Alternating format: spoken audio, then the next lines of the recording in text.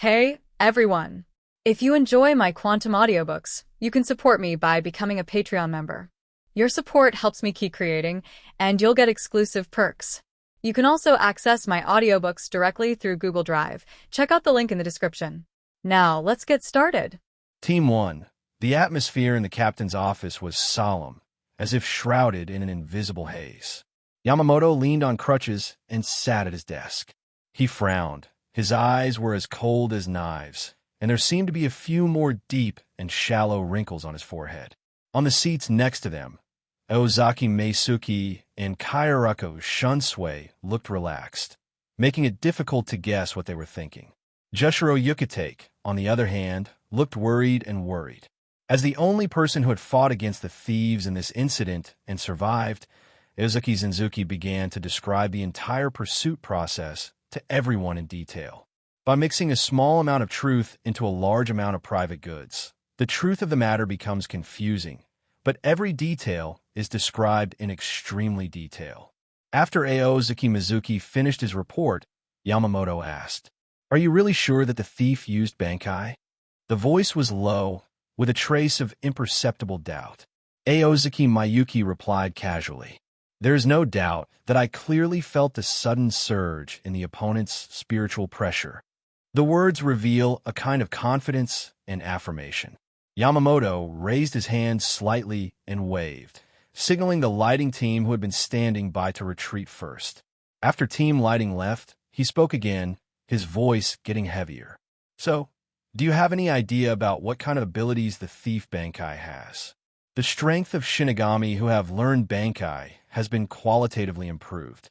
It can be said that their danger level is many times higher than those of Shinigami, who only have captain-level spiritual pressure.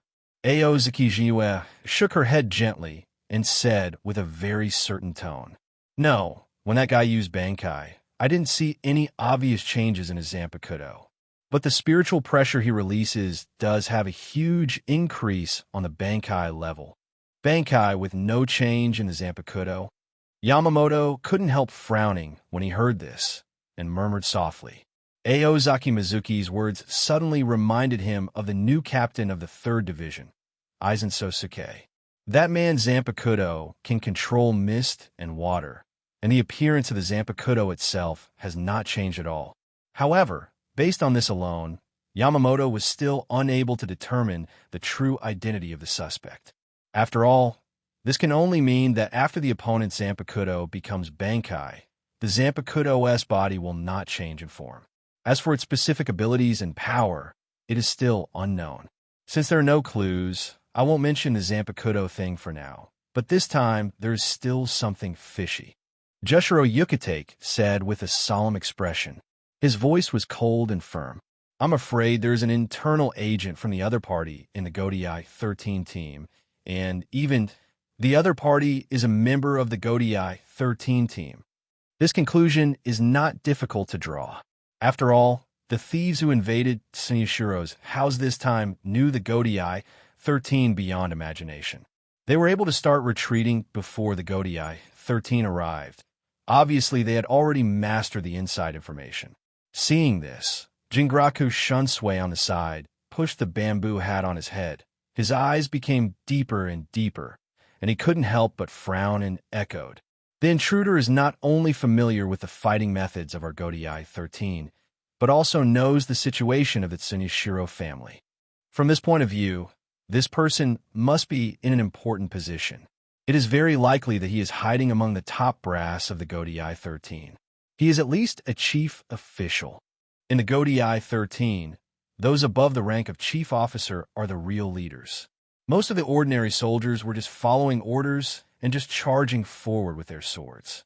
Maybe they didn't even know the specific combat methods of the Godai 13.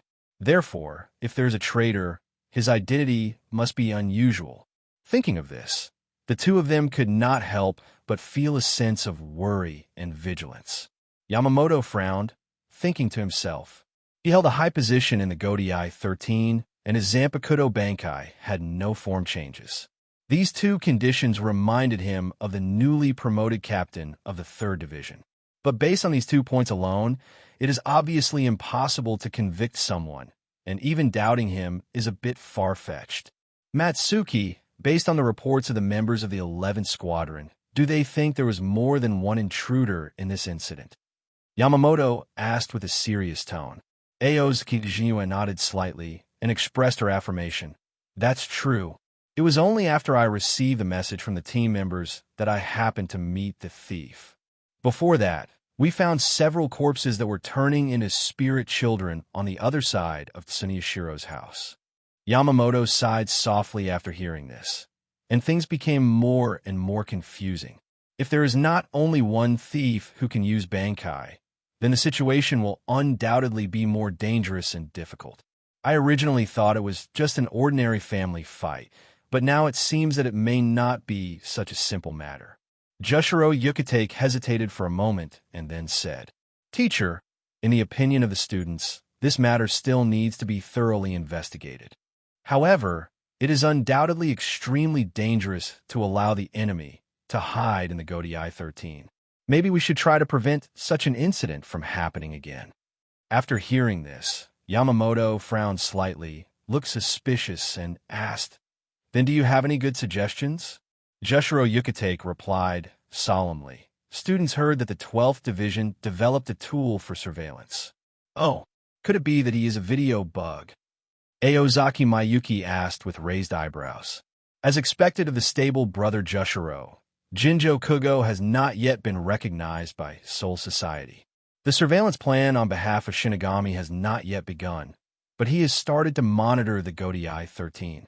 Jushiro Yukitake nodded without hesitation and replied, It's the video bugs. Maybe we can place these video bugs in the Godai 13 team to monitor the unusual movements in the Godai 13 team. After Yamamoto thought for a moment, he slowly said, Well, let Chojiro handle this matter. As he spoke, his originally tense brows gradually relaxed.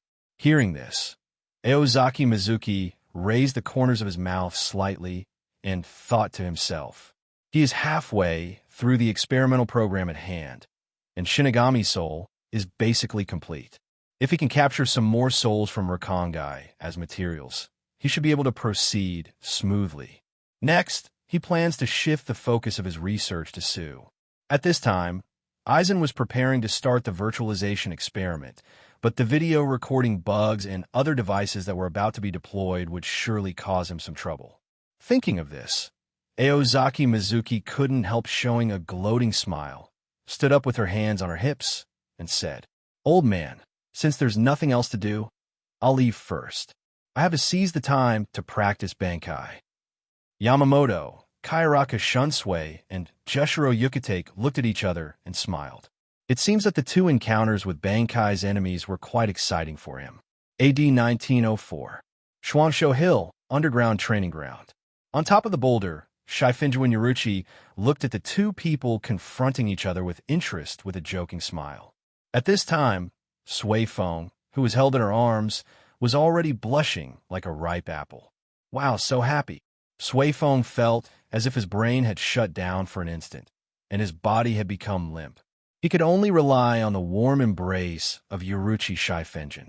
The soft touch made her tremble slightly, and she turned her head shyly, but her eyes involuntarily fell on the handsome man in the field. This should be the last time, right? Shifenjin Yoruchi nodded slightly and expressed his agreement. Yeah, if they don't end it, I'm afraid they won't be able to make it in time for the captain's meeting. By the way, why did Lord Jinyu fight with him? Sui Feng asked, blinking his big, curious eyes. Haha, your little mouth is getting sweeter and sweeter. You keep calling sir one after another without being ashamed. You really live up to the name of our Moonflower Vice President. Shifenjin Yoruchi teased while reaching out and caressing Sui Feng's pink cheeks, making the latter feel shy again. Yoruchi-sama. Okay, I won't tease you anymore. He wanted to test Kisuke's Bankai ability, but Shifenjin Yoruchi paused and pretended. But what? Sui Feng asked anxiously, his big eyes widening and looking very cute. Shifenjin Yoruchi was really impressed by the cuteness of this child. He arched his nose and snorted softly. I suspect Jinyu is waiting for an opportunity to retaliate. I heard that the last experiment exploded again. This time, while Kisuke is learning Bankai, I'm taking the opportunity to challenge him and beat him up. After all, Shinetsu's current spiritual pressure is stronger than Kisuke's. Even without Bankai, Kisuke should not be his opponent. Looking at the two people confronting each other in the training ground, Yuruchi Shifenjin had a smile on his face. Aozaki Meisuke and Urahara Kisuke have been famous characters in the Godai 13 team for more than 10 years. Aozaki Meisuke is not only the #1 genius in the history of Soul Society, but also broke the age record of Soul Society Bankai. At less than 40 years old, it only took 5 years from reaching the 3rd level of spiritual power to learning Bankai, and in recent years, he has reached the 2nd level of spiritual power. In the current Godai 13, almost everyone feels that it is certain that Aozaki Mayuki will become as strong as the captain in the future. Urahara Kisuke, the former captain of the 12th Division and the hand-picked heir of Hikifune Kiryu, the current royal agent, learned Bankai when he was in his early 200 years, and is also a genius rarely seen in hundreds of years. Of the two, one manages the combat division of the Godai 13, and the other is about to take over the scientific research division of the Godai 13. This can explain the problem. Aozaki Mizuki studied under Captain Yamamoto Jinryusai Shigekuni. He is a top slayer and has rich practical experience. In comparison, Urahara Kisuke, a scientific researcher who knows a little bit about martial arts, is far behind. Therefore, Shifenjin Yuruchi and Suifeng agreed that the final winner of this competition was Aozaki Mizuki. If Urahara Kisuke wants to win, unless he can transform into Iron Man on the spot, developing an Antozaki Shinzuki armor is pretty much the same. While the two people were chatting on the sidelines, the two people on the court also started to move instantly. Jinyue, for the sake of our long-term friendship, please spare me this time. Last time it was an accident. Not intentional. Your Majesty, you have a lot. Please let me go, okay? Urahara Kisuke begged and winked at the same time. The originally funny-looking face was even more wrinkled at this moment, and it looked like a real look. Bitter melon face. Behind him is a huge woman with long hair in a classical bun, wearing a sleeveless kimono, and with limbs and joints like a puppet. She is Urahara Kisuke's Bankai, Canon Kionheim Kai. Strangely enough, Aozaki Meisuke, who suffered such a violent blow in the laboratory, managed to resist without any damage. The explosion, which was astonishingly powerful and comparable to a false flash, seemed to have no effect on him. What kind of monster has this guy become now? On the contrary, Urahara Kisuke's laboratory suffered a disaster. It was beaten to pieces and changed beyond recognition. After inspection, it was declared completely scrapped. You think so well. How could someone as smart as you make such a low-level mistake? Aozaki Meisuke asked. Even if there's a mistake, you can't give me a protective suit in advance for such a dangerous experiment. Didn't you say no to it yourself? Urahara Kisuke said helplessly. This guy obviously relies on his own defense to be stronger than the protective clothing. He never wears protective clothing when doing experiments. Why is it being blamed on him now? Is there any more justice left? This, Aozaki was stunned, then showed a fierce look, knowing that she was in the wrong. She simply got into trouble. Bold Urahara Kisuke, you have such a sharp mouth, and now you dare to quibble. You should die. The figure of Maya Aozaki disappeared from the same place, and when she reappeared, she was already in front of Urahara Kisuke. Don't slap me in the face. Urahara Kisuke, who was familiar with Aozaki's moves, raised his hands to protect his face. Aozaki was faster and had already punched Urahara Kisuke in the face.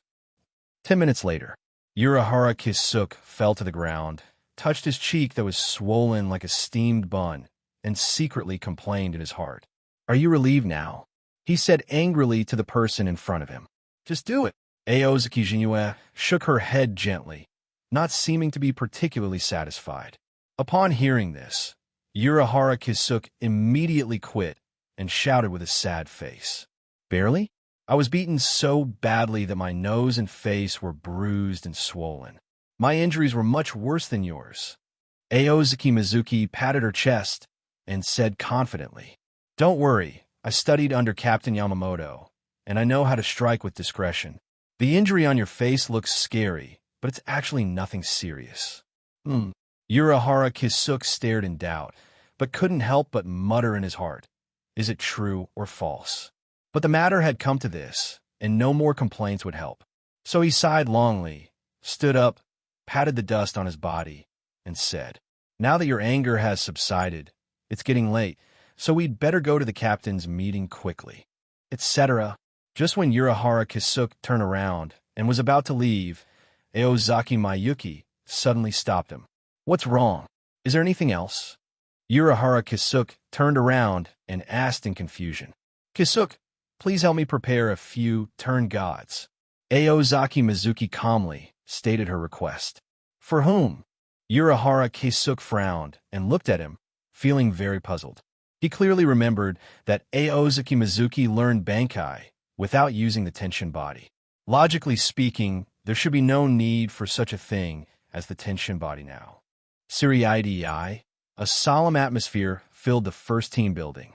Under the joint witness of me, Captain Aozuki Meisuki, and Captain Shifuin Uruchi, it is officially confirmed that Urahara Kisuke, the former third seat of the 12th Division, has successfully mastered the Bankai technique and successfully passed the captaincy with Captain Shiba Ishin as the examiner.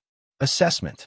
Yamamoto Jinryusai Shigekuni stood up slowly, and the crutch in his hand hit the ground heavily, making a dull, loud noise, and the whole room seemed to tremble.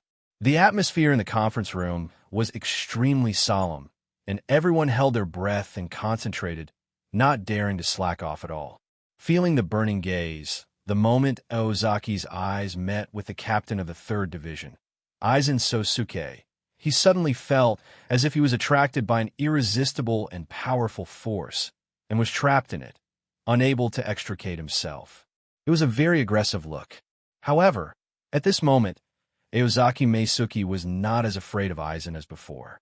As his strength continued to rise, he became more confident.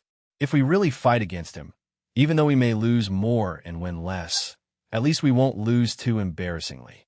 After all, as we all know, Aizen Sosuke has a superior IQ, but his frontal combat ability is actually not very strong. Although Aozaki Maya's spiritual pressure is not as good as his, she is not afraid of the opponent's Kyoka Suigetsu, and her output power is explosive. Nowadays, not only destroying the world, but also destroying half of the Siriidei is still confident. Aozaki Mizuki calmed down, looked up at Yamamoto Jinryusai Shigekuni, who was standing in front of everyone, and thought to himself, "Only the old man and the crutch in his hand can give me some sense of security. This sense of security is something that neither the two senior brothers nor Sister Hua can give me." Yamamoto Jinryusai Shigekuni looked around and said in his calm and loud voice, "From now on, Urahara Kisuke will serve as the captain of the 12th Division. The letter of appointment will be sent to the 12th Division team building." As soon as the words fell, the whole room fell into silence. Then Yamamoto Jinryusai Shigekuni spoke again, "The above. With these words, this simple meeting is over." The captain stood up one after another and walked out of the conference room one after another. However, Aozaki Mizuki did not leave his seat because he knew that there was still something waiting for him to do next. As expected, when the other captains walked out, Yamamoto Motoyusai Shigekuni turned around and his eyes fell on Aozaki Mayuki. "Aozaki Mizuki, you stay." Yamamoto Jinryusai Shigekuni said calmly. Aozaki Mizuki sighed helplessly, but still stood up obediently and walked to Yamamoto Jinryusai Shigekuni. The two then came to the training ground of the first team. "Old man, I'm really going to die. Let's take a rest," Aozaki Mizuki said while wiping the sweat on his forehead. "It's only been a few seconds. Have you learned the move just now? You just want to rest," Yamamoto said angrily, and the tachi in his hand, which seemed to be burnt black by the flames, returned to its normal Tachi form. Nonsense. Don't you, old guy, know the difference in spiritual pressure between us? At such a close range, and it's not my Zanpakuto, I'm afraid I'll be cooked in a few minutes. Besides, it's not like you don't know my talent. I've seen such a simple move so many times, and you still explain it so clearly. I just need to practice more. Aozaki Mizuki rolled her eyes unabashedly and said in an arrogant tone. There was no doubt that she received a punch in the head from Yamamoto. This old guy underestimates himself too much. The so-called 4 major moves of Kanhoatai Sword are, in the final analysis, nothing more than clever applications of Kanhoatai Sword abilities. This little trick was easy for him. The Ryujin Jakken is hard, and he had already mastered the secret after just observing it a few times. Old man, let me tell you something. Seeing that the old man had lost his temper, Aozaki Mizuki hurriedly scratched his long, silky hair, waved his hands, and said with a smile. Yamamoto took a leisurely sip of tea and then responded in a low voice. Oh? What do you want to say again? Hee. I plan to release a person from the maggot nest and let him join our 12th division. I have already discussed this with Kisuke. Aozaki Mizuki had a proud smile on her face. During his tenure as the 3rd seed of the 2nd division, the maggot's nest was completely destroyed by the battle between Kiganjo Kinpachi and him. It was just a prison, and it was nothing to the wealthy nobles. Central 46 gave an order, and it only took a month to complete the reconstruction. Let him go. Yamamoto frowned. There are some extremely vicious people there, and if they are released hastily, it will probably bring serious chaos and turmoil to the Siriidei. After all, these imprisoned people were judged to be potentially dangerous elements based on the existing rules and regulations of the Siriidei. It's a bit troublesome to release it, and you have to get Central 40SX's permission. Yamamoto suddenly snorted and said, What's our 12th division? It sounds like you're also a member of the 12th division. Aozaki Mizuki didn't take it seriously, but said plausibly, I am a special consultant of the Technology Development Bureau. In that case, Division 12 and I are our own family. Yamamoto frowned when he heard this, and said angrily, Humph. From what I can see, you and Kiryu Hibifune are more like a family. After saying this, Yamamoto closed his eyes impatiently, but the scene of Hikifune Kiryu flying high into the sky and arriving at Soul King Palace could not help but appear in his mind. Just 7 days ago, that was the day when Kirito Hikifune ascended to the Soul King's palace. No one could have imagined what this stupid young man had done to make Kiryu Hikifune kiss him in front of many people before leaving, saying something like, waiting for him at Soul King Palace. Words. After witnessing this scene, all the captains were very excited, like a group of monkeys on stimulants, jumping up and down nonstop. Even Kuchiki Jinling, who had always been steady and self-possessed, was not spared. For the first time, he lost the ability to maintain his tolerance. He was stunned and couldn't recover for a long time. You can imagine how irritating this incident was to the captains. That's a royal agent. Everyone had to admire the young captain's boldness, as he dared to provoke even royal spies. And it may have offended more than one person, because when Shotaro Shinjimura left, he kept looking back at this rare clothes rack. Yamamoto looked calm at the time, but he was actually upset, but he didn't say much. After all, it is a good thing to have a good relationship with Team Zero.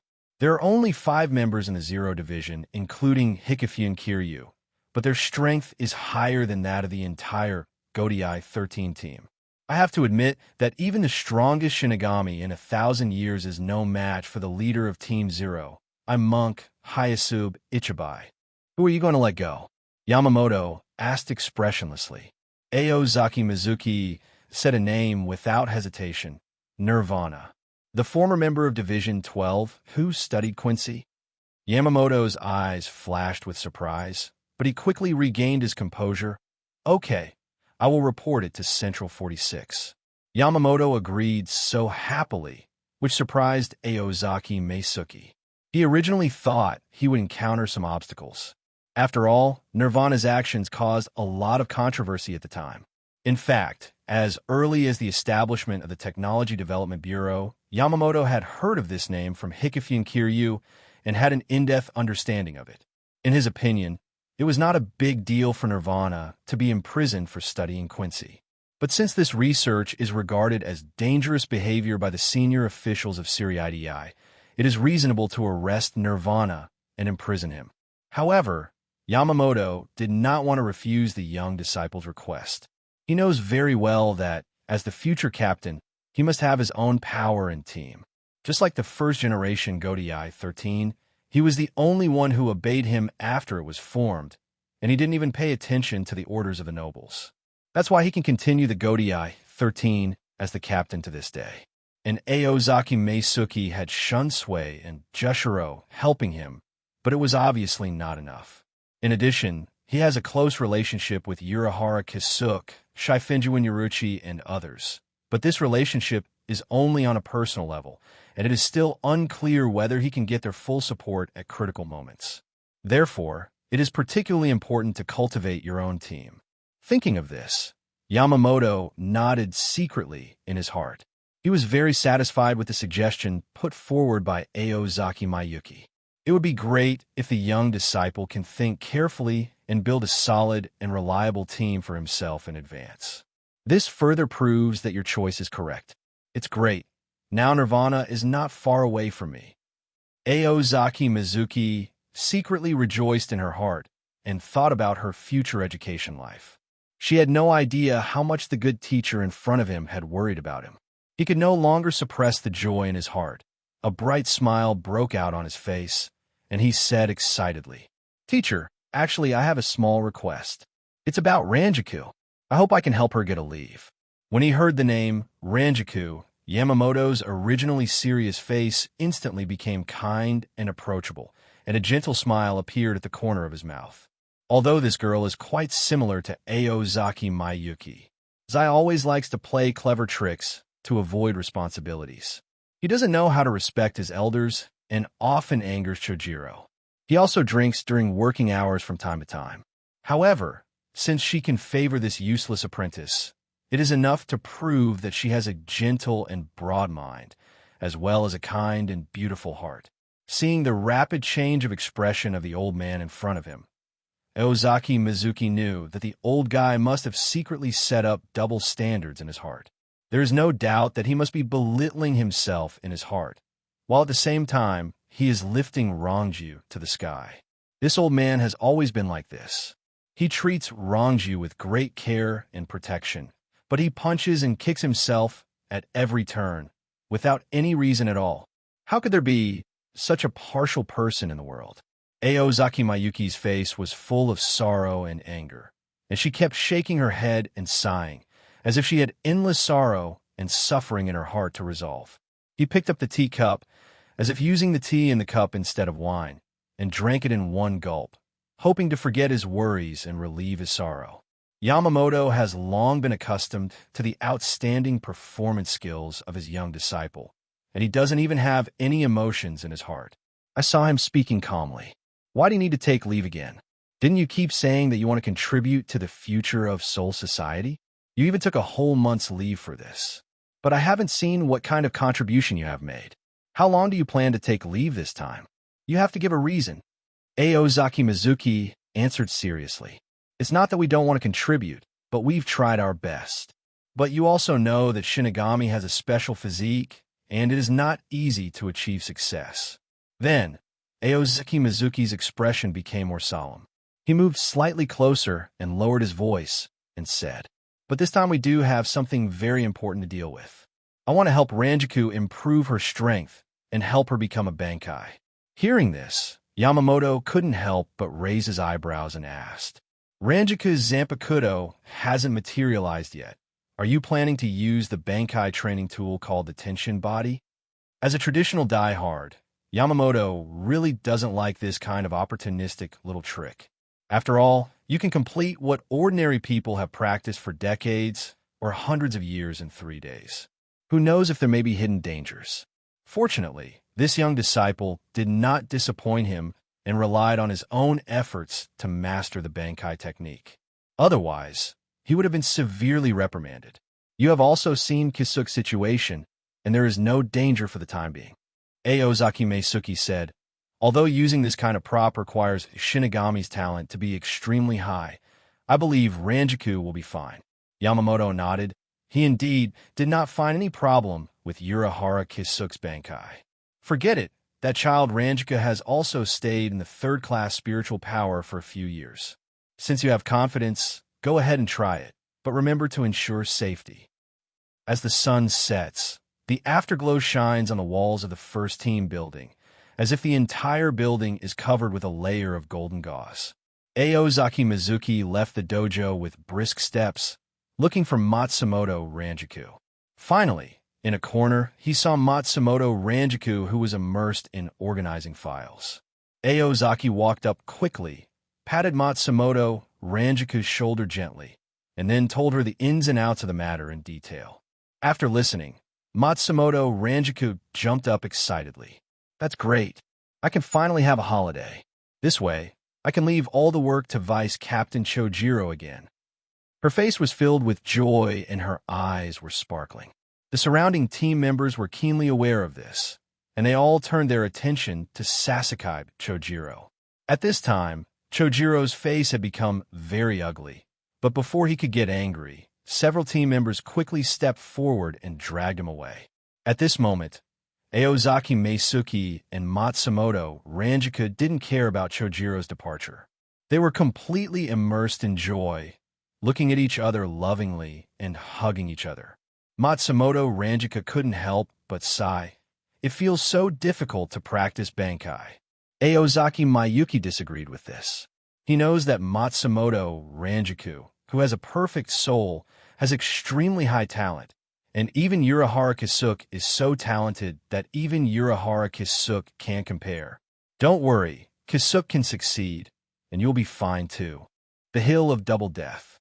Matsumoto Ranjaku was being led to the underground training ground with full of excitement and anticipation. Aozaki Mizuki stared at the woman who had transformed into a spiritual body and couldn't help but exclaimed, "Is this Yuji? She is so beautiful. She looks exactly like you." The woman in front of her looked exactly like Matsumoto Ranjaku, except for her hair, which was as white as snow. She wore a white jumpsuit that perfectly highlighted her figure, and the dress was dotted with feather-like decorations. However, Aozaki Mizuki was very confused by this outfit. He really couldn't see how such clothes could serve any purpose other than making his body stiff. At this moment, Yuji spoke, her voice full of charm and temptation. "Jinue, my Jinue, I finally meet you." There was an unnatural flush in her smile, and her fiery eyes seemed to want to devour Aozaki Mayuki whole. Aozaki Jinue couldn't help but trembled, secretly surprised in her heart. This woman actually had an indescribable special attraction to herself, and this feeling seemed to have nothing to do with appearance.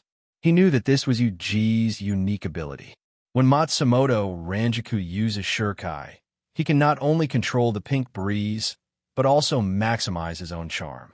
For people with weak spiritual pressure, this feeling of charm is particularly strong, and can even make them fascinated and desperate. However, once the Shurikai is lifted, this charm will disappear without a trace. However, Aozaki Mizuki guessed that this was not Yuji's Shurikai, but might come from the power of the Soul King fragment. After all, Izumura once imitated Yuji's Shurikai, but he didn't bring that kind of unreasonable charm. He was just able to control the breeze. What the hell are you doing, woman? You obviously wrapped yourself up tightly when you were in Zen. Why did you become like this when you came out? Matsumoto Ranjaku pointed at Hahime angrily and reprimanded angrily. Obviously, Hahime must have an ulterior motive for dressing up like this. You have to ask yourself this. After all, I am just your Zanpakuto. The corners of Yuji's mouth raised slightly, revealing a sly and naughty smile.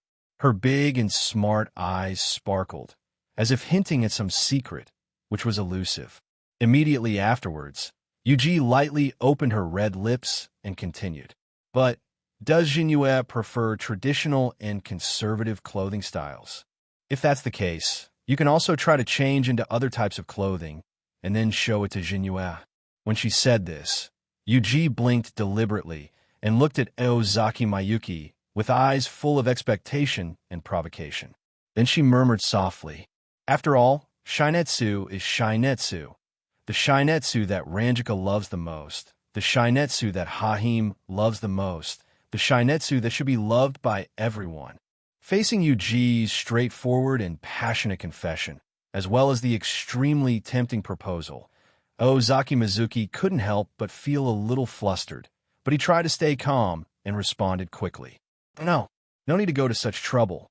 In fact, it's pretty good the way it is now. I'm quite satisfied. Thank you, Yuji. In fact, Aozaki Mizuki's heart has long been in turmoil and cannot be calmed down. The unparalleled charm exuded by this woman is too powerful and irresistible.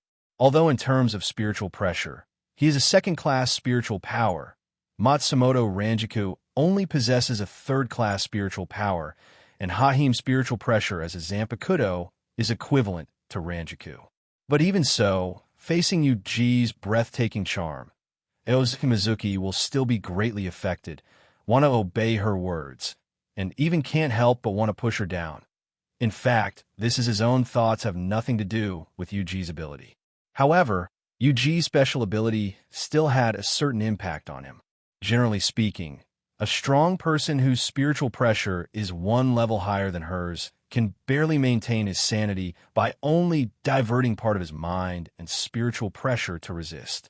Opponents at the same level can have some time to resist this power, but in the end they will become captives of the charm.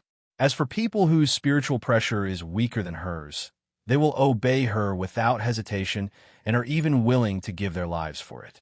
Why is that so? Is it because this woman is getting in the way here? Yuji frowned, pointed her jade finger at Matsumoto Ranjika beside her, looked dissatisfied, and asked. Seeing Yuhime taking the lead, Matsumoto Ranjiku was so angry that he almost bit his silver teeth into pieces. Please clarify the situation for me. Who is your master? Jinue is mine. Perhaps because Hahime looks the same as her, Matsumoto Ranjiku, who originally didn't care about other women, became unusually angry. No, he is mine. Yuji showed no sign of weakness and immediately argued. Be mine. Mine. The two refused to give in to each other and faced each other tit for tat. For a while, they were so furious that it was difficult to tell the winner. Actually, I belong to everyone. Aozaki Mizuki wanted to say this, but he knew that if he said these words, something would definitely happen to him. So he simply shut up and watched the two beauties gradually turn from a quarrel into a fight. The two men were fighting fiercely, and all kinds of attacks were coming out one after another. The roaring wind cut the surrounding boulders into pieces like sharp blades, and the gravel flew everywhere. However, as the saying goes, beauties and beautiful scenery complement each other. Even in such a fierce battle, the two beauties were still graceful and charming, making it difficult to take away their eyes. Aozaki Mizuki watched everything in front of him with interest. Suddenly, a familiar voice came into his ears. Does Jinue like to watch women fight? Of course not. I'm just admiring the heroic looks of Ranjiku and Hahime. Aozaki Jinue raised the corners of her mouth slightly, revealing a frivolous smile, and at the same time, she did not forget to cast a glance at Senluo. Didn't I tell you a long time ago how you should call me when there are no outsiders? Lord Master! A blush appeared on Senluo's pretty face, as if she heard her sister's laughter coming from deep inside. Very good. You are indeed my Senluo. Come here and let the master hug you. Aozaki Mizuki nodded slightly, expressing satisfaction. Now that he has mastered Bankai, he has naturally been recognized by Yongjin Senluo. Well, recognized by all aspects. Jinue is so bad. Senluo is ignoring you. After saying this, a faint blush appeared on Senluo's face, as white as snow, as attractive as a ripe apple. Although it was still the original title, the girl's shyness already made Aozaki Mizuki's heart surge. Senluo lowered his head slightly, not daring to meet the two gazes from a distance. His figure became illusory and disappeared without a trace in the blink of an eye. Aozaki Mizuki's eyes slowly swept across Matsumoto Ranjaku and Hahime not far away. As expected, he saw that the beautiful faces of the two beauties had bulged into two small buns at this moment, and their cheeks were round with anger, as if they could hold two eggs. They looked so cute. Obviously, these two beauties are jealous because of something. Backslash. Are you two going to fight? Don't forget the purpose of our leave. Backslash. Following Aozaki Mayuki's words, Matsumoto Ranjaku and Hahime gently shook their silky hair at the same time. Matsumoto Ranjaku frowned and asked, "What should we do now? Are you just showing up this time to fight with me?" The core of practicing Bankai is to gain recognition from the Zanpakuto, but gaining this recognition does not necessarily mean defeating the opponent. Take Zangetsu in the original time and space as an example. The test he gave Ichigo Kurosaki was far from a simple contest of force. In addition to fighting, Kurosaki Ichigo needs to accurately identify the real Zangetsu among the many weird-shaped Zanpakuto. As for Aozaki Mizuki's path to Bankai, it is even more bumpy and bumpy. He faced an extremely arduous task, which was to use all his strength and brains to conquer Vinshin Senluo. To this day, Aozaki Mizuki still has vivid memories of that experience, and the adorable look of the two sisters when they fell asleep hugging each other is still vivid in her mind. The fierce battle was thrilling and lasted for 3 full months without any interruption. And not only the two Yongjin Senluo sisters, but also the girls in the mental image world were able to materialize. Such a high-intensity confrontation almost made him, a battle-hardened man, almost surrender. However, in the end, with tenacious perseverance and unremitting efforts, he successfully overcome many difficulties and achieved victory. Yuji raised the corners of her mouth slightly and said softly, "I understand you, just as you understand me, and you know where my heart is." She paused and then said, "If you can do as I wish, I can help you achieve the practice of Bankai." Ranjaku, Shinzuki asked you to practice Bankai. You don't want to let Shinzuki down, right? How is this possible? Matsumoto Ranjaku clenched her fists tightly, and the anger in her eyes almost solidified.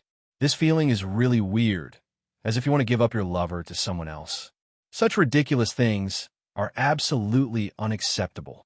However, Jinyue always hopes that he can continue to improve his strength. If he cannot learn the Bankai technique, I am afraid he will be disappointed, right? Matsumoto Ranjaku was distraught, staggering, and walked towards Yuji slowly and difficultly, and was in an extreme struggle inside. Haha, I really can't understand why you are so entangled. I have the same appearance as you. Can't you regard me as yourself? Yuji stared at Matsumoto Ranjaku in front of her and couldn't help laughing. She secretly thought to herself, Matsumoto Ranjaku had always been generous and kind to her, but he was extremely harsh on herself, just because he had the same skin as hers. But what you don't let me do, I want to do even more. You obviously don't care about other women, so why can't I do it? This is so unfair. The more Yuji thought about it, the angrier she became, and she even felt a trace of sadness and indignation inexplicably in her heart. She really couldn't understand why Matsumoto Ranjaku was so tolerant to other women, but so harsh on herself. At this moment, Hajime's eyes were firmly locked on the charming, smiling face of Aozaki Meisuki, with a hint of laughter in her eyes. Eager expectations. Ranjaku has always valued Mayuki very much, and Ranjaku will probably agree to it for him. After all, this is not the first time that Ranjaku has made concessions and compromises for Zenzuki.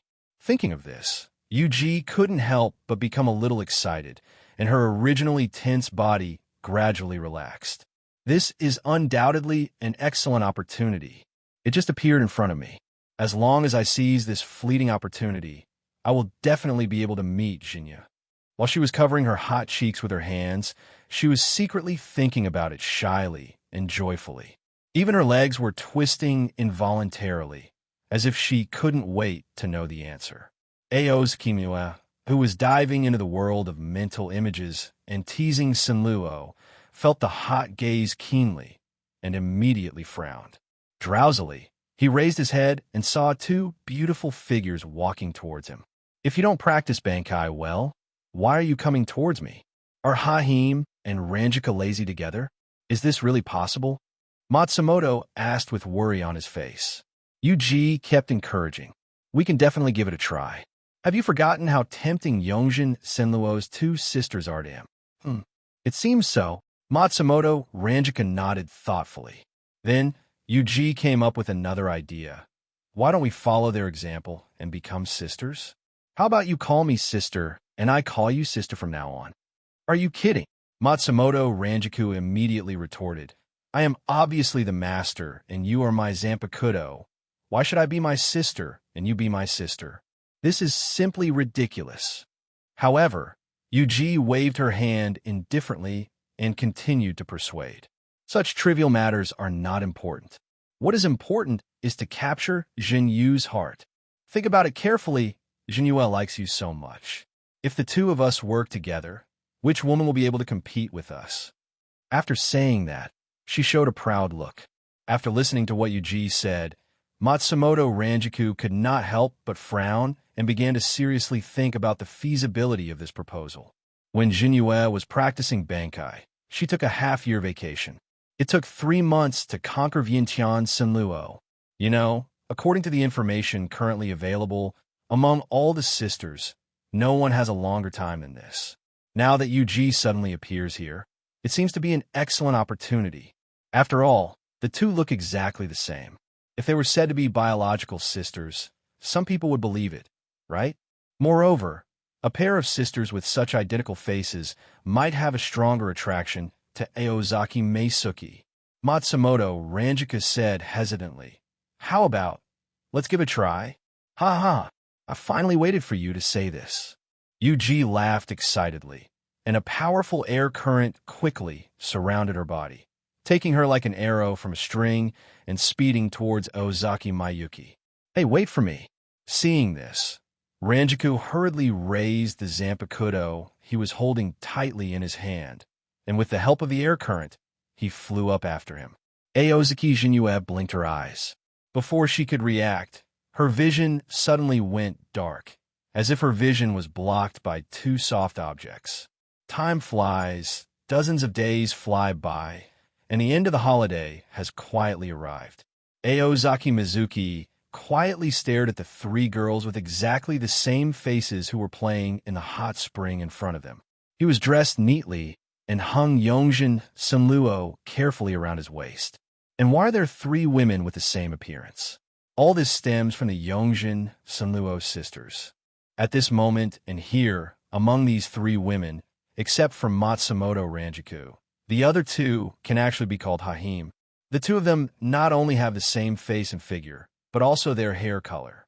Now that I've mastered Ranjika's Bankai, what should I do next? Aozaki Mizuki lowered her head slightly and raised her lips slightly, constantly recalling the schedule that she had carefully planned for herself in her mind. At the door of the 12th Division, Aozaki Miyuki looked at Nirvana standing opposite and asked with a smile, "Are you all ready?" The corners of Nye Yuli's mouth raised slightly, revealing a disdainful smile, and replied lazily, "There is nothing to prepare for.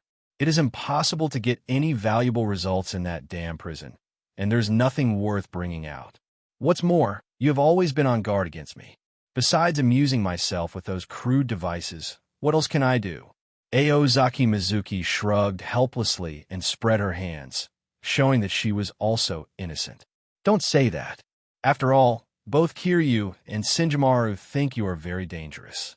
Hearing these 2 names, Nyashuli couldn't help but frown, tisk, and said with disgust, "Those 2 women are really troublesome." As if remembering some unpleasant past events, his tone became sharper. "So, you feel free to let me out now." There was a hint of mockery in Nirvana's voice. "I promised to release him early, but I have been waiting for more than 10 years. That's natural."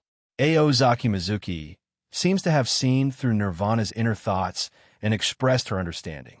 After all, the waiting after getting hope is always the most painful. It is not an exaggeration to say that days are like years. After he finished speaking, he reached out his hand and patted Nia Yuli's shoulder gently. This is... Nirvana was slightly startled. A surging momentum spurted out of Aozuki Shinzuki's body like a torrent, sweeping all around in an instant. This powerful and suffocating spiritual pressure seemed to tear the entire space apart. Faced with such terrifying pressure, Nirvana's body trembled involuntarily. He felt like a lone boat in the stormy waves, which could be swallowed up by the huge waves at any time. Although there was still a trace of fear and doubt in his heart, Nirvana still gritted his teeth and struggled to support himself, and asked, "Is this your confidence?" Aozuki Mayuki chuckled softly, as if a breeze blew across the sea, and the spiritual pressure that was originally surging like a tide suddenly subsided without a trace. He turned his head slightly, stared at Nirvana deeply, raised the corner of his mouth slightly, and asked with a trace of imperceptible teasing, "I'm sorry, I only have this ability at the moment. Have you been disappointed?"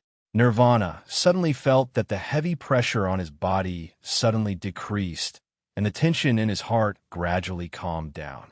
However, he did not respond, but snorted coldly in his nose to vent his inner dissatisfaction. He knew very well that Aozaki Mizuki had released such powerful spiritual pressure just now, just to give him a blow, so that he could recognize the reality and correct his position, but is indeed useful. Such a terrifying talent is unheard of in the entire history of Soul Society. If nothing happens, he will be weighing on his head for the rest of his life. Nirvana sighed helplessly. Seeing this, Aozuki Mayuki's smile became brighter, but she still remained silent, because he believed that the extremely smart man in front of him must have understood his intention. After entering the room, Aozuki Mayuki finally stopped, slowly turned around, and said to Nirvana, "From now on, you'll be the third chief officer of the 12th Division and also serve as the deputy director of the Technology Development Bureau. And here is a laboratory specially prepared for you." Hearing this, Anai Yuli raised his eyebrows and asked, "Then who is the director?" There was obviously some reluctance and doubt in his tone. "Of course it's Kisuk," Aozuki Mayuki replied lightly, with a flash of admiration in her eyes. "Urahara Kisuk? It's really him." Nirvana sneered. "Although I don't have much fondness for that man, it is undeniable that he is indeed talented. Becoming the director with such a genius would make him feel a little better. He doesn't want to succumb to a bunch of losers."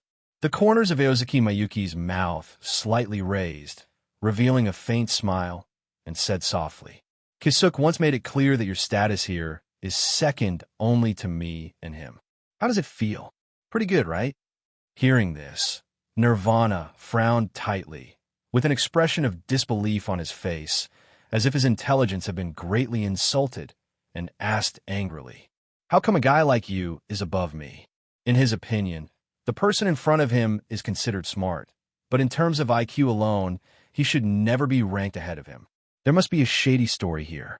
Could it be that the woman Kiryu Hikifune fell in love with this good-looking man, so she let him go through the back door?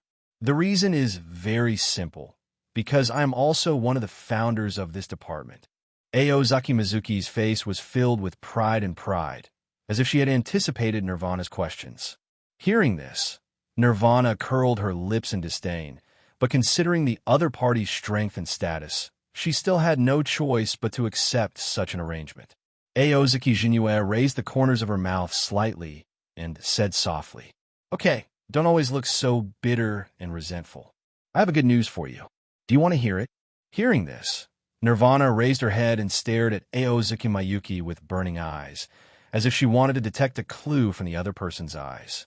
Seeing this, Aozaki Mizuki smiled slightly and continued, "I know about your crazy experiment. Artificial Shinigami is really a great idea. So, are you interested in carrying this great experiment to the end?" Niryuli frowned tightly and responded, "I will continue without you having to tell me."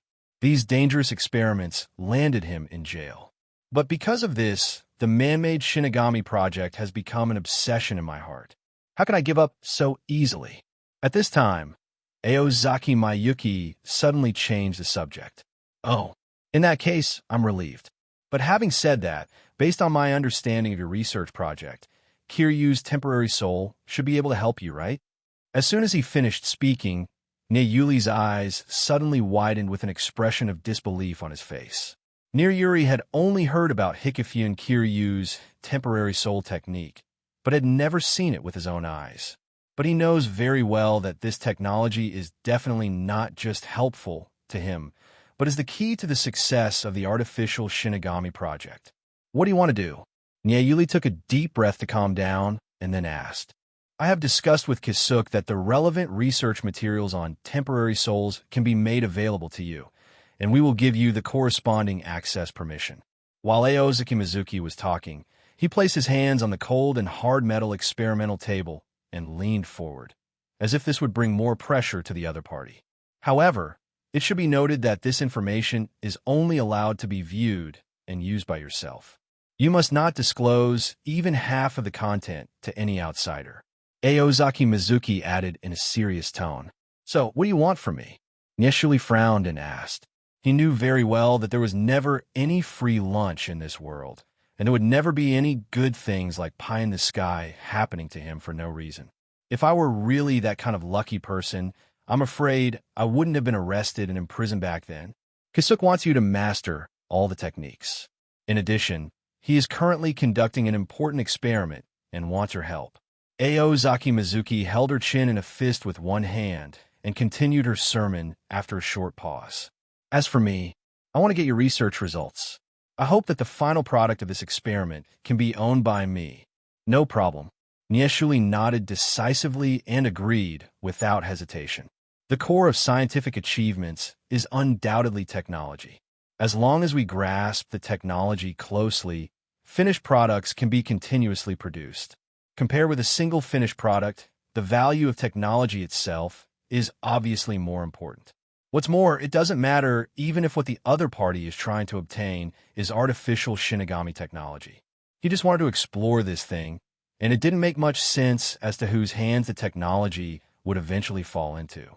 Then, Aozaki Mayuki stretched out a hand, with a faint smile on her lips, and said sincerely, as if from the bottom of her heart, Happy cooperation. Neyuli stared at the sunny and handsome face in front of her for a moment, then looked down at the white palm, and finally stretched out her hand to hold it. Accompanied by the flirtatious looks of a group of female Shinigami, Aozaki Mizuki left the 12th Division team building with a good mood and returned to the 11th Division, which was not far away. The 11th Division team building. Under the warm sunshine, there are team members who are diligent in training and sweating all the time. Now standing in the dojo, Kunimashiro encountered the biggest challenge in his life. Because the Ikamaru Jin in front of her challenged her, hoping to get the vice-captain seat of the 11th Division. Both of them were now vice-captains, so it was naturally a tough battle. Ikamaru Sanshi defeated Vice-Captain Kunin. Now it's time to call him Vice-Captain Ikamaru. Now that Vice-Captain Jinan has returned to the 3rd position, he will definitely take the opportunity to seek comfort from Lord Jinyue. Why do I think the 3rd seed of Kunimashiro is intentional? Damn it, I'm so enviable. Yes, but I didn't expect that in just 5 years, our squad would have 3 vice-captains. The 3rd term? Who was Kunimashiro before the 3rd term? If I remember correctly, it's Yamazaki Yentora, right? Hey, forget about that old guy. He actually went to become an official in the Central District. He really embarrasses our squad. In the cheers of the team members, Ikamaru Jin won the battle. According to the rules of the 11th Division, under the witness of the team members, the person with the lower seat defeated the person with the higher seat and automatically won the seat of the person with the higher seat. In other words, Ikamaru Jin has now become the deputy captain of the 11th Division as he wished. Back in the office, Aozaki Maya casually signed a letter of appointment and handed it to Ikamaru Jin. Congratulations, Silver. From now on, the 11th Division will be handed over to you. You make it sound like you have been in charge of the squad. Obviously, I am basically handling the team affairs. Ikamaru Jin took the letter of appointment and rolled his eyes angrily. Aozaki Mizuki has a very good relationship with the team members. He is even personally responsible for interviewing the team members who join the team every year. But when it comes to the specific affairs of the squad, Ikamaru Jin is actually handling them. It was the same when Kunimashiro was the vice captain. True Moon. The two of them heard a scream at the same time and saw the captain's office door open in the blink of an eye, and a green-haired figure wearing a Black Death tyrant costume fell on Aozaki Meisuki. He bullied me, and I'm not happy. Kunimashiro put his hands around Ozaki Mayuki's neck, with tears in his eyes, looking pitiful. This woman is really a born drama queen. She obviously said that being the vice captain was too tiring. Ikamaru Jin shook his head, and knowing that it was time to leave, he turned around and left the captain's office, closing the office door behind him. Nowadays, the first team has very strict management of each team, and video bug monitoring is installed in the team buildings. Fortunately, relatively private places, such as the captain's dormitory and lounge, are not under surveillance. And these are also places that Aozaki Mayuki prefers. After saying hello to the two female team members on guard, Ikamaru Jin walked towards the vice-captain's office in the distance. Aozaki Meisuki and Kunimashiro spent an unforgettable afternoon in the captain's office. As night fell, Aozaki Mizuki returned to the captain's dormitory. Under the service of the two female team members, Aozaki Mizuki took a comfortable bath. Putting on a refreshing bathrobe, he went to the yard and stretched out comfortably. The moonlight is charming. It would be really wonderful to have family to accompany you to enjoy the beautiful scenery at this moment. As if sensing his thoughts, a small figure suddenly ran out of the darkness. It was a black little kitten with a beautiful collar around its neck. Yuruchi, when did you come, and why didn't you say hello to me? While you were taking a shower.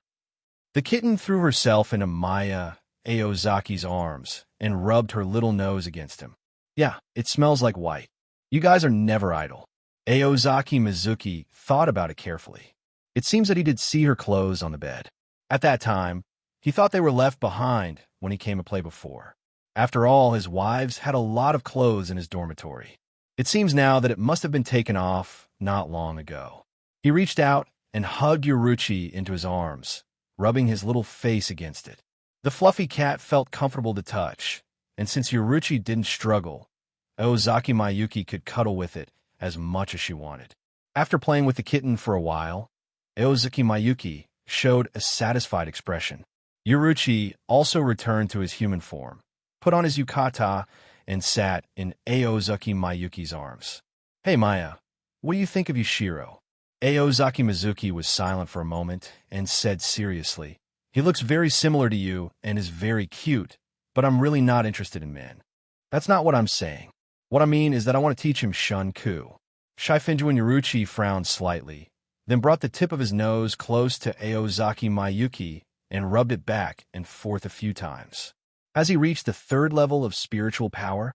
Hearing this, Aozaki Mizuki was obviously stunned for a moment. Not yet, but soon. Shifu and Yuruchi replied in a relaxed tone. He's only 100 years old, right?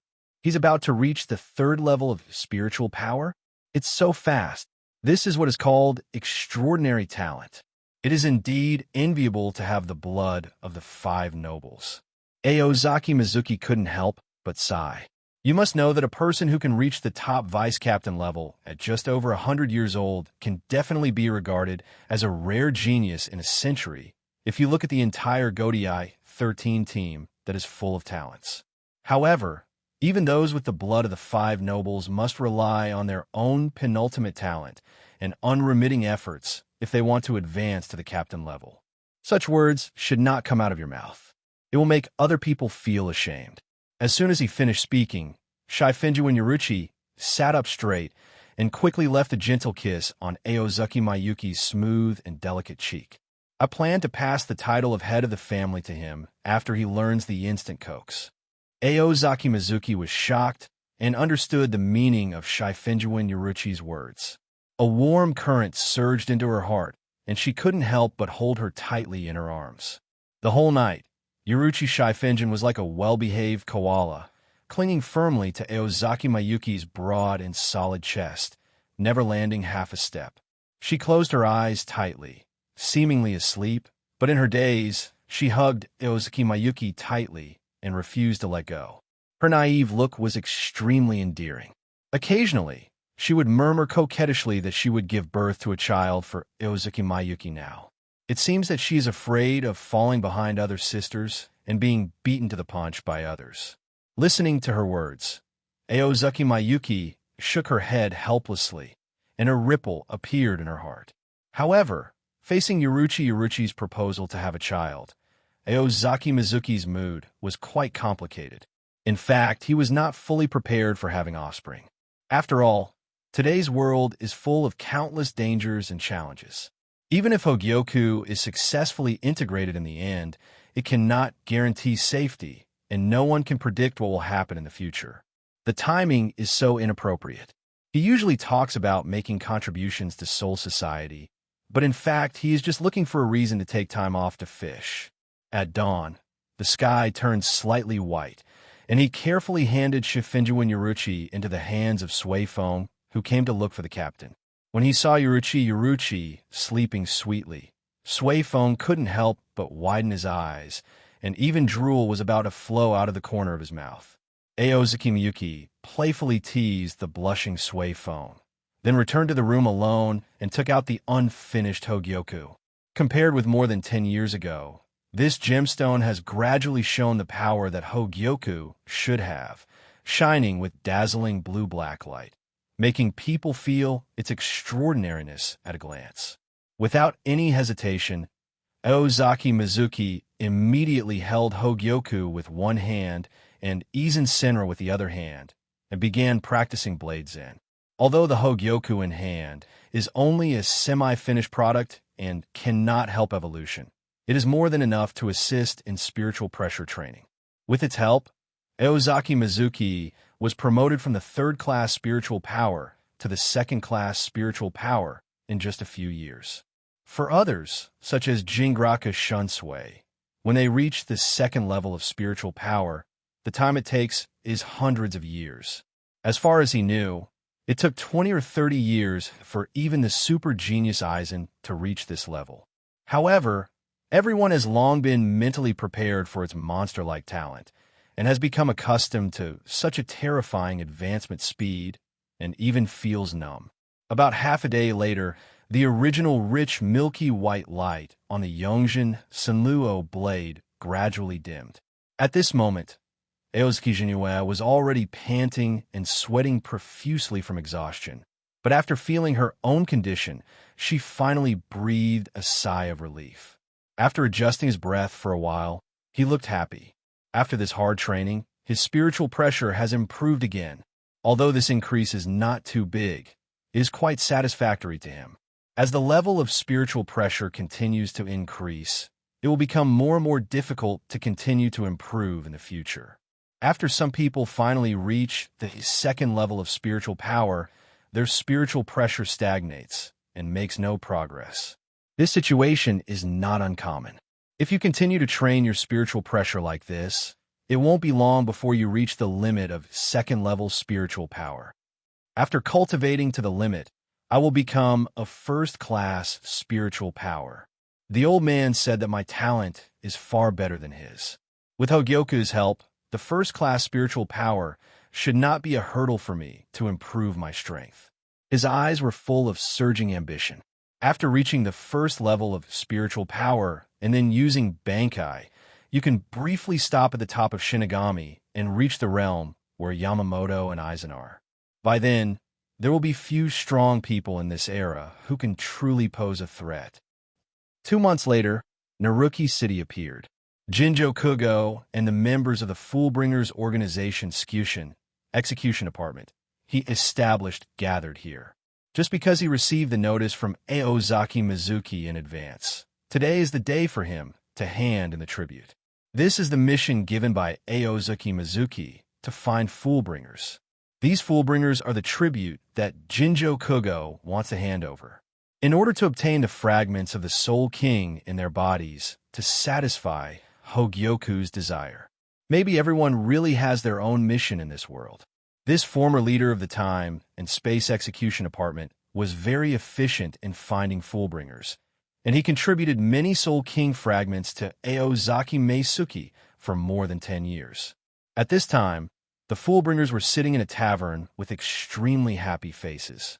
Their excitement have accumulated to the extreme, like fanatical believers in superstitious evil gods. Although they have extraordinary abilities, those who are different from ordinary people are always out of tune with the ordinary world and are easily rejected by others.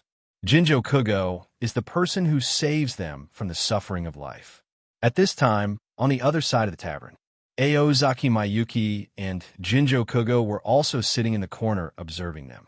Compared to the morbid and crazy faces of the members of the executive department, Jinjo Kugo, on the other hand, had an expressionless face and was exceptionally calm. Over the past 10 years, he has seen too many such people.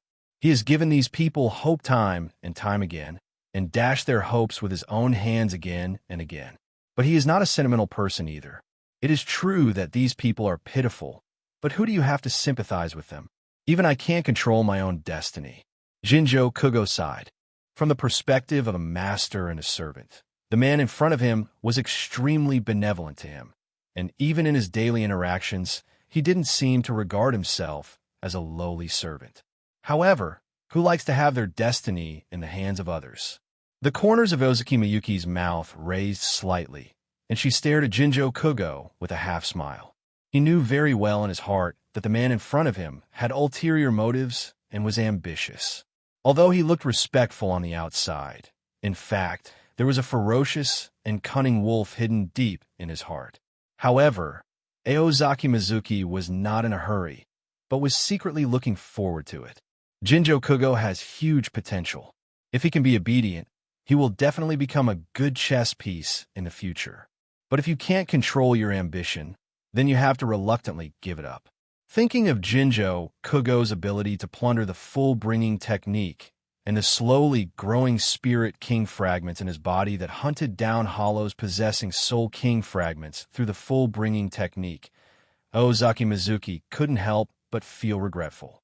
If this person cannot be used for his own purposes, he will have no choice but to do so when the time comes, and he will have this precious fragment of the spiritual king in his pocket. Aozaki Mizuki took a sip of wine and said with a smile, "Why, are you pitying them?" Jinjo Kugo took a sip of wine and responded hypocritically, "After all, we have lived together for several years." Aozaki Mayuki smiled softly, shook her head slowly, and responded, "Don't worry. If nothing else happens, this should be the last time." At this moment, Hogyoku's desire for the Spirit King fragments is almost saturated. It's just not sure yet whether it will crave more Soul King fragments after fusing more hollow souls. So we still have to continue looking for Foolbringers. So, do I want to continue this mission? Jinjo Kugo asked in confusion. Aozaki Mayuki shook her head slightly and replied firmly, "Of course we have to continue. If Foolbringers can be used properly, they can become a force that cannot be underestimated. What do you think?" He paused for a moment, seeming to be thinking about something, and then continued to ask, "Have the Tsunishiro family contacted you recently?" Jinjo Kugo shook his head slightly and replied, "They have only come once since you left, and they have never looked for me again since then. It seems that they are not in a hurry. Maybe this is the confidence that a huge family with a history of millions of years should have." Aozaki Mizuki stared into the distance, observed the Foolbringers thoughtfully, and then issued an order. "There are many people here. Take them to the suburbs. I will wait for you in the west." As ordered, Jinjo Kugo responded respectfully. As Jinjo Kugo led members of the executive team to the outskirts, every Foolbringers carefully observed the surrounding environment. At this moment, Aozaki Shinzuki suddenly appeared in front of everyone like a ghost, and his appearance instantly triggered a wave of exclamations. At this moment, Aozaki Meisuki was still wearing the black cloak that concealed her spiritual pressure. Although she could not feel her spiritual pressure, Her whole body exuded a heart-stopping and dangerous aura, like a demon emerging from the dark abyss. Everyone was shocked as soon as he appeared. Everyone, please stop here. This is the end of your destiny. The road ahead is over. There is no need to continue moving forward. Aozaki Meisuki said with a smile, turning to look at Jinjo Kugo. Kugo, please leave first, /. Yes, then it's up to you to take action personally, /. Before he finished speaking, Jinjo Kugo bowed slightly and saluted, and then immediately used the Shuinpa technique Ozaki Mayuki taught him, and his figure disappeared without a trace in an instant. Who are you? What do you want to do? Where is Jinjo Kugo-sama? Seeing such a situation, some people in the crowd shouted angrily, while others turned around and ran away in fear. Some people's straw sandals turned into long boots, and their legs suddenly ran very fast. Some people's waistbands turned into long whips, pulling the surrounding trees to swing. However, it's already too late. Bakudo number 4, this rope. Just hearing a soft drink from Aozaki Mizuki, it fell into everyone's ears and made people feel a chill going straight to the sky. He didn't give everyone a chance to resist. Spiritual power surged in his palm, transforming into yellow ropes of light in the blink of an eye, quickly wrapping around everyone's bodies like spiritual snakes. Everyone, be careful! What the hell is this? Screams suddenly rang out in the suburban mountains and fields, and all the Foolbringers had expressions of horror on their faces. The strength gap between the two sides is too huge. Although Foolbringers possesses the Soul King fragment in their body, their spiritual power is far beyond that of ordinary people. However, without professional and systematic training, in the final analysis, they're only slightly stronger than ordinary people. Not to mention fighting against a captain with second-class spiritual power like Aozaki Meisuki, just facing ordinary team members. These people are probably no match. The mouth of the sea soul. At this moment, a clear and crisp scream was heard. Immediately afterwards, a girl suddenly opened her mouth, and a powerful and majestic spiritual power spewed out of her mouth like a surging wave. This seems to be somewhat similar to the perfection technique used by Sato Yasutora, which uses a certain part of one's own body as a medium to display abilities. So what is this girl's deep love for? Judging from the name, does it sound like a mouthful? Aozaki Jinue was slightly startled, obviously a little surprised by the scene that happened in front of her. But he naturally didn't want to let the waves of water sprayed from his mouth contaminate him at all. The next moment, a beautiful and elegant woman wearing a bright red kimono, with a pair of blazing flame wings extending from her back, suddenly appeared next to him. The woman waved her jade hand lightly, and a long knife, flashing with cold light, was slashed down. Then a blazing and dazzling flame shot out like a fire dragon, completely evaporating the water wave in an instant. After doing all this, the woman flew lightly to Aozaki Mayuki. She kissed him tenderly on the lips, and her figure gradually became blurry and transparent, eventually turning into little bits of spirit floating away and disappearing into the void. Why are you so keen to take advantage of me every time we meet? As Aozaki Mizuki spoke, he stuck out his tongue and licked his lips gently, while his eyes scanned the people present with unfulfilled interest. This is the special ability he gained after learning Bankai. Extradite the sword spirit in the mental world to the real world to assist you in fighting. However, this is not a true Bankai ability, because his Bankai is actually just an ability to imitate other people's Zanpakuto. This is more like an essential power that can be used without freeing the Zanpakuto. Just like Kuchiki Xianghe does not need to untie the shackles of the Zanpakuto, he only needs to softly call Muramasa deep in his heart, and Muramasa will immediately materialize. Strictly speaking, this ability is not as simple as summoning the sword spirit, but is achieved by extending the mental world to the reality level.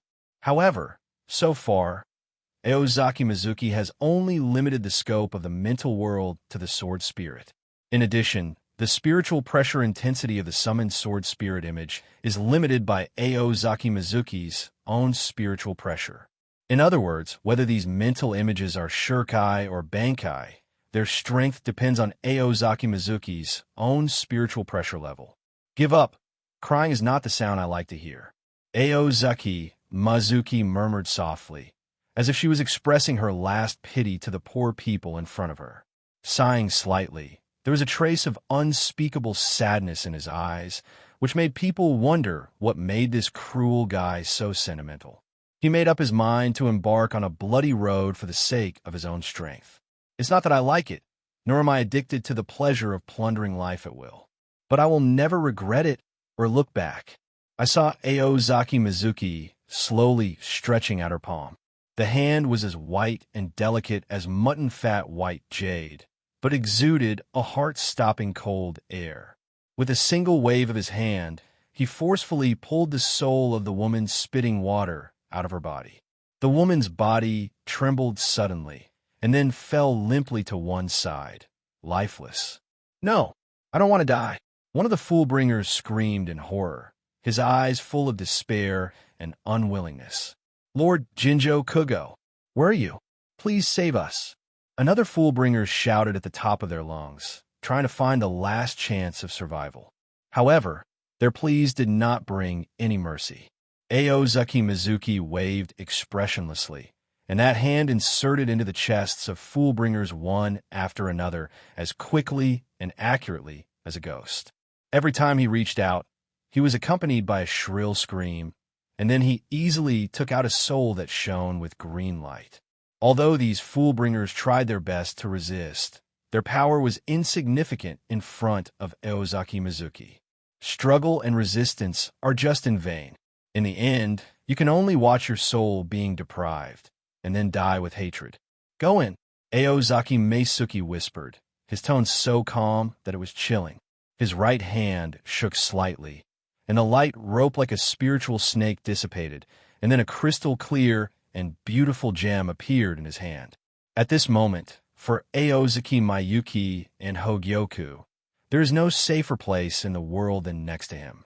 Therefore, this extremely precious jade was always carried by him. The gauze-like spirit submembrane outside Hogyoku slowly opened, as if it was gently lifted by an invisible hand. Aozaki Mizuki slowly moved her left hand closer to Hogyoku. The soul in his hand and the precious Soul King fragments contained in it were sucked into Hogyoku by a powerful suction force in the blink of an eye. After just a few seconds, the dim blue-black light on Hogyoku's surface suddenly began to flash rapidly, like a beating heart, emitting heart-stopping energy fluctuations. However, this abnormal situation did not last long. Soon, Hogyoku's light gradually weakened and eventually calmed down. Witnessing all this, Aozaki Mizuki finally breathed a sigh of relief, with a relieved smile on his face. He gently stroked the Hogyoku in his hand, his eyes full of joy, and then carefully placed it in his arms. The Soul King fragment finally allowed Hogyoku to be satisfied. Aozaki Mizuki whispered to herself, with a hint of unnoticeable excitement in her voice. "Next we need Sue's soul." Having said this, he couldn't help but frown. It is urgent to test Hogyoku's ability, but now the Godei 13 has become increasingly strict in supervising various matters. It may be very dangerous to conduct virtualization experiments, so it seems that we can only give up for now. In that case, let's start with the Aaronkar experiment. In this way, collecting souls can also be carried out at the same time. Aozaki Mizuki secretly held Hogyoku in her arms, her eyes firm and decisive. He had waited so long for this day, and now he finally got what he wanted. At this moment, his heart was surging and he looked around excitedly. I saw trees and grass swaying in the wind, making a rustling sound, as if the whole world was cheering and congratulating him. At this moment, he suddenly felt relaxed and extremely happy, and his whole person became energetic and high-spirited. However, the fly in the ointment is that this is not a good place. Unable to express the ardent emotions gushing out like a volcano in his heart, he could only helplessly pat Yongjin Sunluo on his waist and heard two moans. Through her keen sense of spiritual pressure, Ozaki Mizuki discovered that there was only a handsome black-haired boy standing alone in the distance, and she couldn't help but be disappointed. This kid is really calm. There's a reason why he will become the kind of unscrupulous person in the future. Aozaki Mayuki shook her head and said, his attitude towards Jinjo Kugo is completely different from that towards Ikamaru Jin. He can regard Ikamaru Jin as a life and death friend and can trust him with his life. But it was impossible to do this when facing Jinjo Kugo. If you entrust your life and death to the other party, I'm afraid this guy will kill himself without hesitation. Of course, it's not that Aozaki Mizuki can't treat Jinjo Kugo as a friend, but it may take quite a while to get to know him. Jinjo Kugo still has a bit of humanity. In the original time and space, he would betray Soul Society because the Tsuneyashiro family killed his fellow Foolbringers in order to obtain the Soul King fragment. Moreover, he discovered that the Shinigami agent certificate granted by Jushiro Yukite could monitor him, and mistakenly thought that he was the murderer of the Godei 13, so he chose to betray Soul Society. It can be seen that the existence of companions still has some status in the heart of young Jinjo Kugo. Lord Sephiroth, seeing the man in black suddenly appearing, Jinjo Kugo nodded calmly. Let's continue looking for our companions. Aozaki Jinue glanced at him and said to herself, What? Jinjo Kugo was stunned. It's not life-sustaining supplies, and I don't want your life either. Aozaki Mizuki glanced at the woods in the distance, patted his shoulder, blinked, and said, Go find a true companion, one who is sincere and sincere. This is the task I give you. You can't refuse. Jinjo Kugo's mouth opened slightly, but he didn't say anything.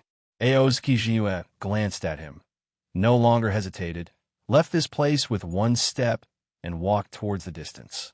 Arriving at a deserted open space, Aozaki Muki sighed and frowned. Fisk, as expected, you don't encounter virtual groups every time you come to this world. Why doesn't that guy Sal Apollo send more virtual people here? He couldn't help but sigh. In the past, he was weak. He first stayed in Rukongai, and then went to the Siriidii to improve his strength. He also had to deal with all kinds of female Shinigami. He couldn't come often in this world, and it was dangerous to go to Hueco Mundo if he wasn't strong enough. As a result, he did not collect enough virtual souls. But things are different now. I have reached the second level of spiritual power and learned Bankai. When I go to Hueco Mundo, I can not only be invincible across the world, but also have the power to protect myself. What's more, in addition to collecting souls, Aozaki Mizuki also really wants to visit Hueco Mundo. He had long wanted to seek advice from the strong men in Hueco Mundo, and to experience the exotic customs that were not found in Soul Society. Aozaki Mizuki left this world and entered the Soul Society's 11th division. He made no secret of it, and openly declared in front of Ikamaru Jin and other team members that he was going to start slacking off. Immediately afterwards, Ikamaru Jin was summoned into the office alone. After entering the room, Aozaki Mizuki casually sat on the chair behind the captain's desk and said nonchalantly, You don't have to come to me for the next period of time, Ian. I'll leave the team's affairs to you. I'll let you know when I come back. Ikamaru Jin's body trembled when he heard this. Refusing contact, this was the first time he heard such a request from Aozaki Meisuki. He straightened his back, and his expression became extremely serious. Where are you going? Is there any danger? Hueco Mundo. Aozaki Mayuki responded lightly. Are you crazy? Ikamaru Jin couldn't help but screamed. Before he finished speaking, he felt a biting cold surge from the soles of his feet, like a raging cold current, climbing up his spine until it penetrated into his mind. This chill does not come from temperature changes outside, but from the fear and worry deep inside. There is no other reason than that Ikamaru Jin knows Aozaki Mayuki's personality well. Once he makes up his mind, no matter what or who he is, nothing can shake his will. Why go to Hueco Mundo? It's too dangerous there. It's the survival area of Hueco Mundo. Ikamaru Jin took a step closer, lowered his voice nervously, and said to Ozaki Mizuki, "Maybe we will encounter a Daxu, or even a Vastod-level Daxu. 10 of them can destroy the Siriidii." Obviously, his understanding of Daxu is still based on the textbooks of Jinyang's Spiritual Arts Academy. After all, from birth to now, the farthest place he has ever been is the present world, and that was just for regular duty. Not to mention Vastod. Even the lowest level Daxujillion has never been seen. Well, what you said makes sense, but I have a reason why I have to go. Aozaki Mayuki grinned. After Ikamaru Jin heard this, his body stiffened suddenly, with a look of surprise on his face, but he quickly regained his composure and said firmly, "I want to go with you." However, Aozaki Mizuki shook her head without hesitation and said firmly, "Absolutely not. Your current strength is far from enough to deal with the dangerous situation in Hueco Mundo. Even I can't take good care of you." Then, Aozaki Mizuki patted Ikamaru Jin's shoulder and continued with a serious tone, "You just need to stay here and take care of the affairs of the squadron for me. This will be the greatest support and help to me." Ikamaru Silver clenched his fists and his lips trembled slightly, as if he wanted to refute something, but in the end he held back, because he knew very well that what Aozaki Jinyu said was true. Aozaki Mizuki is a captain-level expert with second-level spiritual power. If a crisis comes that he cannot solve, then even if he, the deputy captain of the 5th-level spiritual power, goes with him, it will probably be nothing more than a useless burden.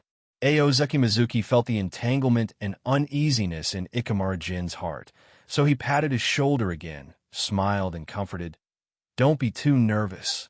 Then, he paused for a moment, with a trace of confidence and pride on his face, and whispered added, "Don't forget, I am the captain's favorite disciple. Compared to you, I know those Daxa better." Finally, Aozaki Mizuki looked into Ikamaru Jin's eyes and solemnly promised, "With the strength I have now, it is more than enough to protect myself thoroughly. There is no need to worry about my safety." After saying that, he turned and left. Ikamaru Jin stared at Aozaki Mayuki's retreating back, his brows furrowed tightly, and his heart was filled with worry. 3 days later, the earth shrouded in night. A bright moon hung in the sky, but it looked a little hazy, as if covered by a layer of gray mist. This mysterious and weird place is Sue's residence, Hueco Mundo. Everything you look at is gray and white, as if you are in an endless white desert. The ground beneath my feet was extremely dry and hard, without any life at all, and those dead trees with quartz-like structures scattered everywhere add a bit of desolation and death to the whole scene. Strong winds howled from time to time, bringing up bursts of sand and dust, which made people feel frightened.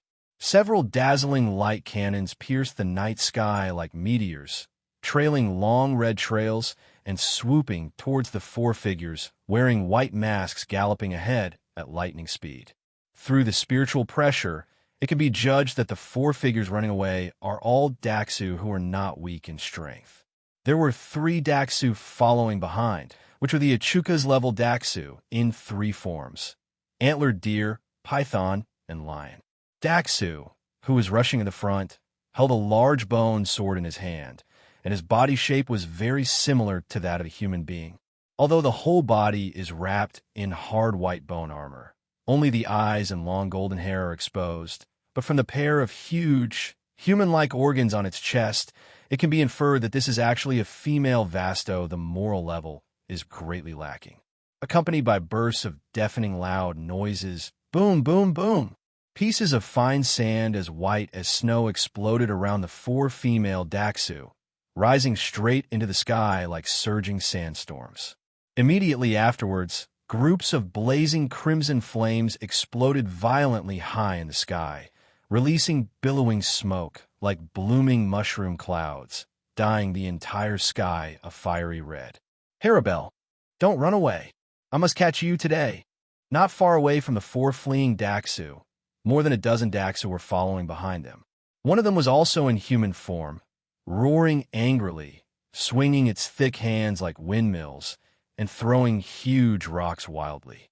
It's Oswell again. Is this be D done yet?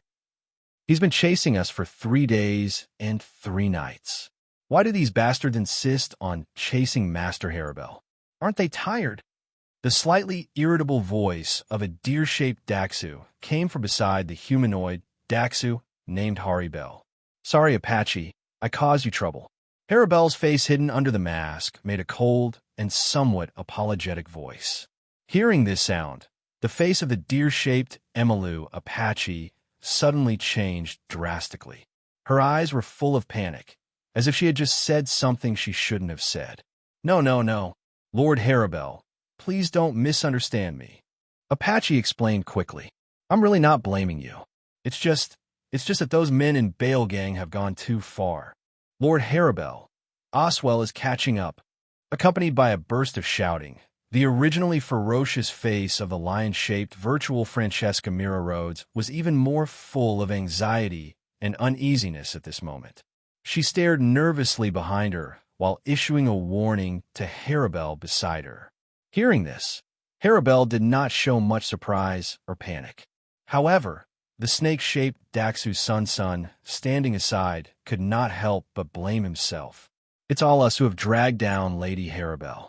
Otherwise, with Lady Harabel's strength as a Vastad-level void, how could she be caught up so easily by those guys? Before she finished speaking, Harabel cast a stern look, seeming to warn Sun not to continue talking. Sun reacted instantly, lowered his head with a flushed face, and secretly sighed in his heart. Alas, Lady Harabel is like this. Although she's usually taciturn, she is actually a gentle person. Even if we give up, she will not give up on us. Harabel shook her head gently and did not blame Sun too much. She turned around and looked at the distant skyline filled with dust and smoke and saw a group of Daxu sweeping towards them like a raging tide. Through visual inspection, she was keenly aware that the distance between the two sides was shortening at an alarming rate. Faced with such an urgent situation, Harabel's brain started working rapidly. Oswell is one of the most capable subordinates of the king of Hueco Mundo, Bale Gang. He is a rare Vastad-level Daxu whose strength is on par with hers. If he were alone, he would still have a chance to escape when faced with Oswell and the Achuca's troops he led. But now the Apache, Mira Rhodes, and Sun who are following her are all Achucas. No, if you continue like this, you will be overtaken soon. If this continues, being caught up will be the inevitable result. It will be a big battle, and Shiya Palace has a large number of people. The 3 of them participating in the battle must have narrowly escaped death, and they might lose their lives here. Harabel slowly lowered her head, her eyes quickly scanning the huge sword blade in her hand like a hawk, as if she wanted to see the power and destiny hidden in it through the blade. Those originally sharp eyes became more determined at this moment, like a flame burning with unyielding fighting spirit. Looking back at the beginning, she suffered endless resentment and pursuit just because she refused Bale Gang's request to make her his subordinate.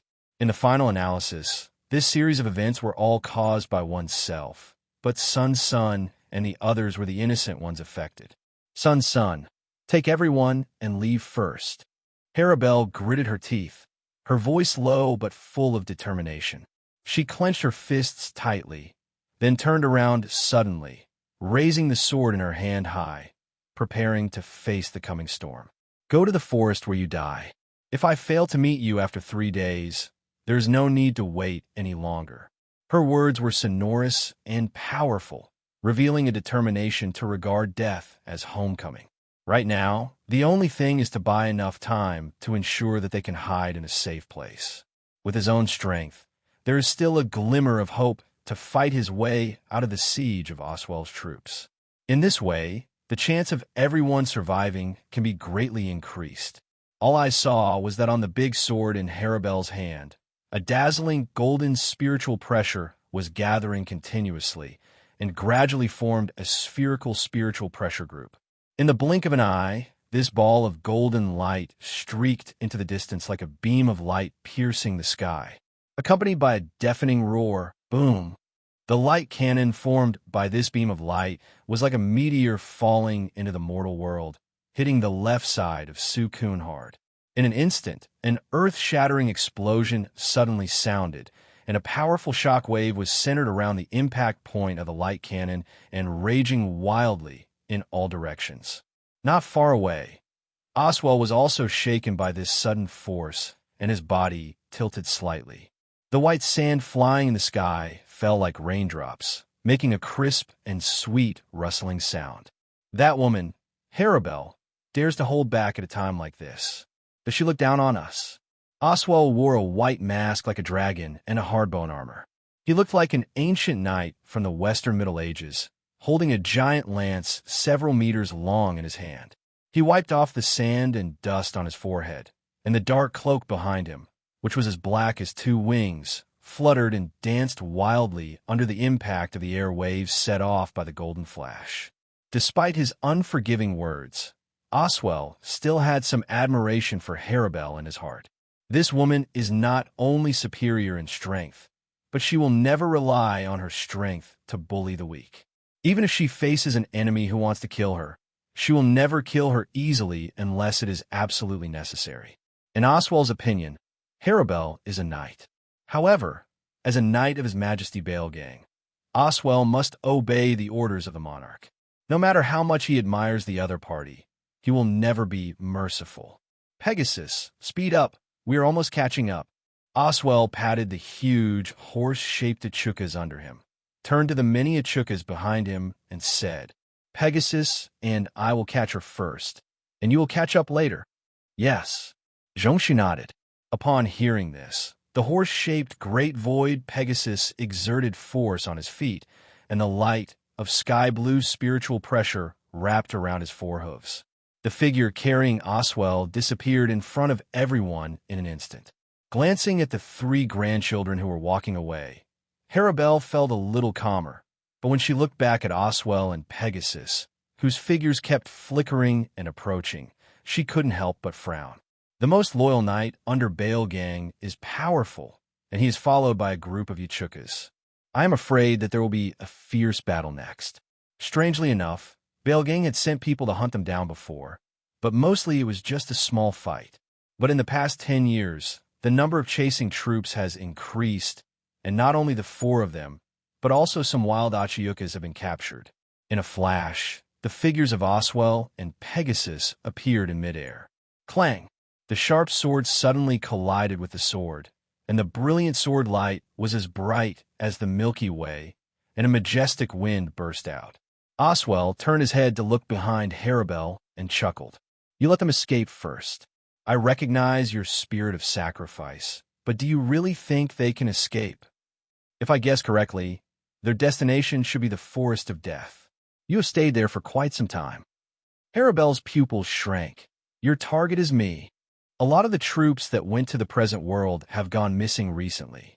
Lord Salapalo is very angry because of the lack of experimental materials, so, for the chief researcher of Shia Palace, Oswell used honorifics to address him, which was a sign of respect for the strong. So you sent the Achukas you captured over the years to his experimental bench. Harabel's words were filled with shock and anger. These guys actually have reinforcements? If this continues, we will be overtaken. Hearing Apache's words, Sun couldn't help but frown and fell into deep thought. Indeed, there are also strong and weak differences between Yachukas. Their current strength is average among Yachukas.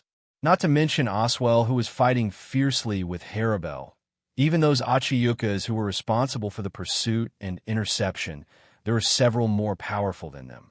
We can't keep running away like this. Let's just fight with these guys. We are all Achiyukas. Who is afraid of whom? At this moment, Mira Rhodes suddenly opened her eyes angrily, took a step forward suddenly, her spiritual power surged all over her body, and she released it without any scruples, and her momentum was like a rainbow in an instant. What do you think, Apache? She turned her head to look at Apache, who was looking fiercely beside her, with a firm light shining in her eyes. Not to be outdone, Apache's spiritual pressure suddenly surged, setting off violent whirlpools of sand and dust, and he gritted his teeth and said, "That's right. Let those bastards see that we are not easy to bully." Sun Sun glanced at the two people behind him calmly, then turned his gaze forward and nodded slightly to express his approval. At this moment, they were caught in a dilemma of being attacked from both front and back. There were relentless pursuers at the rear, and enemies rushing towards the front could be vaguely seen. In such a situation, it seems that there is no other choice but to fight. Suddenly, a deafening burst of buzzing sound suddenly sounded from behind. From the sky that was originally filled with thick smoke, several bright red light cannons fell rapidly like raindrops. These light cannons were closely intertwined, forming a suffocating barrage, which was like an overwhelming violent storm, sweeping towards the three women mercilessly. "Sun Sun, you can't escape this time." At the same time, along with a roar of a tiger that shook the forest, a clear roar came from the distance. Apache recognized the identity of the person by his voice and cursed angrily. "It's that be DGO again." Mira Rhodes, who was standing aside, clenched her teeth and looked at the Achuka's level void in front of her that looked like a saber-toothed tiger, and jumped up without hesitation. I saw that her figure was agile and strong, like a bolt of lightning streaking across the sky. In an instant, Mira Rhodes' figure appeared in midair, ready to face the upcoming challenge. Click! Sharp claws suddenly emerged from the fingertips, flashing with a chilling cold light, like meteors streaking across the night sky, carrying unparalleled power and instantly bursting out with extremely powerful energy. In an instant, there was only a clang sound, and the two sharp claws collided fiercely, splashing countless sparks, as dazzling as fireworks.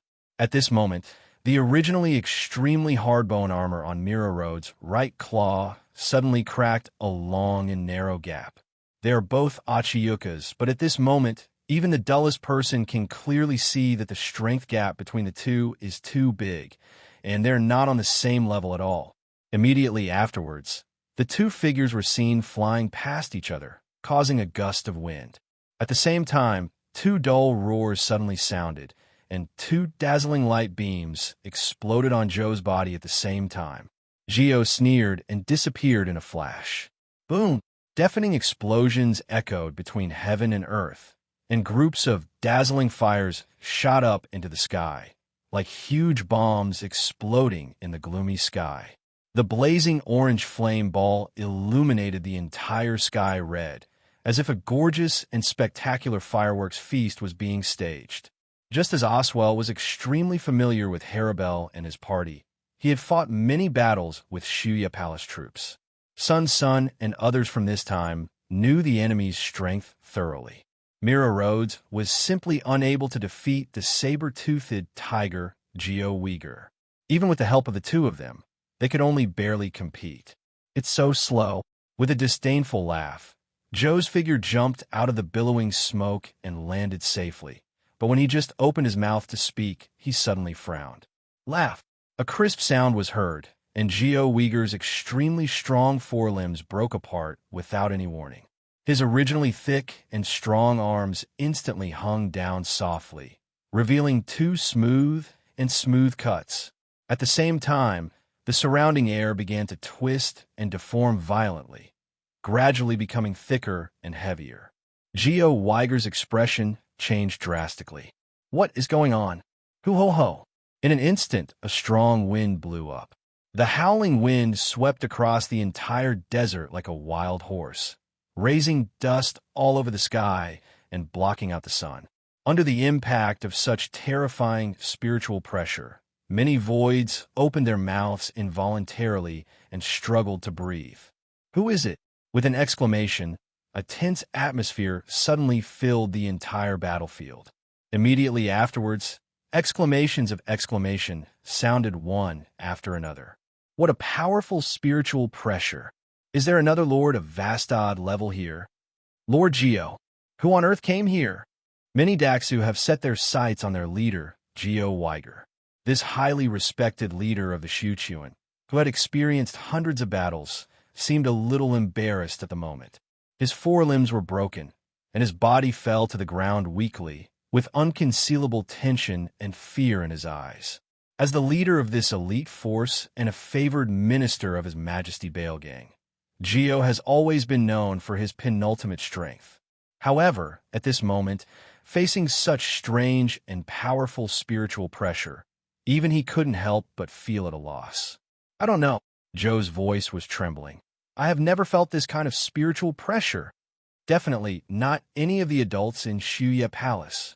These words exploded in Zhongshu's ears like thunder, and their pupils instantly shrank into thin needle shapes. The already tense nerves were now on the verge of breaking. It's not the spiritual pressure that Geo is familiar with.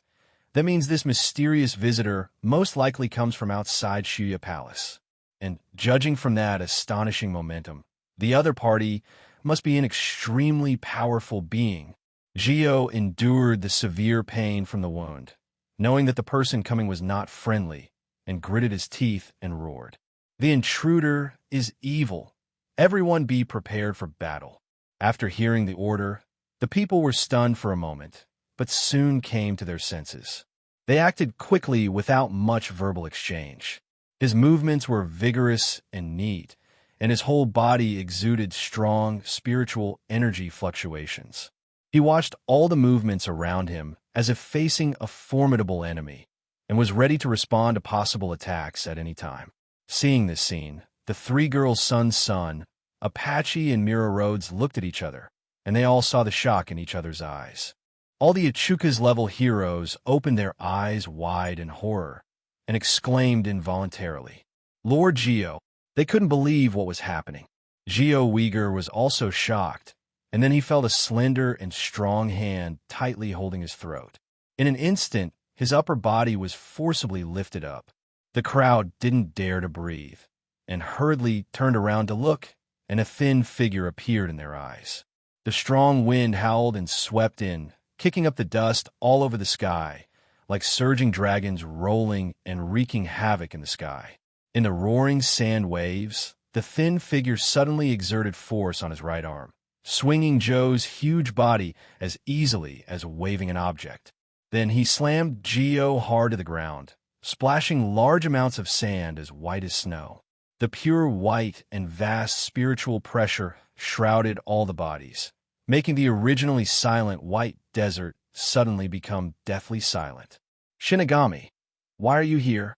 Looking at the young man in front of him and the Zanpakuto at his waist, Geo squeezed out a sentence from his dry throat. However, before he finished speaking, his pair of forelimbs that had just been chopped off had quickly regenerated. Two extremely sharp, bone-armored giant claws swiped towards the young Shinigami at an alarming speed.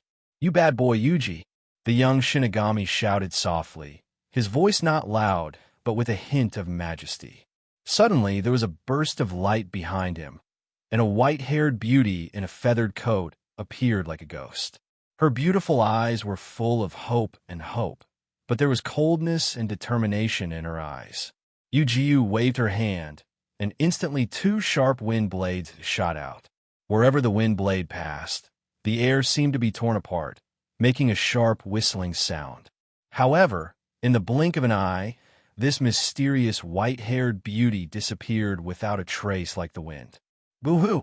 The sound of breaking through the air suddenly sounded, followed by two muffled sounds.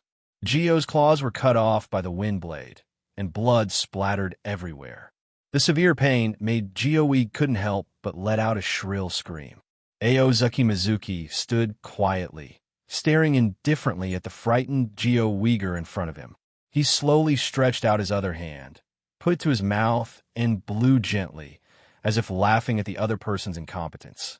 The originally complete black cloak on his body was in pieces, with half of its sleeves falling off in the wind, revealing an arm as white as snow. "Isn't it just a false flash that you and the guys behind you released?" Aozaki Mizuki's tone was as calm as water, without any ripples audible. "I didn't expect that I would receive such warm hospitality from you just after I came into this world." Having said this, he frowned slightly, seeming to be thinking about a question. After a moment of silence, Aozaki Miyuki said to herself, "Is this bad luck? Or is it a kind of luck?" While speaking, he simply pulled off the broken black cloak on his body and threw it aside casually. As the cloak separated from his body, the powerful spiritual pressure emanating from his body swept over him like a surging wave, making everyone present feel an unprecedented pressure. "This kitten just called you Sun Sunday. Is this your name?" Aozaki Mizuki turned her head, staring at the huge, snake-like monster behind her with a smile in her eyes, and asked calmly. Suinsuin's body is several times larger than Aozaki Mizuki's, but at this moment, he is like a timid child. Under his gaze, his figure can't help but tremble. After hesitating for a moment, he nodded honestly and replied, "Yes, Sun is my name. Very good, a good honest boy. I like good boys like you the most." Hearing this answer, Aozaki Mayuki nodded slightly, smiled, and comforted. His gaze crossed the huge serpentine Yachukas, fell on the two figures behind it, and continued to ask, "So, you're Apache and Mira Rhodes, right?" Apache and Mira Rhodes swallowed nervously. Faced with such strong pressure, no matter how violent their personalities were, they had to calm down temporarily. Although they were filled with fear, they still answered in unison. That's right. At this time, Gio on the side could no longer suppress the anger in his heart, and he roared angrily, "Shinigami brat, how dare you ignore us?" As the words fell, Joe's broken arms actually grew again. However, Aozaki Mizuki was not angered by Joe's provocation. His sword-shaped eyebrows frowned slightly, and the hand holding Joe's neck tightened slightly. Gio immediately felt that he had lost his strength, and his body became weak. Immediately afterwards, I saw Aozaki Mizuki's other hand inserting into Joe's chest as quickly as lightning, and then suddenly withdrawing it. With a harsh tearing sound, a soul jade bead emitting a charming light appeared in his hand, and Gio lost his life. This powerful Achuka's level void ended its own life so easily. However, this is understandable. After all, the strength Aozaki Mayuki now possesses is already staggeringly powerful. Not to mention that the Gio Wag in front of him was just Achiyuka's. Even if he became Arankar, he had no capital to compete with him. "Lord Gio!" Many Daxu screamed in unison. "A lot." Aozaki Mizuki glanced at them lightly, but her eyes showed uncontrollable greed, and she sang quickly. "The waves of filth, the ship of madness, boiling. Numb, flickering, sleepless. The princess of steel also rusts, and the clay doll collapses. Rally. Fight the enemy. Flood the ground, and let them know their powerlessness." Hado number 90, Black Coffin. With the melodious voice, it suddenly stopped. A cube that was as black as ink and exuded a mysterious aura suddenly rose from the ground and expanded rapidly with lightning speed, until all the Daxu behind Gio were tightly wrapped in it. Countless sharp shadow blades flashing with cold light sprouted out of the black wall like mushrooms after a spring rain. These shadow blades are densely packed and layered, as if forming a daunting forest of swords. The Daxu, who were shrouded in this terrifying scene, had no time to react before they were already being attacked violently and pervasively from all directions. In an instant, bursts of extremely miserable screams could be heard echoing through the sky. The Achukas trapped in the black coffin seemed to be suffering the torture of being cut into pieces by 1,000 cuts. They are in so much pain that they can only vent the tremendous physical and mental pressure in this way. Aozaki Mizuki waved his hand, and the giant black coffin disappeared without a trace. Looking at the injured Achiyukas everywhere, he stretched out his sinful hands. As Hogyoku merged into the last soul, Aozaki Mizuki took it into his arms. His eyes slowly swept across the 3 grandchildren in front of him, and the corners of his mouth raised slightly, revealing an unpredictable smile. "Do you want to live? Or do you want to turn into a spirit child and return a Hueco Mundo like them?" His voice was calm and low, as if carrying an invisible pressure that made people shudder. Sun, Apache, and Mira Rhodes were all stunned when they heard this, with disbelief on their faces. When Shinigami sees Hollow, shouldn't he immediately take action to eliminate it?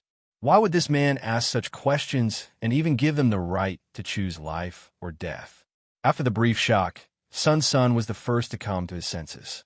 She took a deep breath, trying to calm herself down, and, at the same time, stopped Apache and Mira Rhodes beside her who wanted to speak. She lowered her head and said in an extremely humble tone, "We want to live. Please be noble and spare our lives."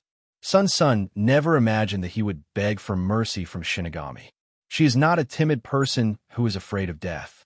But at this moment, there is someone more important than her own life in her heart. That is Harabel.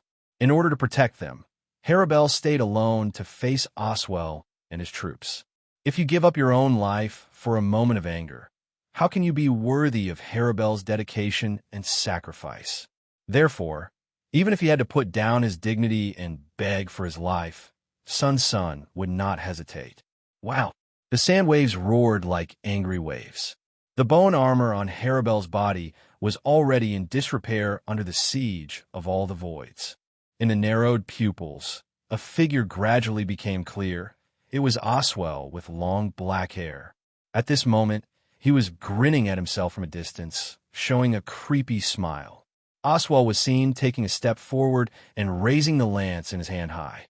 In an instant, a jet-black light group quickly condensed at the tip of his gun at a speed visible to the naked eye. Immediately afterwards, he waved his arm and violently threw out the ball of light containing terrifying energy. The jet-black light group was like an arrow flying rapidly in midair. It first compresses, then continues to expand and spread, accompanied by violent rotation. In less than a second, this light group underwent amazing changes during its flight.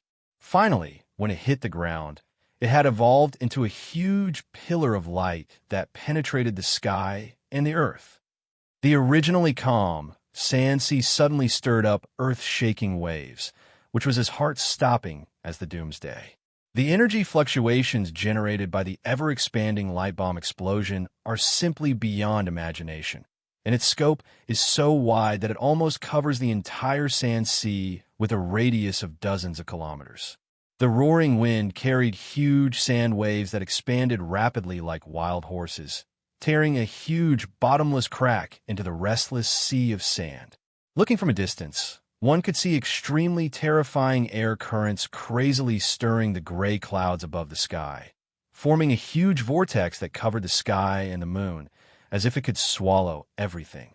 This vortex is like a twisted white city wall that is gradually collapsing, slowly pressing down, giving people an indescribable sense of heavy oppression. Facing such a terrible storm, the Ichukas in Shiya Palace couldn't help but feel fear, feeling that the surrounding space seemed to be distorted. "Is that also a false flash?" someone exclaimed. "It is indeed a Vastad-level existence." Another person said with awe, "This is the true strength of Hueco Mundo Overlord. Lord Oswell is so powerful." In front of this shocking sight, everyone was deeply impressed. The flash that was condensed into a light bullet shattered everything in the place where Harabel was, setting off a large surging sand wave, which shocked people. No, even an ordinary Vastad can't do it. At least it can't be done in such a short period of time. This is the power of Lord Oswell. The red giant Abramelita, who looks like a griffin and wears a white mask with a coxcomb on his head, shakes his body and shakes off all the fine white sand scattered on his body. It spread its wings on its back, flapped its wings vigorously, and galloped high into the sky. Abharama's eyes were fixed on the dusty battlefield below, and he gritted his teeth and said, "Harabel is no ordinary Vastad. That's right. After all, he is a person who can win His Majesty's favor. How can it be simple?" Oswell on the side smiled slightly, shook his head slightly, and continued, "I'm afraid the false flash just now won't pose much of a threat to her." At this moment, a dazzling golden spiritual pressure suddenly jumped and flickered between the gray-white clouds. In the blink of an eye, this powerful spiritual pressure gathered into a huge, twisted, and deformed light pillar. It stood like a pillar of strength between heaven and earth, instantly illuminating the serious and solemn faces of everyone present. "Spread out," Oswell shouted at the top of his lungs, his voice resounding through the sky like thunder. Many Daxu moved upon hearing the sound and quickly dispersed around. Almost at the next moment, the golden beam of light hit hard where the Daxu were. With an earth-shaking loud noise, a bottomless pit was blown out of the ground, with smoke and dust billowing, covering the sky and the moon. At the same time, a strong wind roared from the front of Oswell. The wind was mixed with violent fluctuations of spiritual pressure, as well as a hint of sharp sword energy. After the smoke cleared, Harabel's heroic figure, like the goddess of war, suddenly appeared in front of her. The broken armor on her body added a bit of tragic beauty. With firm eyes, Oswell raised the gleaming lance in his hand and placed it across his chest like an insurmountable mountain. The muscles all over his body were tense, and strength was continuously concentrated on his arms. At this moment, the giant sword slashed with fierce momentum and collided with the spear. In an instant, sparks flew everywhere, like brilliant fireworks blooming in the night sky. The sound of metal clashing was deafening, resounding throughout the battlefield. Seeing this, Aberama looked at each other in tacit understanding with the crab-shaped Yachukas Findle Kelias beside him. They waved their sharp eagle claws and huge crab claws, attacking Harabel from the left and right sides like lightning. Oswell gritted his teeth without showing any signs of weakness, and suddenly used his hands to suppress Harabel tightly, leaving her with no way to retreat. Harabel struggled hard, but to no avail. Soon enough, the sharp claws and giant pincers struck Harabel's body with thunderous force. This blow was so powerful that it knocked her whole body away. Like a kite with its string broken, Harabel drew an arc in the air and fell heavily to the ground. The white moon in the sky is dim and unclear, and the red light in front of me is getting closer and closer.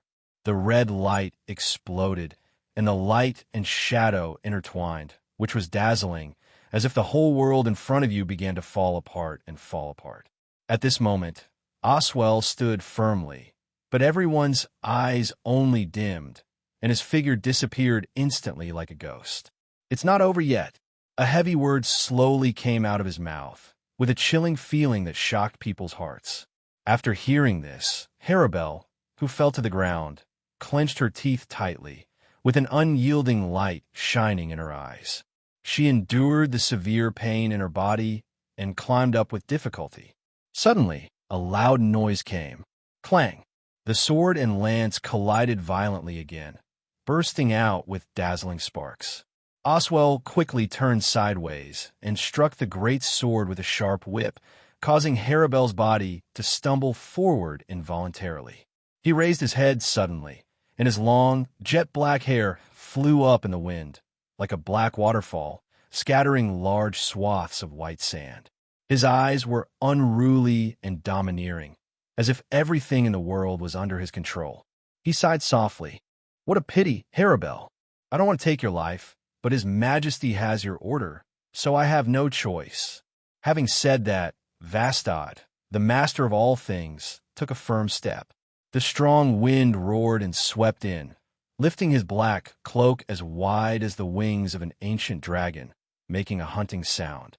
His figure flew rapidly in the wind and jumped into the air in an instant. The spear held tightly in his hand flashed with cold light, and the tip of the spear burst out with a heart-stopping black-red light, like the breath of a fire dragon. This powerful spiritual pressure spread crazily at an astonishing speed, forming a dazzling beam of light that suddenly exploded around the spear. "Noble and pure knight, I hope you will never step into this dark and cold place again in the next life." Oswell's long black hair fluttered in the wind, and his voice was melodious and deep, revealing an indescribable majesty and domineering power. At this moment, he seemed to be transformed into an extremely ferocious and untamable dragon. Dragging the spear that was tightly wrapped in black and red spiritual pressure, he thrust towards the exhausted and crumbling noble knight like lightning. This attack was as powerful as thunder, with invincible strength and determination, and went straight to Harabel's throat. The world seemed to fall into deathly silence at this moment. However, in the next moment, accompanied by a sharp and harsh sound that broke through the air, "Chi!" The roaring sword pressure was like a huge and majestic crescent moon, cutting through the dark night sky. With suffocating pressure and unparalleled power, it directly split open several powerful Echuca's level warriors. Virtual, wherever the sword light passed, the void was torn apart, forming a deep ravine, as if it was going to split the entire world into two. Immediately afterwards, a loud sound of clang was heard. The flying slash and the spear collided hard, and the originally indestructible lance could no longer move forward at all. Oswell was violently knocked back dozens of meters, and his body slid rapidly on the sand dunes, leaving a long, deep mark. At the same time, the spear held tightly in his hand spread several cracks, because it could not withstand such a huge force. The pressure brought by the chopping wave suddenly dissipated without a trace. The vision that was originally blurry and chaotic suddenly became extremely clear at this moment. The dust flying all over the sky fell down one after another, like a layer of white gauze covering the surrounding area. Oswell, wearing a dragon-winged cloak, stood steadily on the sand dune. He held the cracked spear tightly with both hands, and his whole body exuded a majestic and unfathomable aura like an abyss. His eyes were cold and sharp, full of majesty and anger. He stared at the mysterious figure that suddenly appeared not far ahead and asked sternly, "Who? Are you trying to make an enemy of Shuya Palace and save this woman? You lead a group of big men to bully a weak woman who has no strength to control you. Do you have a nerve to call yourself a knight?" As if being poked into the center of things, Oswell's expression froze. The other Echuca's level Daxu were also stunned, unable to believe their ears. "Don't have the strength to restrain a chicken? Who? That Vastod in front? Lord Oswell, be careful. Above." The moment the exclamation rang out, a dazzling light flashed suddenly, and then a flawless and white palm like a jade carving quickly poked out from the strong wind like a ghost. That hand seemed to contain endless strength and vigor. The air around it was torn to pieces by the twisted and sharp hurricane it carried, and it went straight towards Oswell's head.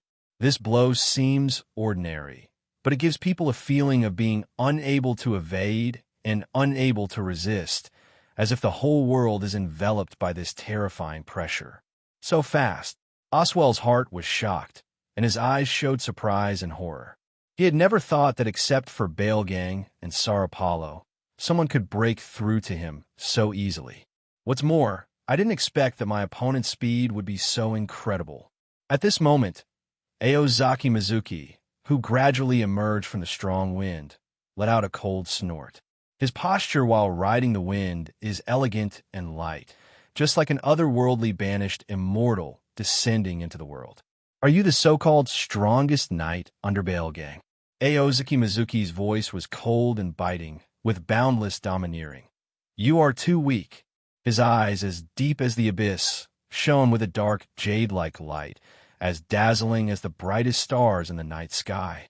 At the same time, his right hand quickly transformed into an extremely sharp eagle claw, and it grabbed Oswell's face with lightning speed. Oswell felt an irresistible force coming towards his face, and the hairs all over his body stood up, as if a powerful electric current was running through his body. He stared at the man in front of him with wide eyes and a face full of horror, and an unprecedented fear and despair surged in his heart. This attack was really ordinary, but there was no flaw in it. It was beyond what he could handle. It is as violent as a volcano erupting, and as fast as lightning streaking across the sky. It has an invincible and domineering aura, and also reveals a majestic momentum that makes even ghosts and gods daunted. The hand that grabbed Oswell's face was as hard and powerful as steel, effortlessly lifting his entire body high above his head. Immediately afterwards, he waved his arm violently, and Oswell slammed into the ground like a kite with its string broken. Simple and crude, yet unstoppable. Accompanied by a dull, loud noise, the whole earth trembled. "Hold on," Oswell shouted in his heart, and the dark spiritual pressure was like a surging wave, covering the bone armor crazily at an alarming speed. Crack! A crisp and loud cracking sound suddenly sounded. "Can you hold on?" The white sand wrapped around his body, and Oswell couldn't help but feel happy. However, the next moment, when he felt a sharp pain on his face, the smile on his face immediately disappeared without a trace. Sure enough, there is still no blocking. This Shinigami is too strong. He gritted his teeth and said, and the huge force from the squeeze caused his face hidden under the mask to begin to twist. Aozaki Mizuki grabbed his face and lifted him above his head mercilessly. Then he waved his hands suddenly and forcefully, making him like a bowling ball being thrown with all his strength, rushing into the virtual crowd gathered on Shuya Palace's side. In an instant, only a few dull crashing sounds were heard throughout the surroundings, and several Yachukas with extraordinary strength and lofty status were knocked into a ball of scarlet and pungent blood mist on the spot. After Oswell's figure smashed several Yachukas in succession, he sank heavily into the sea of sand. Bang! The ground seemed to tremble. A huge crater was made in the sand sea, and light quicksand splashed up. The three grandsons and granddaughters, who had arrived late, were stunned when they saw the scene in front of them. Can this also be considered Shinigami? Usually, doesn't Shinigami use Zanpakuto to purify hollows? And such cruel and bloody killing methods would put even the terrible Daxu himself to shame. "Oh, who are you?" Oswell struggled to stand up from the blood-covered ground. At this moment, the originally intact, white mask on his face was mostly broken. The handsome face hidden under the mask, which had not been seen for a long time, was finally exposed to the air. Under the mask is a handsome-looking man. He stretched out his hand to wipe away the blood on his face, opened his mouth, and gasped, as if he had just experienced a fierce battle. Aozaki Mizuki quickly pulled out the shuriken Izanmora from her waist, inserted her fingers into the slightly trembling cross-star ring blade, and pulled hard. The blade slipped out of the scabbard, and the handle fell into Aozaki Mayuki's hand. A ribbon as white as snow was connected to the blade, and the extremely sharp blade shot out like an arrow from the string, accurately hitting a Yachukas who was rushing towards him. Just hearing a scream, this powerful virtual was instantly cut in two. "There is no need for you to know my identity. Even if you know it, there is no point." Aozaki Mizuki's cold voice echoed in the air, revealing the majesty and domineering power of a strong man. He approached Oswell step by step, and the Yongjin Senluo in his hand flashed with a heart-stopping cold light. Every time he swings it, it can bring about a bloody storm. Every time he slashed, those Yachukas who tried to block his progress were beaten to pieces and seriously injured, completely losing their ability to continue fighting. The three grandsons and granddaughters stared at Aozaki Mayuki in horror with their eyes wide open. They swallowed saliva in their throats, and their bodies trembled involuntarily. They moved cautiously and lightly, and quietly came to Haribel's side. Then they took a closer look and saw that Haribel was seriously injured. "Lord Haribel, we are saved. You must hold on," the three grandchildren shouted anxiously. When she saw her grandson and grandson who were unharmed, Haribel let out a long breath of relief. Although she was full of doubts about the man who stepped forward to protect herself, she didn't understand why he did so. But judging from the current situation, this handsome man does not seem to be his enemy. "Oh, I'm really too weak," Haribel muttered to herself with a heavy heart, and slowly lowered her head, her eyes falling on the shocking penetrating wound in her abdomen. The scars are healing at an unusually slow speed, all due to excessive consumption of her own spiritual pressure. Under normal circumstances, an injury of this magnitude would be fully recovered in less than 3 seconds. Aozvijina casually glanced at the four women gathered together, and the corners of her mouth raised slightly, revealing a faint smile. Then, his eyes were firmly fixed on Oswell, who was not far ahead. As a Vastad, Oswell only has the strength of a second-class spiritual power, but he is also a rare and powerful person in Hueco Mundo. Even if he doesn't become Arankar, he's still strong enough to deal with most captain-level opponents. It's a pity that today he met Aozaki Jinyue. I admire your talents. Are you willing to be loyal to me? As long as you are willing to follow me, I will give you more powerful power. While talking, the two clashed again, and Aozaki Meisuki knocked Oswell back hard with one blow. His eyes were shining with sharp light, as if he was showing his strength and determination to the other party. Aozaki Mizuki has absolute confidence in her abilities.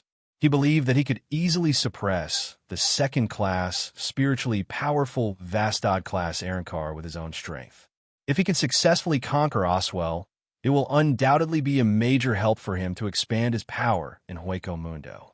Faced with the olive branch thrown by Aozaki Zenzuki, Oswell made a contemptuous laugh. Now that things have come to this, you still want me to surrender to you? It seems that Sun and Sun have chosen to surrender to you. Not to mention whether I will surrender willingly. Even if I really agree, do you dare to trust me without reservation?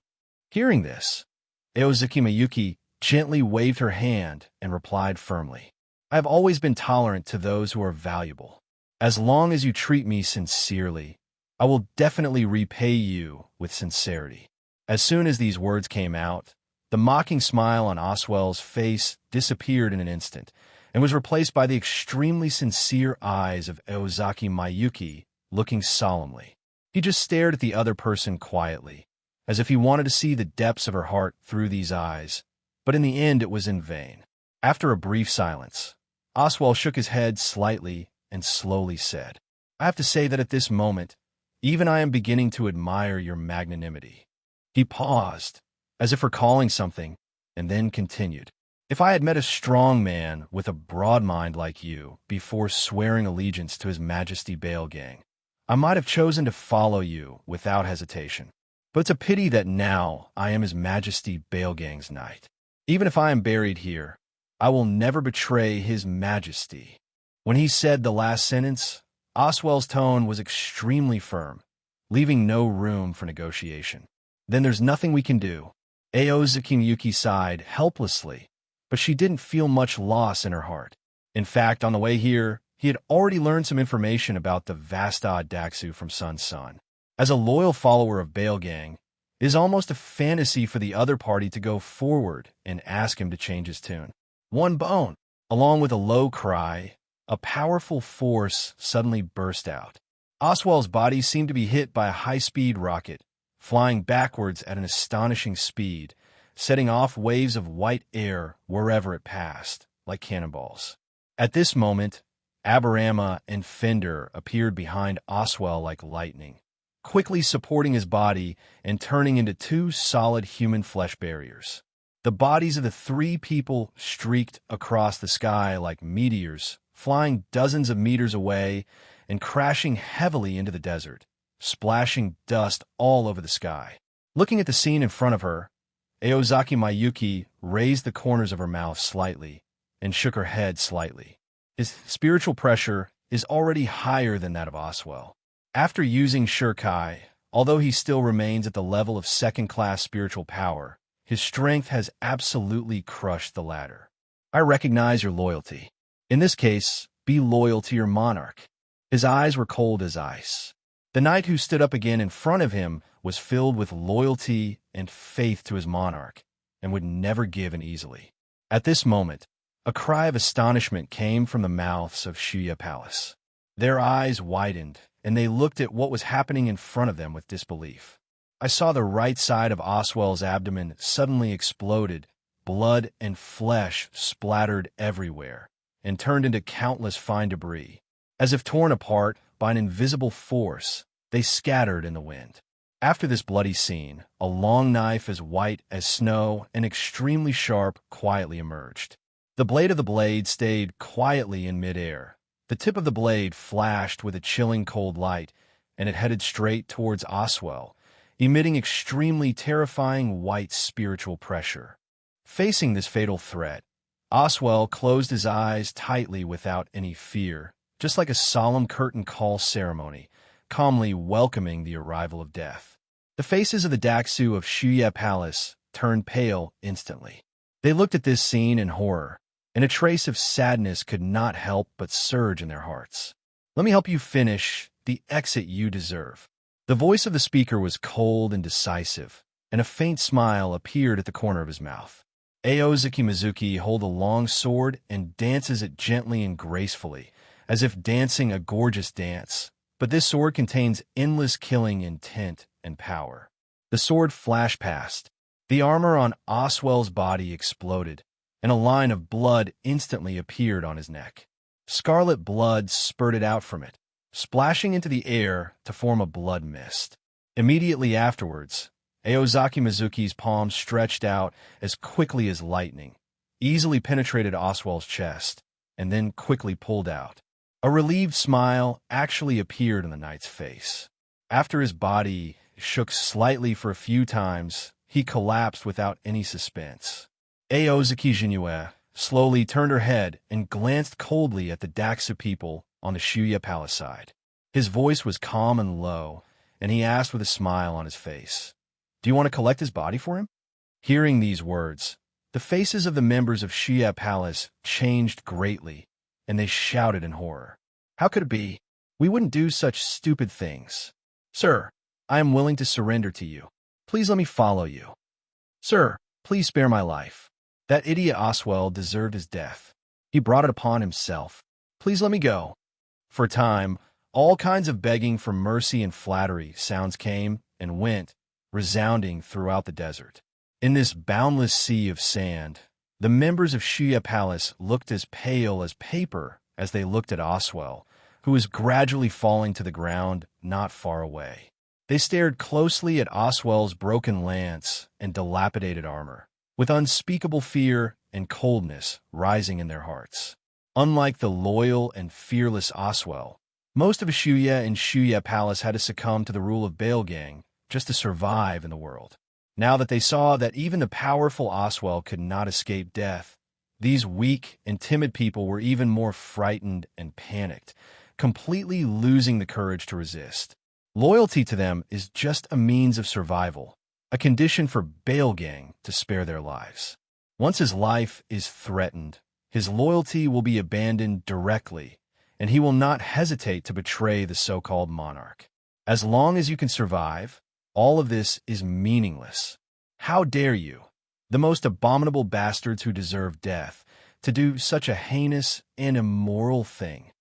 Betray our great and noble majesty Baelgang. At this moment, Abharama suddenly let out a sharp, shrill, frightened, and angry cry.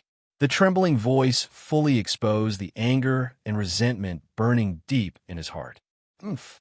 His Majesty Baelgang will never let you traitors go easily. You will definitely suffer the same cruel and merciless punishment as Harabel, and will be hunted down endlessly, until you are completely wiped out." Abharama continued to roar angrily, as if he wanted to vent all the anger in his heart. After hearing these words, many people present were stunned. Not long ago, Oswell died tragically on the spot when faced with the frightening and powerful pressure from Aozaki Mizuki. In addition, his own life was in extreme danger, and the entire scene fell into chaos. Therefore, they had no time to think about how the distant and aloof ruler of Hueco Mundo would react. However, now, when they saw Abharama flying in the air angrily and yelling at them, everyone focused their attention on him. I saw that the eyes of each of them were flashing with an imperceptible murderous intent. They were full of respect for the powerful knight who had passed away, but when faced with the griffin that fell into a state of madness, they showed no fear at all. This idiot, Fender cursed secretly. His huge crab claws stretched across his chest, as if he was ready to deal with sudden attacks from the void at any time. Everyone knows clearly, Fender, like Abharama, is a die-hard follower of Baelgang. However, The difference is that Fender is more arrogant but wiser than Aburama. No need to bother. The corners of Aozuki Mayuki's mouth raised slightly, outlining a sneer full of violence. At this moment, white spiritual pressure light was dancing around his slightly bent index finger. The only valuable thing you have is your dirty soul. Why can't you let us go? One Yachukas looked angry and roared at the top of his lungs, his voice echoing. How come those guys like Sun can escape death, but we have to suffer this fate?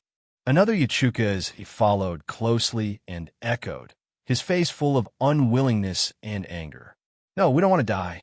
We are stronger than Apache and the others, and we can become more valuable servants. More Yachukas shouted.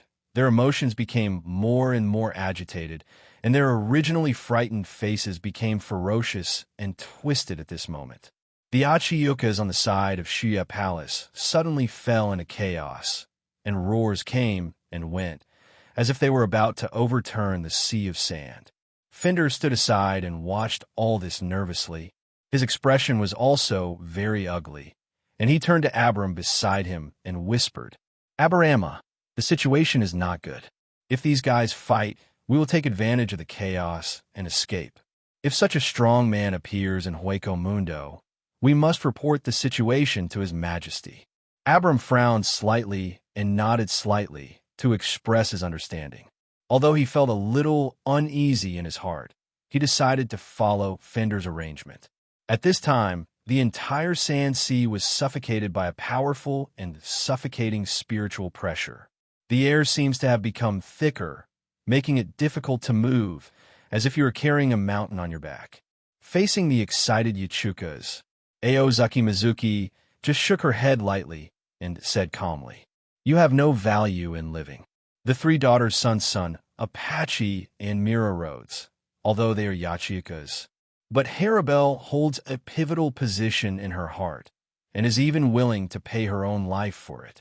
Taking in the three girls is equivalent to winning over Harabel, a rare Vastad-level void in Hueco Mundo, and can even be said to have gained her loyalty.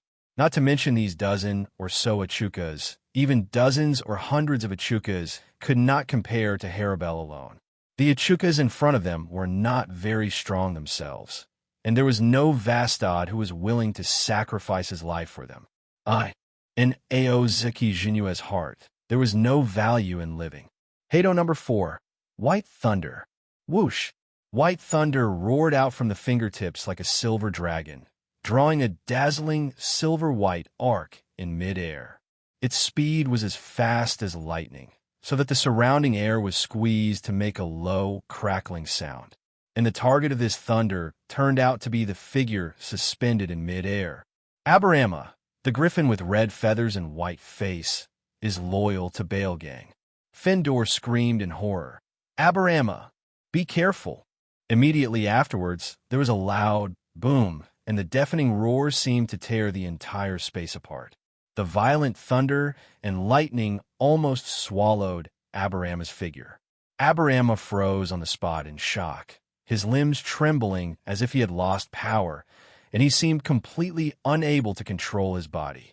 His face was as pale as paper, bloodless, and even his thinking was at a standstill, and he had no idea what exactly happened just now.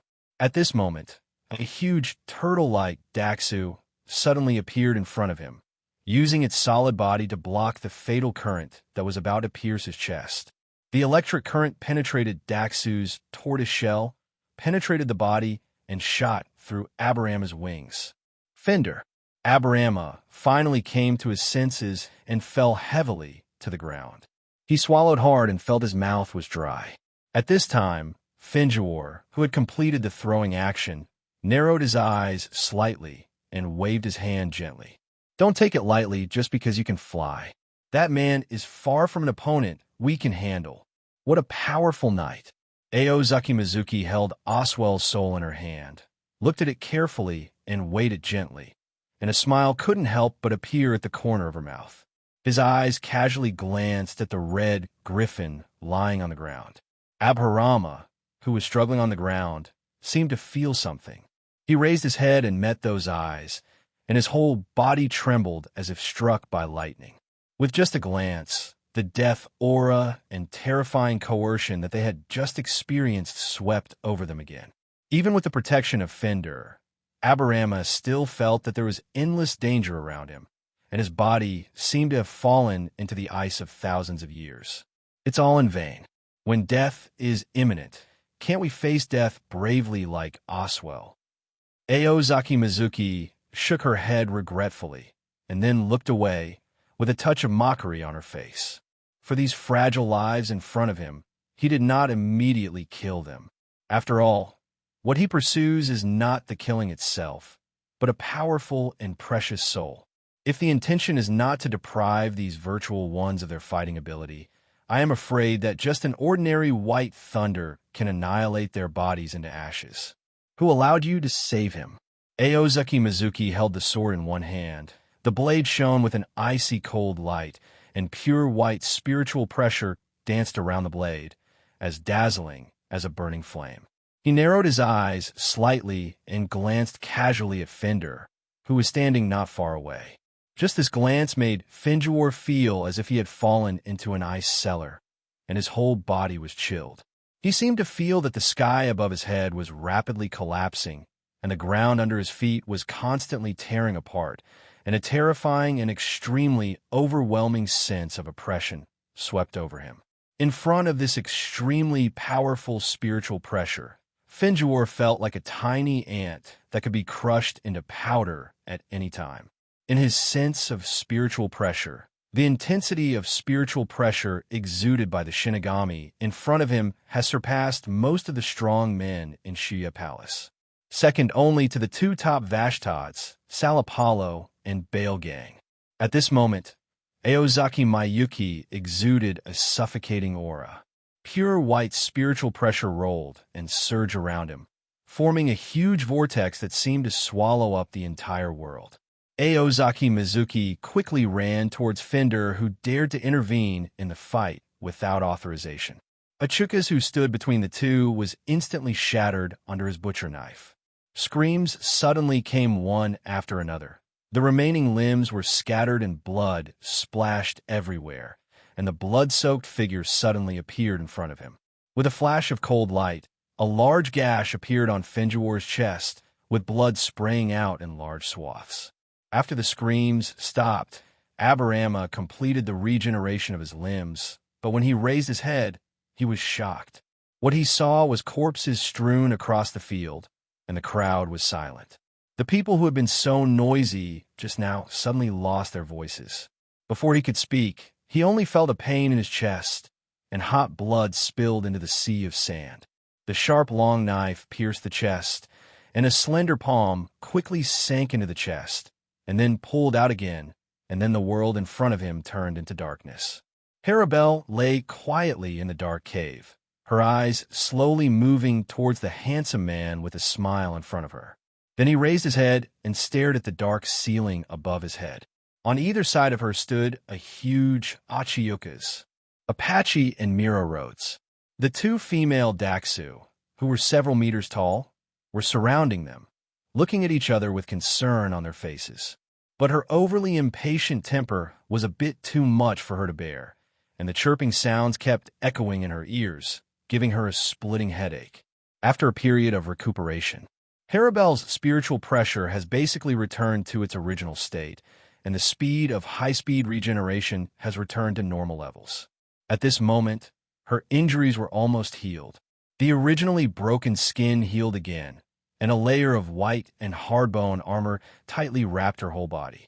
The blonde beauty, Hueco Mundo Valkyrie Harabelle, although she suffered an unprecedented crisis, luckily she did not die. After being seriously injured and falling into a coma, he was carried to this temporarily dug underground stronghold by his good sisters and received timely treatment. You are really good at sleeping. You can actually lie down all day and all night. After Aozaki Mizuki carefully checked Harabelle's physical condition, she joked with a smile. But don't worry, I've also dabbled in Kaido. Your injury is not serious. Aozaki Shinzuki's Kaido studied under Unohana Retsu. After years of hard training, his attainments have reached the pinnacle, and he is extremely proficient. He concentrated on checking Haribel thoroughly from head to toe, inside and out. Not only that, he even thoughtfully prepared an extremely detailed medical report and neatly marked the name Cribble on top of it. This report is detailed and comprehensive, and the level of detail is staggering. Won't you kill us? Haribel sat up and looked at Aozuki Mayuki's eyes with her green eyes in confusion. He obviously showed no mercy when dealing with Shuya Palace, and now he can definitely kill him easily. So, why doesn't this Shinigami take action and still takes care of himself so tenderly and considerately? She was completely unaware that the man in front of her might have other thoughts about her. After all, under that white panel-like bone armor, the whole body was wrapped so tightly that even the face could not be seen, only a pair of bright eyes could be seen. I like fighting, but I can't be considered a murderous lunatic. I really don't understand what's going on with you people. You want to live or die as soon as you open your mouth. Aozuki Jinue waved her hand and said casually, "If you want to thank me, thank Sun and the others. They signed a contract of sale just so that I could save you." Haribel looked puzzled and asked, "Shinigami, you are Shinigami, right? Why do you want to help us hollows?" Aozaki Mizuki quietly stared at Vastad in front of her. Time seemed to freeze at this moment, and only the breathing of the two people could be heard clearly. After a moment, he suddenly broke the silence. "Believe me, Haribel, I don't care about the identities of Kion and Shinigami." His voice was as calm as water, but the belief contained in it was hard to ignore. Haribel couldn't help but tremble and stared at this mysterious man with wide eyes. She never thought that a Shinigami would say such words. Aozuki Mizuki spoke again. "What I really care about is you, Haribel. It's you. I need you, Haribel. Are you willing to be my partner and walk side by side with me?" His eyes were firmly fixed on Haribel, his eyes shining with anticipation. Companions? Walking side by side, Haribel murmured to herself, feeling a little absent-minded for a moment. It's really hard for her to understand. Why would this Shinigami, whose strength is unfathomable, make such an incredible request? The war between the Shinigami and the Hollow has lasted for millions of years. It has continued since the birth of the world and has never stopped. Shinigami and Hollow should be eternal enemies. However, even the powerful Oswell was defeated by him. So how could I be qualified to be his enemy? Thinking of this, Haribel couldn't help but feel depressed. However, regarding Aozuki Mayuki's proposal, she felt an inexplicable desire deep in her heart. She has experienced countless bloody battles and is tired of endless battles. She doesn't like fighting from the bottom of her heart. Not to mention that this good-looking man saved her own life, which made her unable to regard him as an enemy. Haribel leaned quietly on the bedside, thinking over and over again in her mind what Aozaki Maya said, and remained silent. Shinigami wants to be Kion's companion? This is unbelievable. But somehow, Aozaki Mizuki's sincere eyes have been lingering in her heart for a long time. You have enough time to think. You don't have to make a hasty decision. I will wait patiently. Aozaki Mizuki spoke calmly, revealing a hint of warmth, then turned around and jumped onto another stone bed lightly. Haribel's eyes first fell on the handsome man beside her who was already asleep. Then he glanced at Apache and Miro Rhodes, who were playing around, and Sun, who had just swung into the cave with a smile on his face. This Shinigami seems to be very kind to them. Haribel's eyes flickered slightly, as if she was engaged in some kind of struggle inside. Time flies, and a whole week has passed in the blink of an eye. Aozaki Mizuki led his companions to appear on the surface. What lay before their eyes was an endless desert ocean that stretched endlessly to the horizon, making it difficult to see the end even though it was so far-reaching. As Aozaki Mizuki expected, after 7 days of careful consideration, Haribel gave him an affirmative answer. At this time, Haribel stood respectfully next to Aozaki Mayuki, bowed her head and asked, "Lord Jinue, do you really have a way for us to improve our strength without having to swallow other hollows?" This question was the straw that broke the camel's back. Harabel no longer had the slightest hesitation and became Ozaki, Mei's companion. She knows very well that if she wants to protect her grandchildren, Apache and Mira Rhodes, she must have enough power. Although I don't like to use my own power to harm others, what should I do if I face those who possess great power and do whatever they want? Only by strengthening yourself can you resist external aggression. However, even though Aozuki Mizuki asked her to treat him as a companion, Harabel still insisted on calling her sir. In this Hueco Mundo world where the weak eat the strong, treating the strong like this is the proper way to express awe. There are methods, but I haven't tried it yet. Aozaki Mayuki nodded. This is not a good place to try. Then where are we going? Apache asked impatiently. The forest of the Great Void.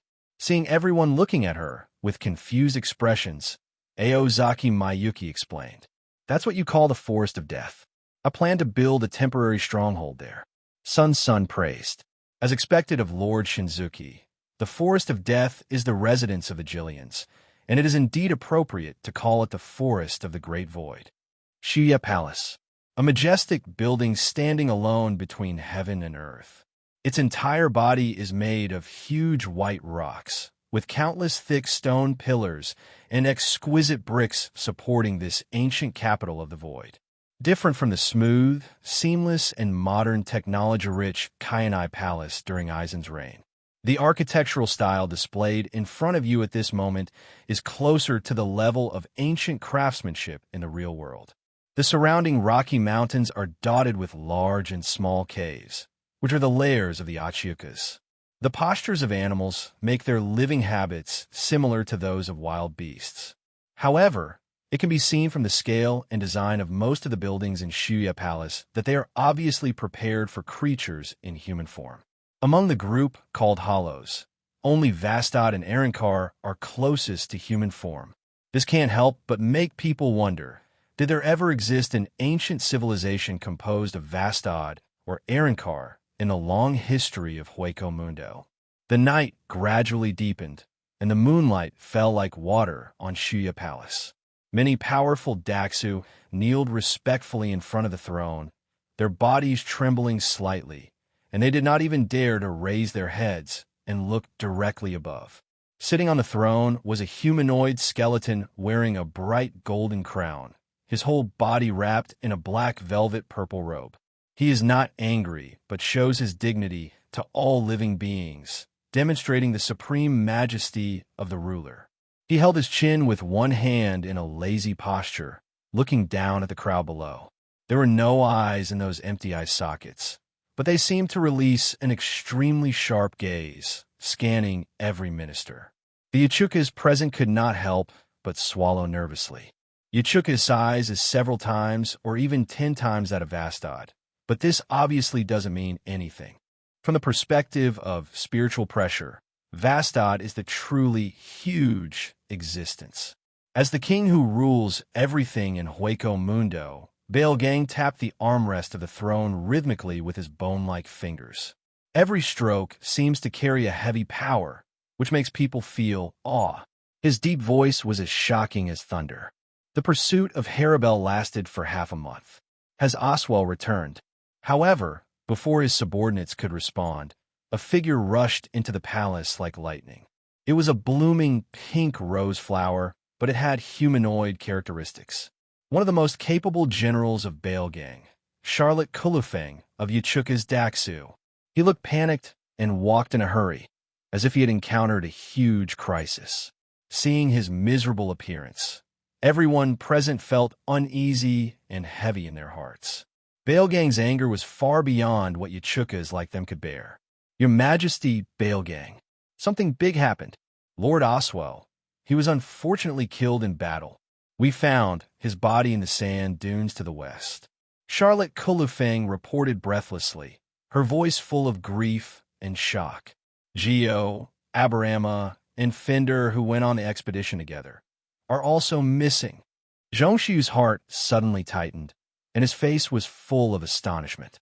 Then he looked at Baelgang, who was sitting on the high seat tremblingly, and then buried his head deeper. Missing? I'm afraid they died together, and turned into spirits and disappeared into thin air. Even Oswell, the Vastad-level hollow, could not escape death. So how could their Echukas be spared? The atmosphere in the open-air palace instantly became solemn and dead. Baelgang slowly straightened his body, and his original lazy look disappeared, but he was not in a hurry to speak. However, everyone knows that this is just a brief calm before the storm. As expected, in an instant, the terrifying spiritual pressure from the top of Hueco Mundo fell on everyone. This extremely powerful pressure stopped everyone. His spiritual pressure was slightly weak, and he even appeared in a trance, as if he was about to faint from the pressure of endless fear. Who committed such a heinous crime? There was uncontrollable anger in Baelgang's voice. Oswell is his right-hand man. He also knew Haribel's strength well. The strength of the two is almost equal. Haribel's plan to kill Oswell is simply a fantasy. Even if that woman gives up her belief not to devour her own kind, her strength will never grow so fast. There is no doubt that it was another strong person besides Haribel who killed Oswell. The current situation is unknown and no valuable clues have been found at the scene. Hearing this, Baelgang slowly stood up. Everyone can see that he is burning with rage in his heart. Looking at the entire Hueco Mundo, it is rare to see Vastad subordinates who are as powerful and loyal as Oswell. Losing such an outstanding minister is an extremely heavy blow to a monarch. A mantis-shaped Echukas with 6 arms like a sickle stood up and knelt down on one knee as if he had something to say. Baelgang glanced at it. This Echukas was a subordinate Oswell recruited for him during a hunting operation. As Echukas, his strength is already one of the top Daxu under Vastad, and he hopes to be promoted to Vastad in the future. Because of this, as soon as it joined the Shuya Palace, its status was higher than that of the elders, such as Geo Uyghur, and it became one of Baelgang's confidants. Baelgang looked at Echukas below expressionlessly and asked calmly, "Neutra, do you have anything to say?" Upon hearing Baelgang's inquiry, Neutra quickly lowered his head and replied respectfully, "Your Majesty, I think the murderer of Oswell is most likely Nelly." As soon as he finished speaking, the entire Shuya Palace suddenly fell into silence. Everyone looked strange and turned their attention to Neutra. Neutra has not been in Shuya Palace for a long time, but his dislike of women is no longer a secret. Haribel and Nelly, as female Vastad, were often slandered by him. Facing the strange looks from everyone, Neutra didn't care at all. He stared at Baelgang closely, as if he wanted to get confirmation from the other party's eyes. Baelgang sat back on the throne without saying a word, thinking deeply. In his mind, gradually the figure of the tall, half-human goat female Vastad emerged. Having ruled Hueco Mundo for many years, he knew that the number of Vastad was very rare. In this era, he knew no more than the number of Wastids, including the dead Oswell, and Nelly happens to be one of them, and her strength is still above Oswell's. More importantly, Nelly is not keen on fighting, but always likes to meddle in other people's business, sabotaging Shuya Palace's arrest operation more than once. From this point of view, it is indeed possible and capable for her to help Haribel deal with Oswell. Thinking of this, Baelgang frowned slightly, and he agreed a little more with Neutra's statement. 3 months later, the forest of Daxu. "Master Zenzuki, do I really have to go to this level? After completing this, can I become Arankar?" Haribel could not help but murmur softly while feeling the wonderful touch on her body. The word Arankar was told to her by Aozuki Mizuki. It is a nickname for Kion after he has realized the power of Shinigami. It can be called Shinigami turned Kion. After becoming Arankar, Hollow's mask will be broken, revealing a human face. His own strength will be greatly improved, and part of his power will be sealed into a spiritual core shaped like a Zanpakuto. However, the Arankar experiment is also a very dangerous experiment, and there is no previous relevant experience for reference, so a detailed physical examination is required. Although it is tightly wrapped in hard bone armor, it does not directly touch the body. But when Aozuki Mizuki's hand touched her, Harabelle still felt a little shy, and her face could not help but blush slightly under the mask. Although Yachuka's Arankar experiment has been successful, we still lack corresponding experience in Arankarization of Vastad, so we naturally have to be cautious. Aozuki Mizuki waved her hand gently, then turned to the two girls behind her and ordered, "Lori, bring the physical examination form. Minori, take Harabelle down to rest." After receiving the order, the girl with black twin tails, Lori Ivan, quickly took out a report and handed it to Aozuki Mayuki. "Lord Harabelle, please follow me." Minori Maria, a girl with short yellow hair, whispered in a trembling voice, carefully lifting up the powerful and beautiful Vastad-level Daxu in front of her. This is the culmination of all Hueco Mundo's dreams. These two girls were both Hachukas whom Aozuki met by chance on the way to the Great Void Forest, and they were also the first experimental objects to be tested in the Arankar experiment. It is precisely because the Arankar experiment on them was successful. Aozuki Mizuki has just decided to carry out relevant experiments on individuals such as Sun, Apache, and Mira Rhodes. He concentrated on the detailed physical examination report in his hand and reviewed every information. After some meticulous research, he nodded with satisfaction. There is no abnormality in all the information. Well, from the current point of view, there should be no problem with Arankar. He murmured to himself thoughtfully, as if confirming himself. Then he picked up the pen without hesitation and solemnly signed his name at the end of the report. After completing the signature gesture, Aozuki Mayuki raised his head slightly, stared into the distance, and raised the corners of his mouth slightly, showing an imperceptible look of expectation. "I am full of expectations for the upcoming Arankarization experiment for Harabelle." He knew very well that this experiment was of extraordinary significance and far-reaching influence, not only because he covets Harabelle's body. What's more, if it succeeds in the end, it will gain a capable general at the top of Hueco Mundo, since he will stand high in the sky one day. Then Hueco Mundo should also become the land beneath him. "Lord Jinue, Sun and Sun are coming out," Luo Li reminded softly. After hearing this, Jinue was slightly startled. Her ears stood up unconsciously, and she listened carefully to what was going on around her. A faint sound of footsteps came from the narrow passage outside the laboratory. The voice seemed to be deliberately lowered, as if there was nothing there, but it could not escape Aozuki Mayuki's keen hearing. As the footsteps slowly approached, a smile gradually appeared on Aozuki Mayuki's face. 3 beautiful figures appeared in the field of vision. The leader was light and elegant, and the two behind him were carefree as they entered this simple temporary laboratory. "Lord Jinue," the first person said. His voice was clear and sweet, like an oriole emerging from the valley. Aozuki Zenzuki glanced at Sun, walking towards him with Apache and Mira Rhodes. When they came to Zizong Kizenyu, they first looked at each other, and then they all half-knelt on the ground, with incomparable respect and admiration in their eyes. Seeing this scene, Aozuki Jinue couldn't help but feel a little surprised.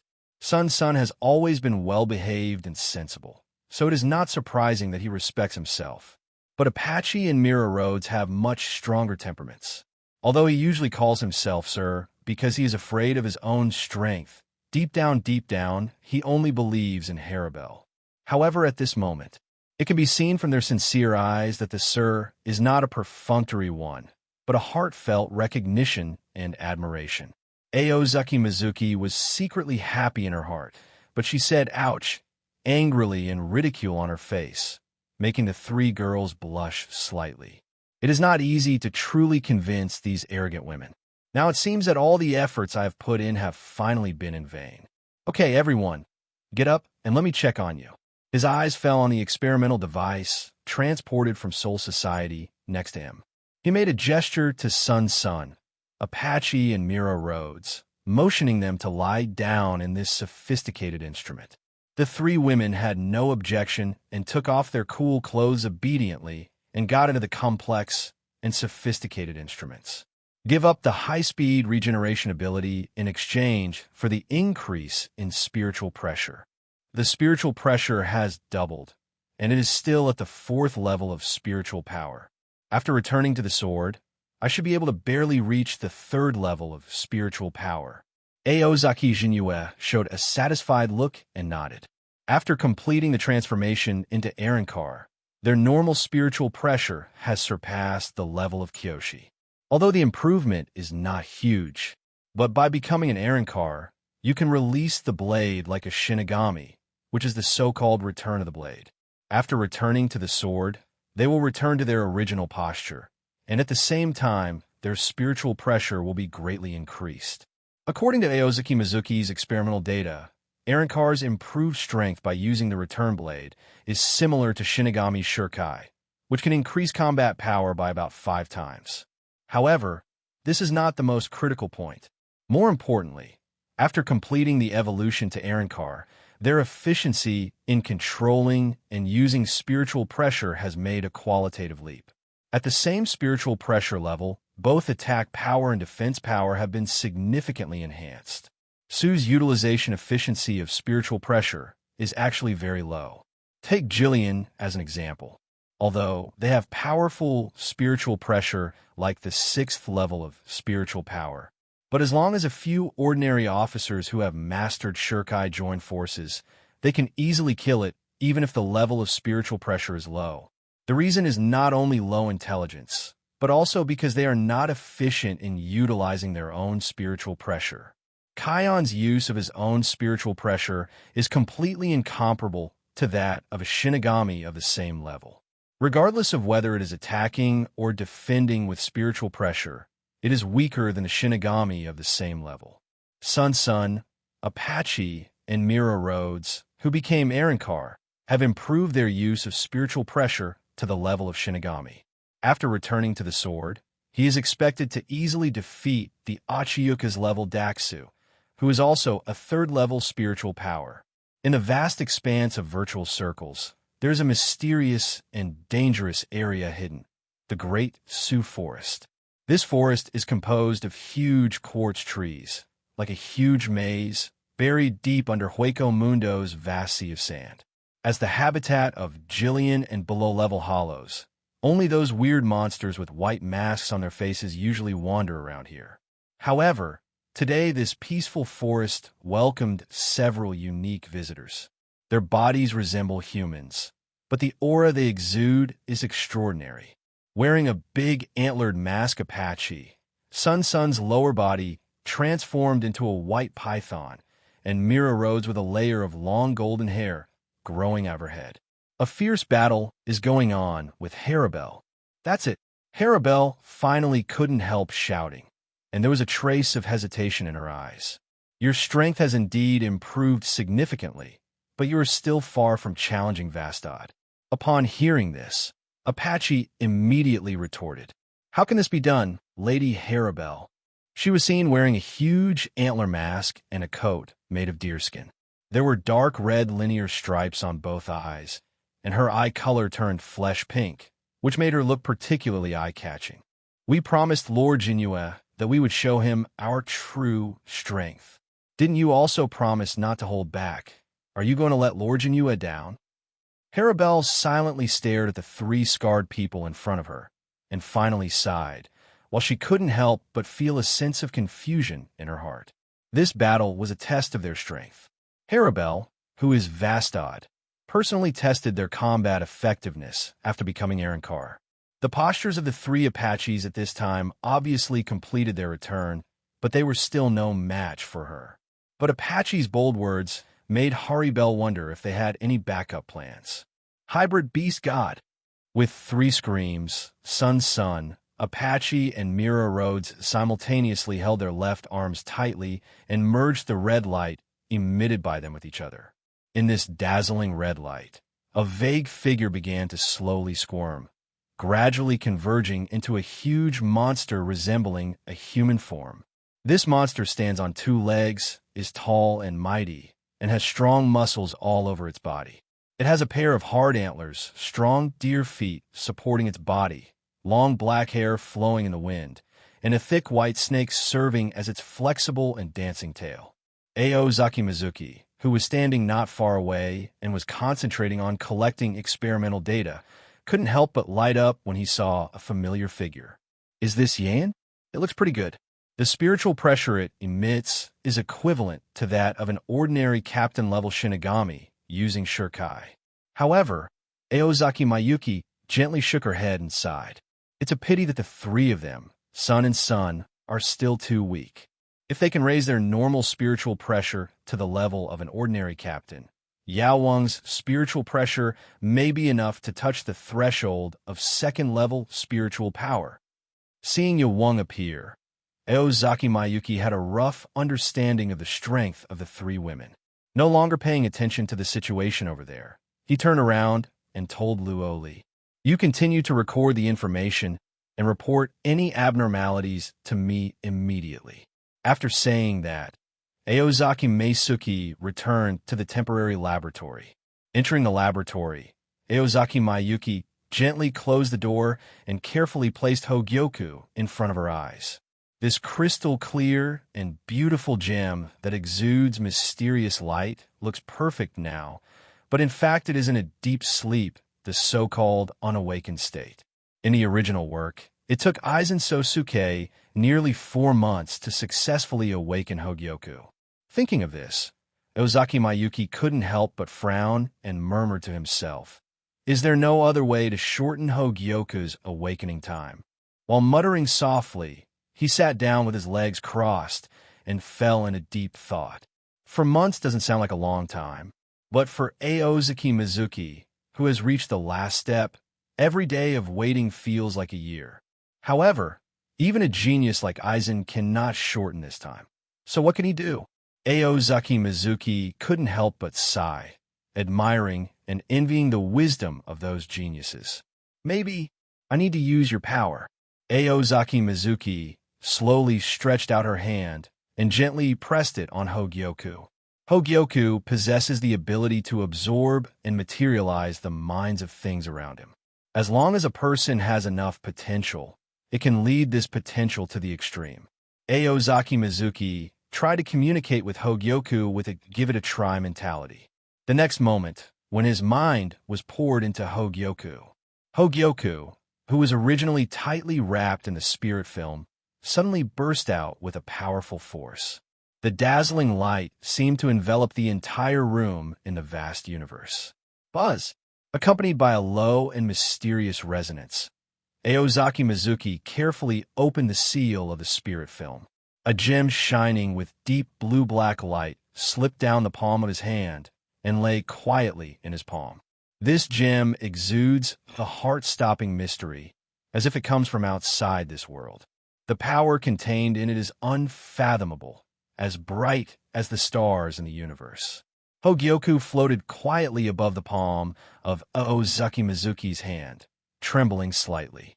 The astonishing energy it released was like a torrent, spreading violently in all directions. These energies are like countless tiny nerve endings, stretching out aimlessly by instinct, seeming to want to explore everything around them.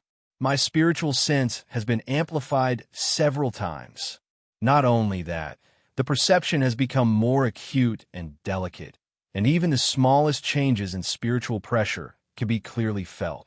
It seems that all the spiritual power in the world cannot escape my perception. Why was I given this ability? Is there something I need to find on my own? Aozaki Mizuki secretly marveled in her heart, staring at the humming Hogyoku in her hand, thoughtfully. He seemed to understand something, and slowly lifted Hogyoku up and then pressed it towards his exposed chest. However, unexpectedly, he did not feel any strange touch.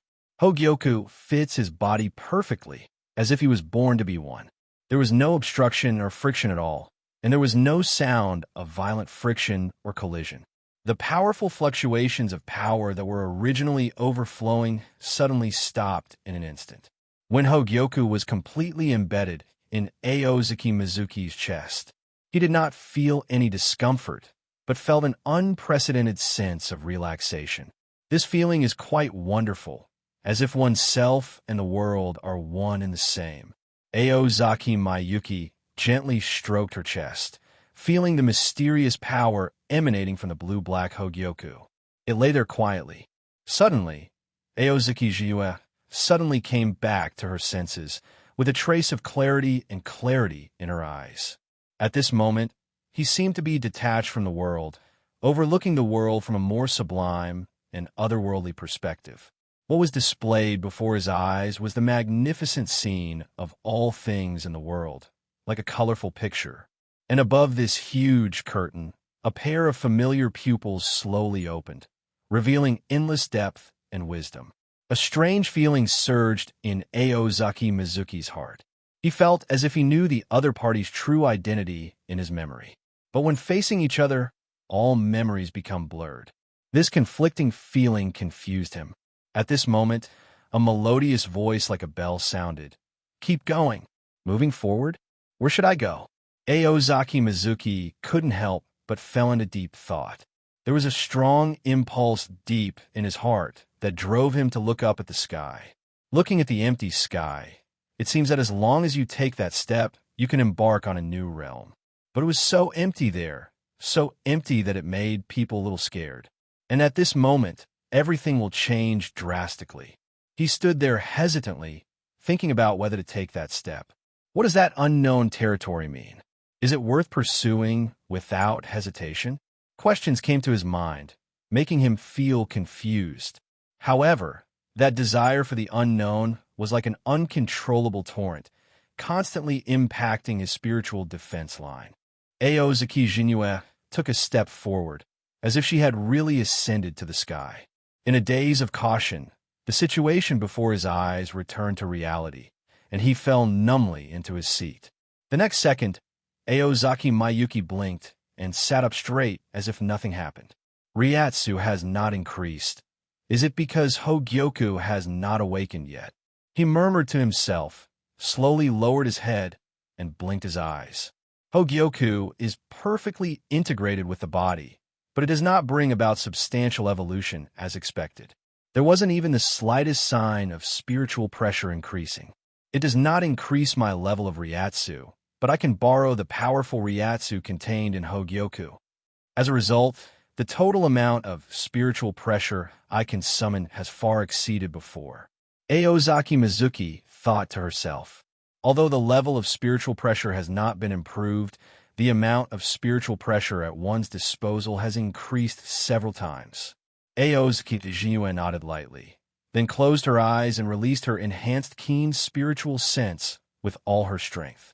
The range of his spiritual perception expanded rapidly until it covered 100 miles in radius. This vast area is roughly equivalent to 1/3 of the total area of Siriidi. If measured by modern standards, it is approximately equal to the entire Neon Kingdom. After a brief pause, Aozaki Jinue's figure suddenly turned into a shadow, flying towards the distant sky like a breeze. The strength test of the 3 grandchildren has ended long ago, and they're taking a rest. Among the many women, only Harabelle could vaguely see the back of Aozaki Mayuki fading away. Considering the possible dangers in Hueco Mundo, she originally wanted to catch up. But I soon realized that Aozaki Mizuki is amazingly fast. After chasing for a while, I found that it was definitely beyond my reach, so I had no choice but to give up the idea. "Where are you going, Master Zenzuki? Will you be in danger?" Harabelle felt a trace of worry in her heart, but knowing that she was not strong enough, she could only sigh secretly. "I only hope that I can break through the bottleneck and become Arankar as soon as possible, so that I can be qualified to stand next to that powerful adult and walk side by side with him." About half a day later, we were already quite far away from the temporary stronghold. In front of you is the endless mountain stone forest, with a gray light filling it.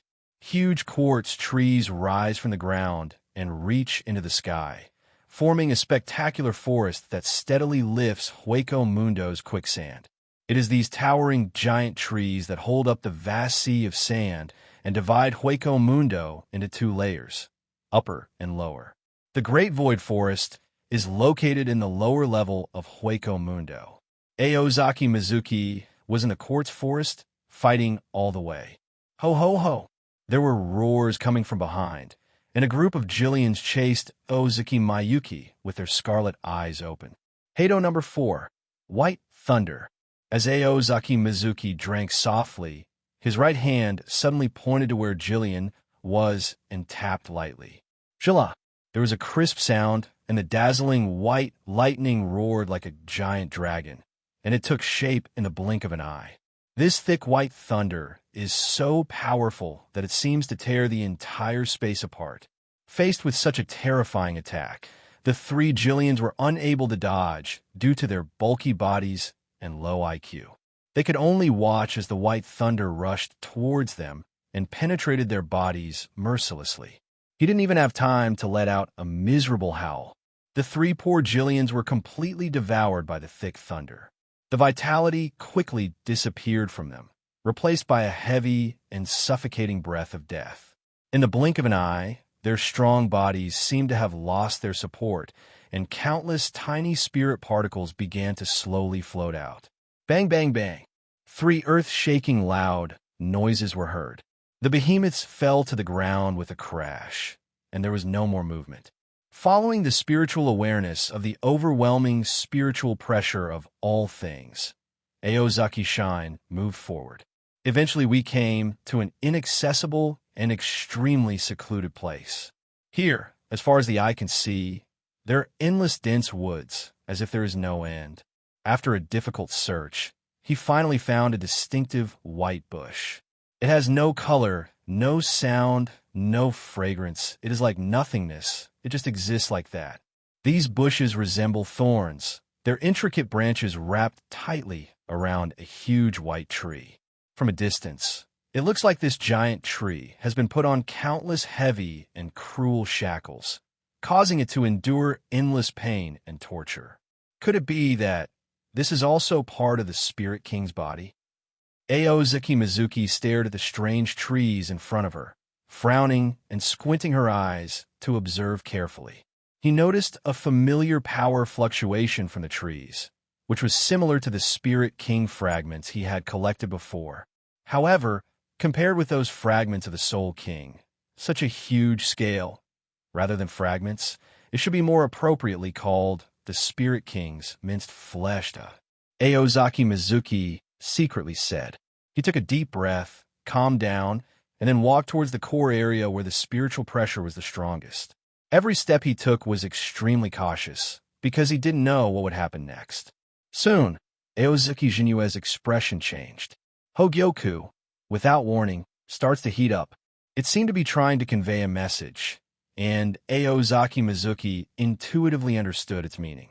The dense spiritual pressure, like a spider web, turned into countless slender threads, flowing out from the inside of Hogyoku and quickly connecting with the branches of the trees. This is what Hogyoku desires. It's strange. After Hogyoku was completed, it had no reaction to ordinary Soul King fragments. Why is it that now it has a desire for these weird meat chunks? Aozaki Mayuki clutched her chest tightly and murmured in a low voice with some confusion. But even though he was confused, he didn't stop Hogyoku. From his chest, spiritual pressure threads continued to flow out, spreading outward through the gaps between his fingers and continuing to establish contact with the trees. Affected by the spiritual pressure threads, the originally hard trees became extremely soft at this moment, dancing like flexible tentacles. The tops of the branches are connected to the spiritual pressure threads one after another, and then slowly gather in the direction of the threads. The huge tree, surrounded by numerous trees, suddenly burst into dazzling white light. It was only then that Aozaki Mizuki realized, as if waking up from a dream, that the dense bush in front of her was nothing more than rotten flesh growing on this big tree. What on earth is this? Is it really the flesh of the Spirit King? Or is it one of the Spirit King's internal organs? He stared at what was happening in front of him with his eyes widened in astonishment. Looking at the tree in front of him, Aozaki Miyuki's eyes were deep and focused, as if he was staring at the traces of time through the bark. He walked slowly to the root of the tree with light steps, feeling the power from the ground under his feet. Immediately afterwards, Eozaki Mayuki gently raised her hand and placed her palm close to the tree trunk. In an instant, a powerful wave of energy came out of his hand, which resonated strongly with Hogyoku. This kind of resonance swept over like a stormy wave, which made people shocked. The next moment, something shocking happened. The big tree started to tremble violently. The whole earth seemed to be shaking. The branches slowly drooped, and the originally half-dead white trees seemed to be given life at this moment, converging crazily towards the center. This huge tree seemed to suddenly wake up. However, it does not have life and thinking ability like ordinary creatures, but activates in a dead way. I saw a huge eye quietly opening on the thick trunk. The eyes were completely dark, with only the central pupil emitting a deep light, but they stared at Eozaki Mayuki lifelessly. Immediately afterwards, countless branches and bushes rushed towards Eozaki Mayuki like a raging tide. They seemed to want to hug him tightly. Faced with this sudden change, however, Eozaki Jinua's expression was extremely calm, like a pool of still water without any ripples. "Are you gone?" Eozaki Mizuki whispered softly, but after saying it, she felt a little unrealistic. Looking into those dull eyes, there was a hint of sadness in them. He sighed slightly, as if feeling sorry for it. Then, he opened his arms and let the branches and branches wrap around him like gentle tentacles. In Eozaki Mizuki's eyes as calm as lake water, the big tree and the surrounding bushes suddenly burst out with a dazzling bright light. In a blink of an eye, the whole sky seemed to be ignited and became extremely bright. The originally dark world was now completely submerged in endless white light. There are trees as white as snow in all directions. They gradually shrink and come together in an extremely slow and strange way, and are closely connected to each other without any flaws at all. A large amount of thick white mucus continuously flows out from those branches like trickles, converging into a warm ocean. Eozaki Mizuki felt like she was immersed in this warm ocean, and her body and mind were relaxed as never before. Gradually, a strong sense of tiredness came to his heart, and he closed his eyes involuntarily. That huge tree is like a kind mother. Its branches were like gentle fingers caressing Eozaki Mizuki's face, hugging him tightly into her arms, and gradually formed a huge white sphere. Eozaki Mizuki lay quietly in the ball, like a fetus returning to its mother's belly, sleeping very sweetly. However, in sharp contrast to the tranquility of Eozaki Mizuki, the big tree seemed to be suffering from unspeakable pain. The white sphere trembled slightly from time to time and made a low buzzing sound. Its size was also slowly getting smaller, as if it was slowly moving towards relief. Then, the surrounding Reiko began to gather rapidly, and the Ryatsu wall similar to the Reiko film that once enveloped Hogyoku lit up. The huge projects in the outside world seemed to have nothing to do with Eozaki Mizuki. He fell asleep like a baby and had a good dream. In his sleep, he vaguely saw the ordinary middle-aged man with magical eyes. It feels like you are above the clouds, surrounded by nothingness except for two parallel, white-as-snow steps extending to the sky. It was there that the two of them met unexpectedly. Eozaki Mizuki stepped onto the stairs, and halfway up the stairs, she looked up impatiently. I saw the middle-aged man wearing a plain white robe, spotless, walking slowly down the covered bridge above the dome. His superiority makes it hard to feel disgusted, and he stares at himself below in an attitude of overlooking all living beings. The whole body exudes a holy light, which makes people dare not look directly. Those deep eyes revealed a kindness that needed no words to express, and at the same time were mixed with indescribable fatigue. If there really are gods in this world, it should look like this. Eozaki Mayuki thought so. This man gave him an innate sense of majesty. He was born to be a god. Eozaki Mizuki. The middle-aged man slowly walked down for the top of the sky, softly calling Eozaki Mayuki's name. For some reason, Aozaki Meisuke felt a burst of joy in his heart, so he shouted out the middle-aged man's name without hesitation. Yahweh did not respond. He still walked down with a kind smile on his face, as if he was about to fall from the sky to the ground. He soon reached the bottom of the stairs, and if he took another step, he would fall into the mortal world. When he was about to take the next step, he suddenly stopped, then slowly turned around, looking up at Aozaki Mayuki, who was standing high up with a deep look. At this moment, Aozaki Mizuki, who was walking towards the high sky, also stopped his progress, turned slightly and lowered his head, and his eyes met with his below. The sun shines on their faces. The sun over there. Is it the setting sun that hangs on the horizon when the sun sets? Or is it the light of the rising sun that has just risen at dawn? Aozaki Mizuki has no way of knowing, because the sun just hangs in the sky, neither rising nor setting. The afterglow of the setting sun seemed to put a layer of golden gauze on Yahweh's face. The rising sun illuminates the figure of Aozaki shining brightly and dazzlingly. "Won't you come with me?" Aozaki Mayuki asked softly. At this moment, the rising sun happened to shine on the face of Yahweh, making it particularly bright. Yahweh was stunned for a moment, with a rare look of surprise on his face, but then he smiled and shook his head. "Don't be afraid. This road is wide, and you won't be alone." Yahweh's voice was very soft, but it clearly reached Aozaki Mayuki's ears. After saying these words, Yahweh turned around slowly and left, his figure gradually disappearing into the vast sea of clouds. Aozaki Mizuki stood there blankly, motionless like a sculpture. He subconsciously touched his chest, seeming to feel the hot heartbeat coming from there. The whole world suddenly became extremely quiet. The sun shines like gold on the corridor, casting a layer of brilliant and colorful light, making Aozaki Mizuki feel like she is in a fairyland shrouded in clouds and mist. After a long time, Aozaki Mizuki came back to his senses as if waking up from a dream. He slowly put down his raised hand, then stepped onto the steps, walking up one step at a time. A faint smile appeared on the corner of his mouth, without looking back.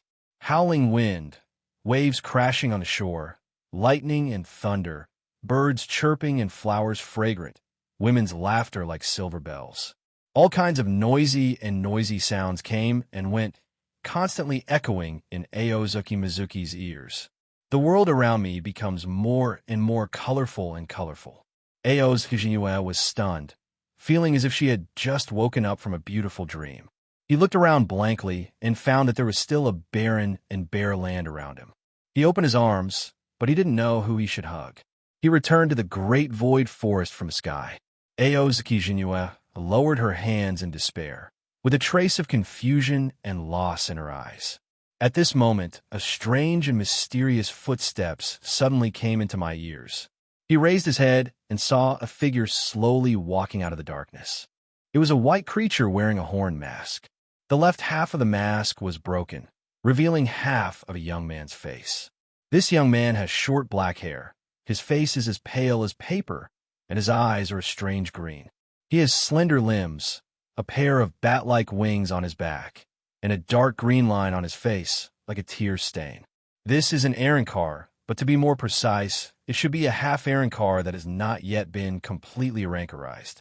He looked blankly at the man who was embracing the whole world, remained silent, and then walked towards the man with slow steps. The man in front of him seemed to have a strange attraction to him. Aozaki Mizuki temporarily put aside her love for this world, walked up to Aaronkar, and looked up and down carefully. Based on the other party's very distinctive appearance, I have already made some guesses about the identity of the visitor. "Was ta?"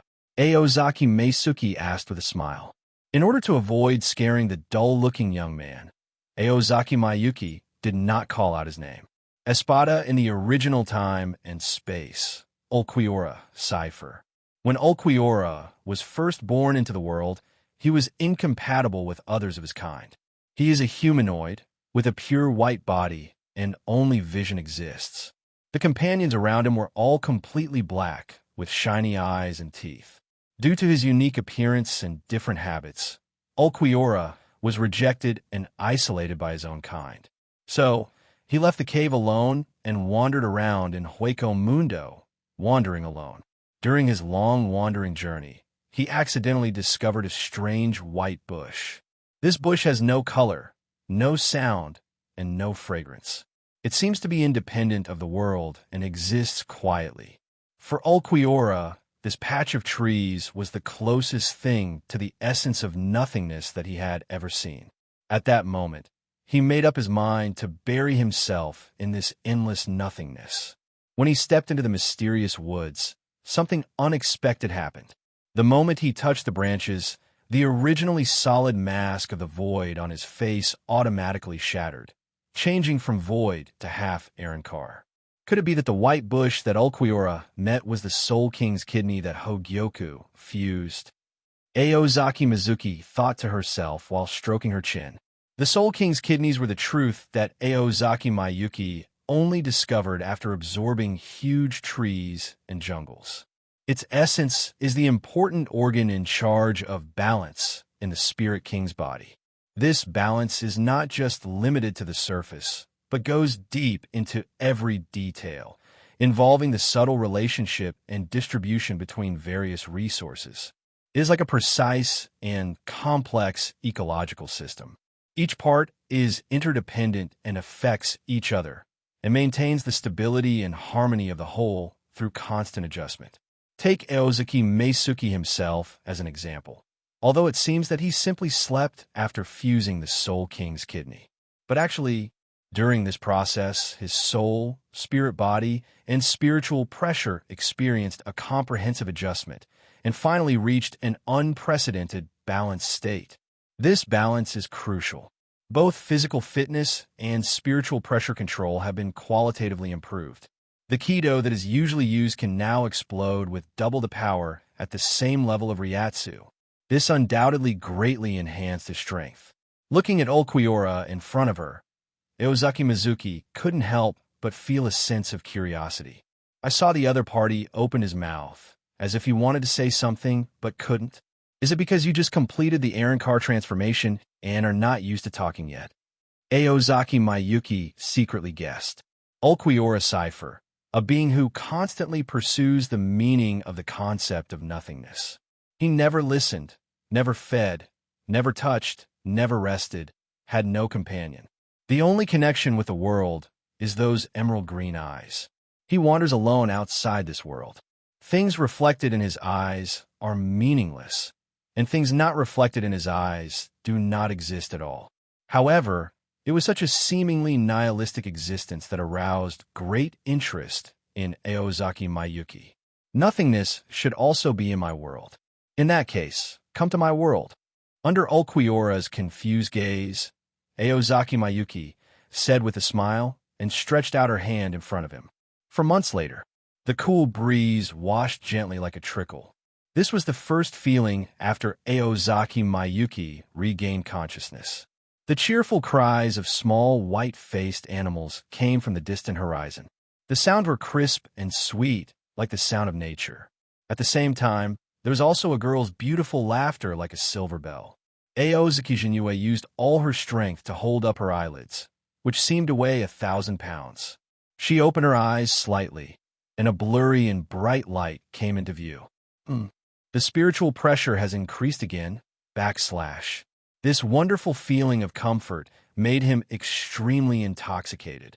Due to being in a deep sleep state for a long time, Aozaki Mizuki's consciousness became somewhat blurred.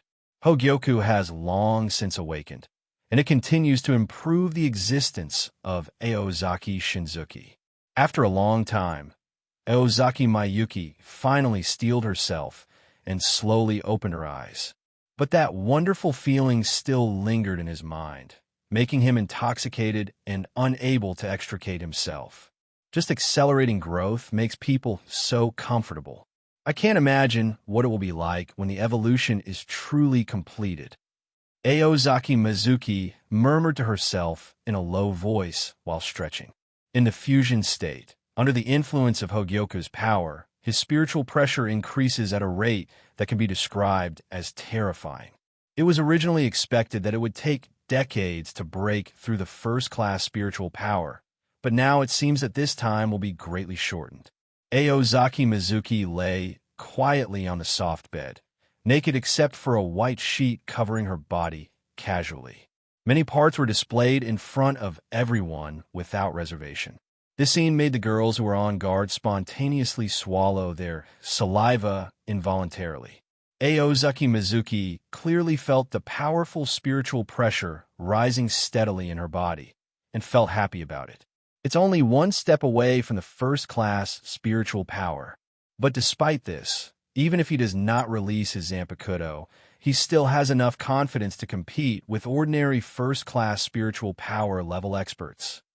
Master Jinue, are you awake? Seeing how happy you are, could it be that you had a sweet dream? Suddenly, a soft and melodious female voice came into my ears. Aozaki Jinue's face was filled with a happy smile, and she slowly turned her head to look. Wherever he looked, a bone mask with clear outlines and a mysterious aura appeared in front of him. Under the mask, her medium-length golden hair was neatly combed into 3 braids, and her emerald green eyes, as bright as gems, showed full of care. How can you not feel happy when you just wake up and see such a beautiful face? Aozaki Mizuki stared at the slightly tired Harabelle, who had obviously been waiting here for a long time. The corners of her mouth raised involuntarily, and she chuckled softly. Harabelle looked a little uncomfortable. She turned her head slightly to avoid Aozaki Mayuki's gaze, and at the same time involuntarily reached out to touch the mask on her face, showing a trace of loneliness and sadness. Aozaki Mayuki cast her gaze behind her. Sun, Apache, and Mira Rhodes were seen quietly walking out of the room, and then sneaking their heads in through the edge of the doorframe. Harabelle was silent for a while, trying to adjust her emotions, and asked softly, Master Jinue, you have been sleeping for so long this time. Is there really nothing wrong with your health? There was worry in her eyebrows. Sleeping for a long time is not a good thing in this dangerous Hueco Mundo. Aozaki Mayuki replied with a smile. I feel much better after seeing you, Harabelle. However, before she finished speaking, Harabelle quickly lowered her head. Master Jinue, you finally woke up. Almost at the same moment, half of a rather handsome face suddenly appeared from the side, and a palm as white as snow gently landed on Aozaki Mayuki's forehead. He said calmly, the body temperature has gradually returned to normal, and it seems that everything is fine. Not only that, the spiritual pressure is rising, and the spirit body is also... Aozaki Mizuki and Harabelle looked at Ulquiorra, who was reporting the information seriously with helpless expressions on their faces. Ulquiorra? Finally, Aozaki Mizuki couldn't help but speak, interrupting Ulquiorra's eloquent report. Ulquiorra was stunned for a moment, then quickly regained his composure, put his face close to Aozaki Mayuki with a calm expression, and asked calmly, What's the matter, Lord Shinzuki? Are you feeling uncomfortable somewhere? Facing his unruffled face, Aozaki Mizuki couldn't help but feel doubtful. Does this handsome man, who keeps calling himself my lord, really care about his own situation? Perhaps he was just responsible for checking his own body from a purely rational point of view. Ulquiorra continued, If you feel any discomfort, you can tell me. I asked Luo Li and Minori to come over. I have just started to come into contact with the devices here. I may not be proficient enough in using them. Aozaki Mizuki said straightforwardly, Can you please go out first? I want to be alone with Harabelle. But Master Jinue once said that this is a necessary procedure. Am I disturbing you? Ulquiorra's face, which was originally as emotionless as a sculpture, showed a rare look of humanity. He frowned slightly, with some confusion in his eyes, as if he had doubts about whether he was causing trouble to others. After thinking for a long time, he sighed. It seems that I really can't understand why acting according to Aozaki Mayuki's instructions is considered an act of interference. Seeing this, Aozaki Jinue and Harabelle couldn't help but feel speechless. This kid is really unaware of the changes in the surrounding atmosphere.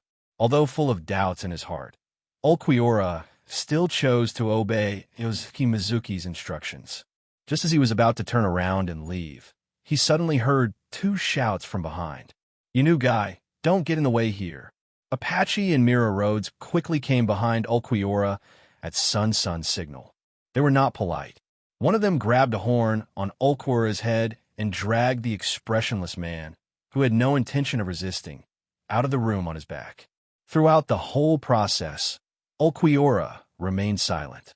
Neither made any protest or begging for mercy, nor made any struggling movements, nor did they use force to resist them.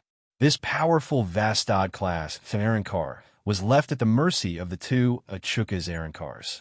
It looks like a large human sculpture, staring blankly at the ceiling.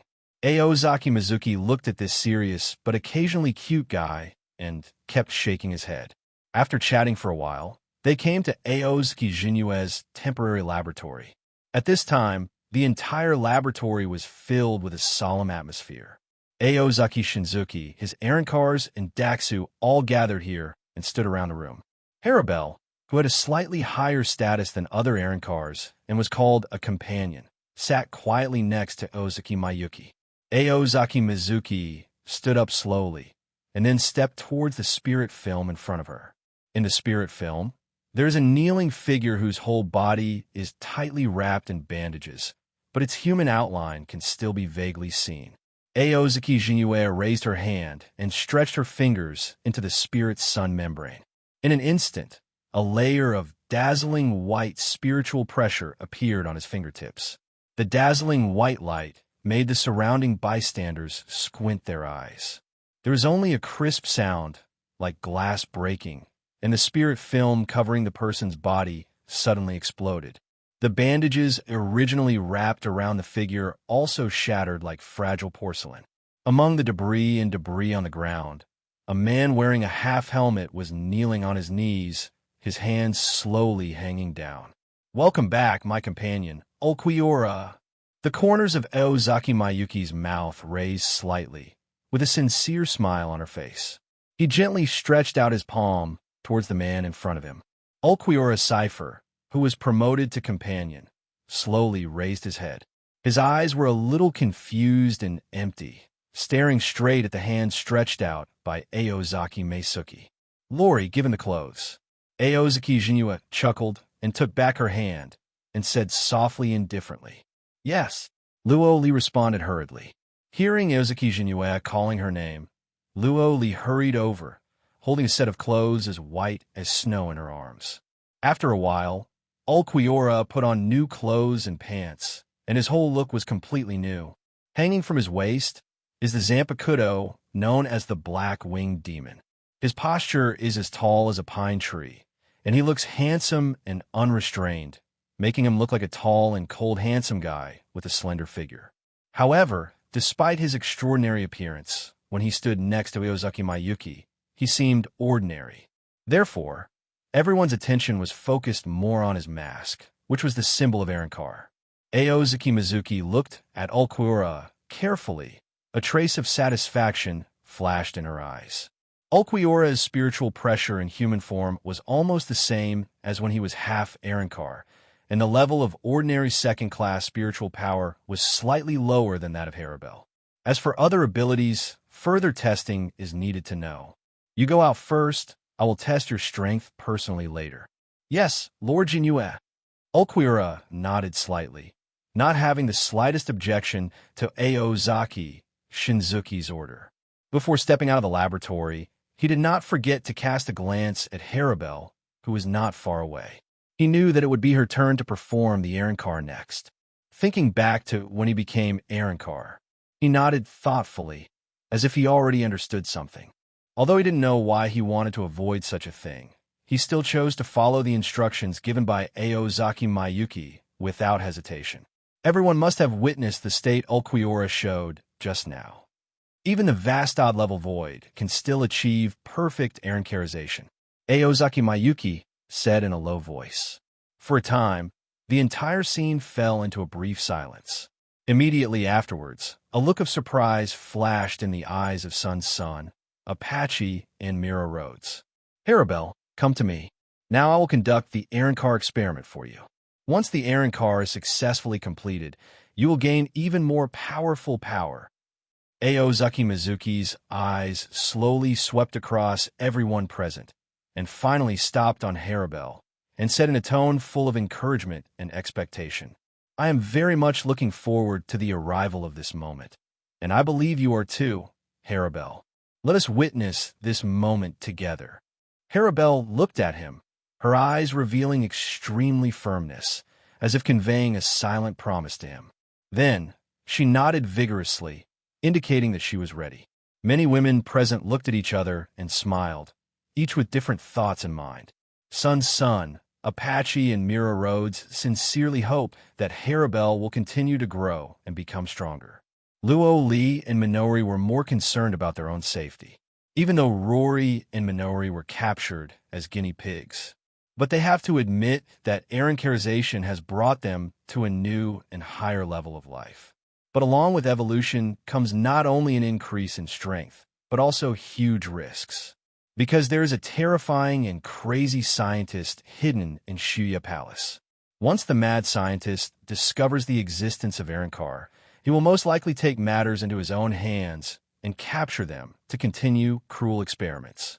According to Harabel, this mad scientist is not only cruel in his methods, but also one of the most powerful hollows at the top of Astad, and his strength is unfathomable. They all know in their hearts that Aozaki Meisuki will not stay in Hueco Mundo for a long time. He often goes out and often cannot be found. This makes them appear helpless and frightened when facing potential threats. Harabel has now become their eldest sister. If Harabel can successfully achieve Aaron-Carization, their safety will be reliably guaranteed even after Aozaki Mizuki leaves. However, Harabel did not smile. She lowered her head and gently touched her chest, feeling the accelerated heartbeat coming from there. During the process of Aaron-Carization, I will use a special white cloth to wrap your body and arrange a layer of spirit membrane around it to stabilize your own spirit while preventing external spirit particles from interfering with your evolution. Cause interference. Aozaki Mizuki explained in detail, and then said in a joking tone, "I wonder if you are afraid of the dark. If you are, don't worry, I will always be by your side. Bring it on." Harabel seemed to have already made up her mind, and without any hesitation, she immediately held her breath and waited with all her heart. Let Aozaki Mizuki play with her body. Strips of white cloth woven from special spirit seeds circled around her body like agile snakes, wrapping her tightly. The top of the laboratory began to glow, and the spherical device stimulated and scattered several spiritual rays. A polygonal barrier like transparent glass is formed around her to isolate the outside world. Feeling the Hogyoku on her chest, Aozaki Mizuki stretched out her finger to Harabel's forehead, and then the same light as Ulquiorra's Aaron Carr, transformation bloomed. Today's Hueco Mundo seems particularly unusual compared to the past. The bright moon casts a soft light. The white sand is as soft as silk. The little virtual beings are running around in the underground woods, and the gentle breeze is blowing slowly. All this forms a unique and mysterious picture. However, the most eye-catching thing is undoubtedly the woman named Harabel in front of him. Her beauty was so stunning that it could be said that Aozaki Mizuki couldn't bear to look away. "Harabel, let me help you."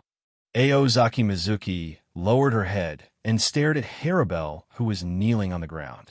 His eyes fell on the heart tightly wrapped by the broken mask of the void, and his expression became a little weird. As the top being of Hueco Mundo, the Vastad class Great Hollow, Harabel herself exudes a noble temperament like a queen, which makes people feel awe. But at this moment, she was kneeling on the ground naked. Her original majesty disappeared, replaced by a feeling of misery and brokenness like a queen of subjugated country. This scene made Aozaki Mayuki furious, and there was an urge to bully her severely. His eyes couldn't help but move to the empty hole in Harabel's lower abdomen. Aozaki Mizuki gently stretched out her arm and put her hand on Harabel's shoulder, and a warm and powerful feeling was conveyed to her. Harabelle couldn't help but tremble. She felt the fiery breath coming from Ozaki Mayuki, as if it was going to melt her. The huge mass covers half of his face to his chest, and the expression on his face cannot be seen. But a blush instantly appeared on her ears, and her heartbeat involuntarily accelerated, making people understand her state of mind at this time. When she was a hollow, Harabelle didn't pay much attention to the appearance of this Shinigami. But now I suddenly realized that this man's appearance was unexpectedly attractive. She shook her head slightly. No, in fact, when she was Sue, she also thought this man was very good-looking. Looking back now after becoming Arankar, I find that his charm seems to be even greater than before. Her eyes were deeply attracted, and she could not move away even a little bit. She stared quietly, swallowing a mouthful of saliva unconsciously in her throat. The many female Arankars around them looked at the two of them with surprise, and seemed not surprised by the scene in front of them. They had also gone through a similar stage. When they first became Arankar, they had the same feelings as Harabelle. Even deep down in their hearts, the violent nature of Sue makes them feel uneasy and want to overthrow Aozuki Mayuki. Fortunately, after becoming Arankar, they regained their human sanity and were able to barely suppress the primitive impulses inspired by desire. Despite this impulse still exists somewhere in the bottom of my heart, but it is just covered up by reason. Aozaki Mizuki doesn't know their true inner thoughts. If he knew, he would definitely sincerely hope that the girls could be happy and would not let them suppress their emotions so hard. Get up, there are tests waiting for us next. Aozaki Mayuki let out a long sigh. He slowly helped up the queen who would rule Hueco Mundo in the future. A trace of helplessness and regret flashed in his eyes, and he was a little disappointed that he could not do more. I have to say, Harabelle is really like a queen. Let's just oust that old man from Bale Gang and let you become the new king of Hueco Mundo. Aozaki Mayuki raised the corners of her mouth and smiled softly. He carefully put on a white crop top and trousers for the blonde beauty in front of him, and said jokingly.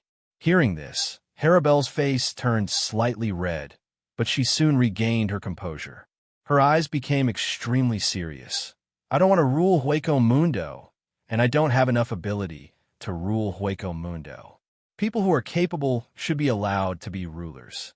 As she spoke, there was still a faint blush on her ears, as if she was still immersed in the intimate contact just now. Recalling their first encounter more than half a year ago, Harabelle couldn't help but feel an indescribable emotion in her heart. At that time, as a top Daxu at the Vastad level, she would never have thought that she would have a crush on a Shinigami. This feeling was unfamiliar and new to her, and it made her feel confused. However, fate is so wonderful. Although her heart is full of contradictions and struggles, Harabelle still can't get rid of the feelings from the bottom of her heart. During this period of time, Aozaki Jinue has almost made no secret of her feelings. You know, she hadn't become Arankar at that time, and Vastad looked similar to a human being, but was still virtual in nature. But as a Shinigami, this man really doesn't care at all. Over the past 6 months, the relationship between her and Aozaki Mayuki has become closer, and everyone often recalls the thrilling battle scenes. Every time she recalls it, she will be filled with fear. In that fierce battle, she almost lost her good sister forever. Even her own life was almost lost in that vast desert. Looking back now, all the things I have experienced in the past 6 months are like a ridiculous dream. It makes people feel dizzy and incredible. Not only did he survive, he also evolved in an Arankar, gaining even more power to protect his sisters. It's like a dream. At this moment, Harabelle's mood became increasingly complicated. In this chaotic world, she doesn't know what the future will look like. I can only pray silently that those battles that were always accompanied by sacrifices in the past will never happen again, and that this kind of plain and happy life can continue forever. And when Harabelle was fully dressed, Aozaki Mizuki carefully supported her, stood up slowly, and then asked softly, "Do you want to test your strength now, or wait until you have the opportunity to try again later?" He has abundant spiritual power and stable breath. But why did he look so weak? Ulquiorra hasn't behaved like this since she became Arankar. Is it because she gave up high-speed regeneration? Aozaki Mizuki is puzzled. But seeing that the beauty in his arms seemed to have some difficulty even standing up, he couldn't help but feel pity and pity at the same time. So he continued to persuade. Judging from your current situation, you should probably rest for a while and wait for your body to recover before making any plans. We still have a long time, so there is no need to rush. However, Harabelle shook her head firmly and expressed a refusal. No, just today. Before she finished speaking, she suddenly shook her shoulders vigorously and straightened her body with a chong sound. The movement was so fast that Aozaki Mayuki could not help but be stunned. I have to say that this woman is quite strong, but the change shouldn't be so big. She's such a simple girl, so scheming. Aozaki Mayuki curled her lips helplessly, and the corners of her mouth twitched. Then he turned to Luo Li beside him, nodded, and ordered. In that case, Rory, go, and notify Ulquiorra and ask him to come to the ground as well. The Hueco Mundo first martial arts tournament has officially begun. With the deafening sound of the gong and Luo Li's clear and loud announcement, many Arankars consciously stepped aside and vacated a large and wide field. In the open field, the refreshing and pleasant breeze gently blew the white and soft sandy beach, as if bringing a coolness to the tense and intense atmosphere. Aozaki Meisuki, Ulquiorra, and Harabelle were standing more than 10 meters apart, facing each other from a distance. Harabelle asked in a low and serious tone, "Lord Jinhua, have you really decided to fight against both of us at the same time?"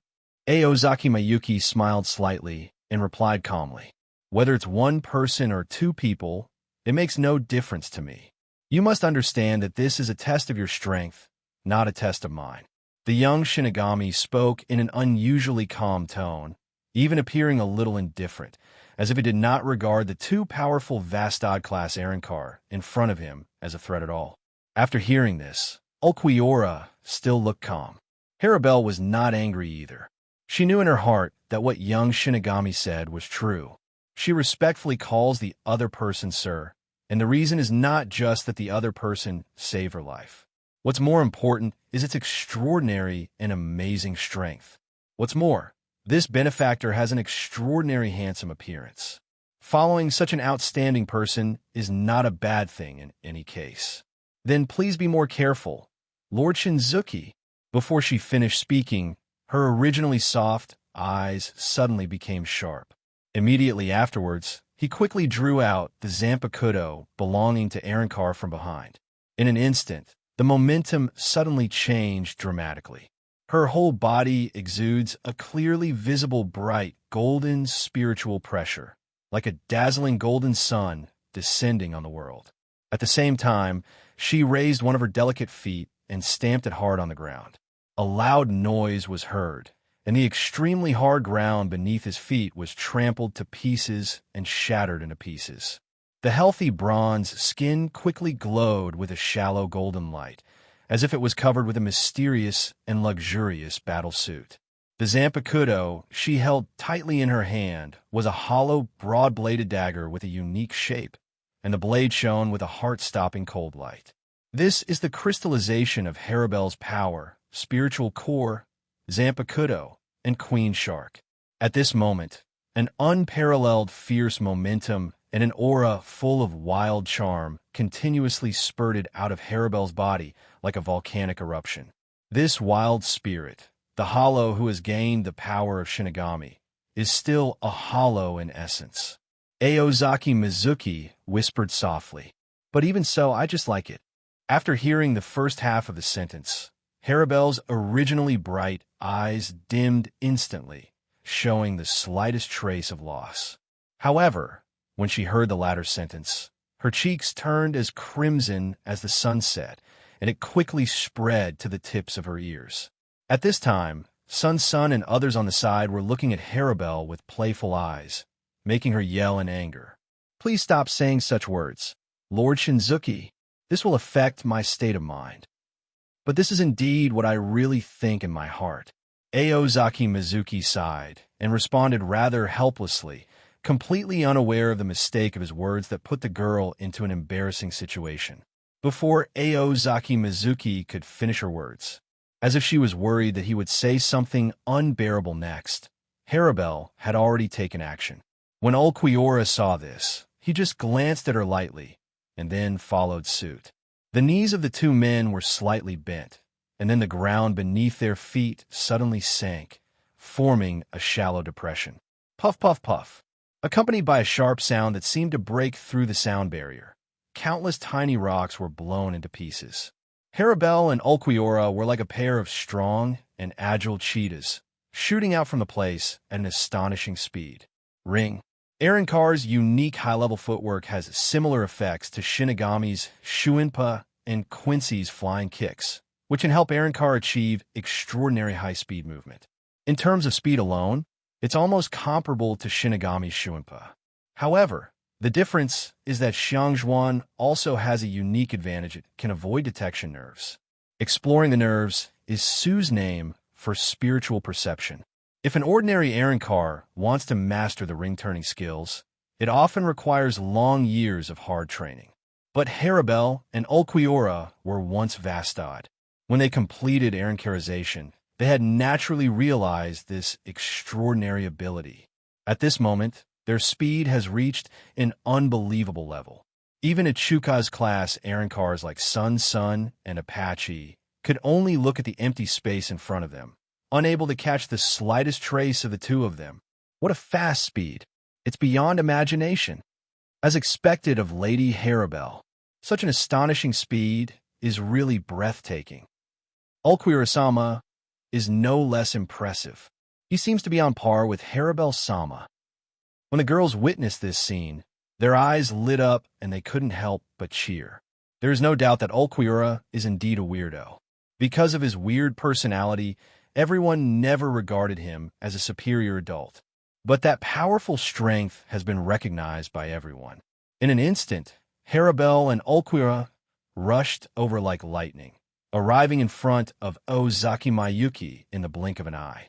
The sharp blade, flashing with cold light, was raised high above his head, cutting through the void, and struck the young Shinigami's chest with unparalleled momentum. Stab! The expected scene of blood splattering and bones and flesh flying everywhere did not appear, but there was a sharp and harsh sound of metal friction. Steel skin. Harabel made a startled sound. Her pupils suddenly shrank to the size of a pinhead, and her face was full of astonishment. Even Ulquiorra, who had always been cold and calm, looked a little surprised at this moment.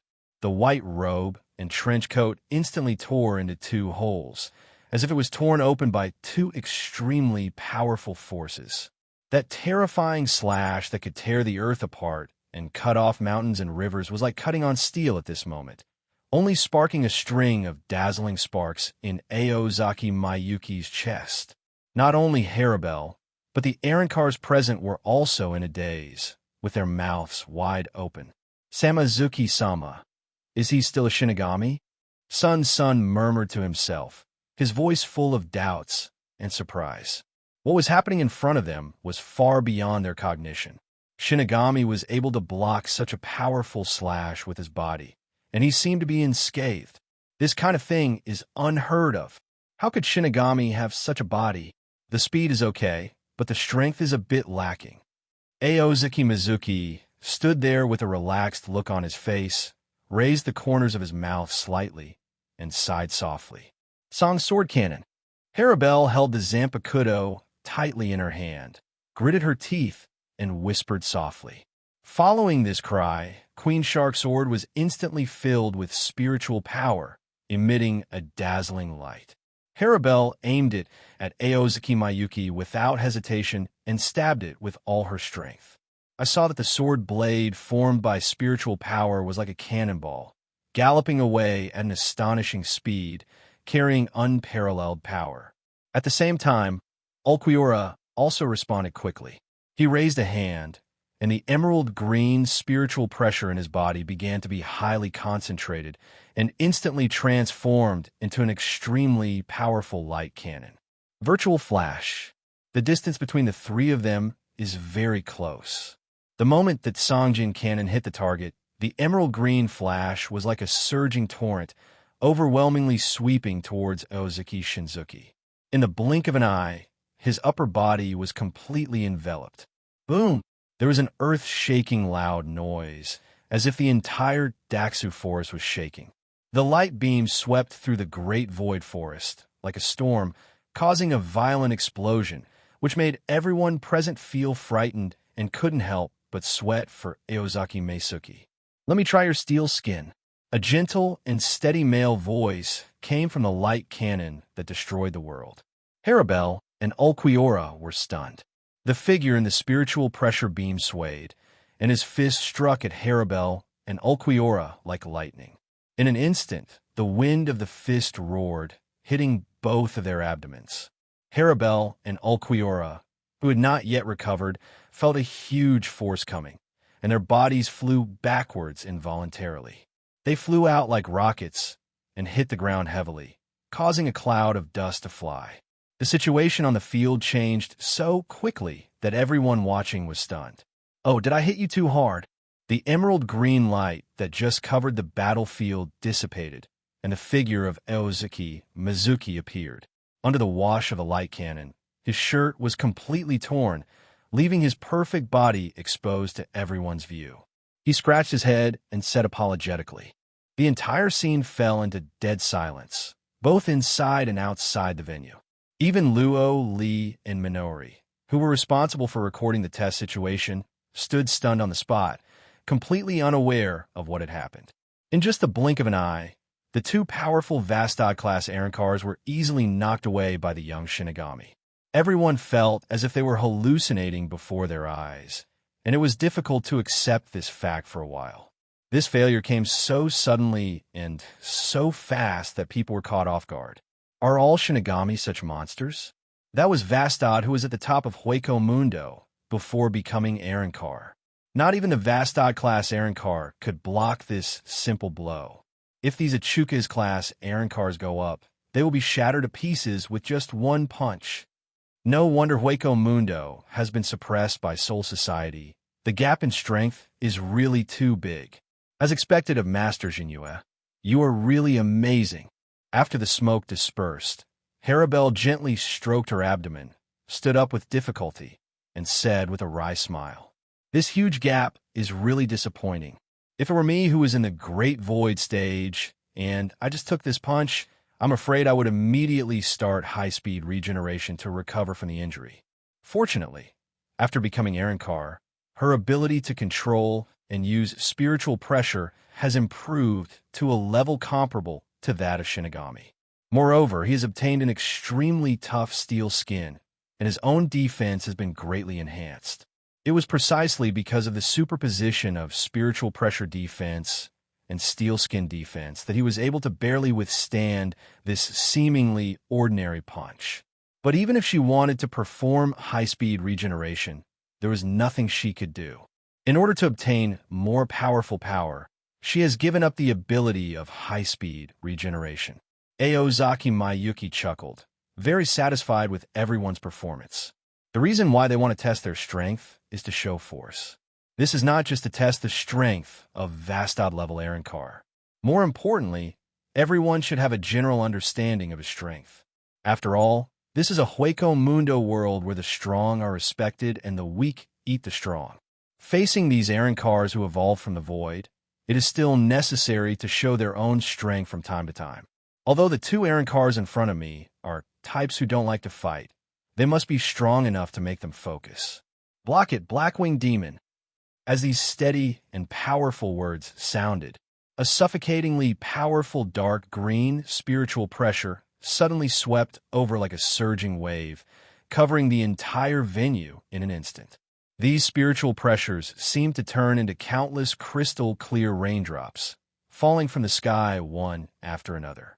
Harabel turned around in shock, her eyes fixed on Ulquiorra behind her. At this time, he has undergone earth-shaking changes. Wearing a double-horn helmet, his original short hair has grown longer, and the deep tear stains on his face have become more obvious.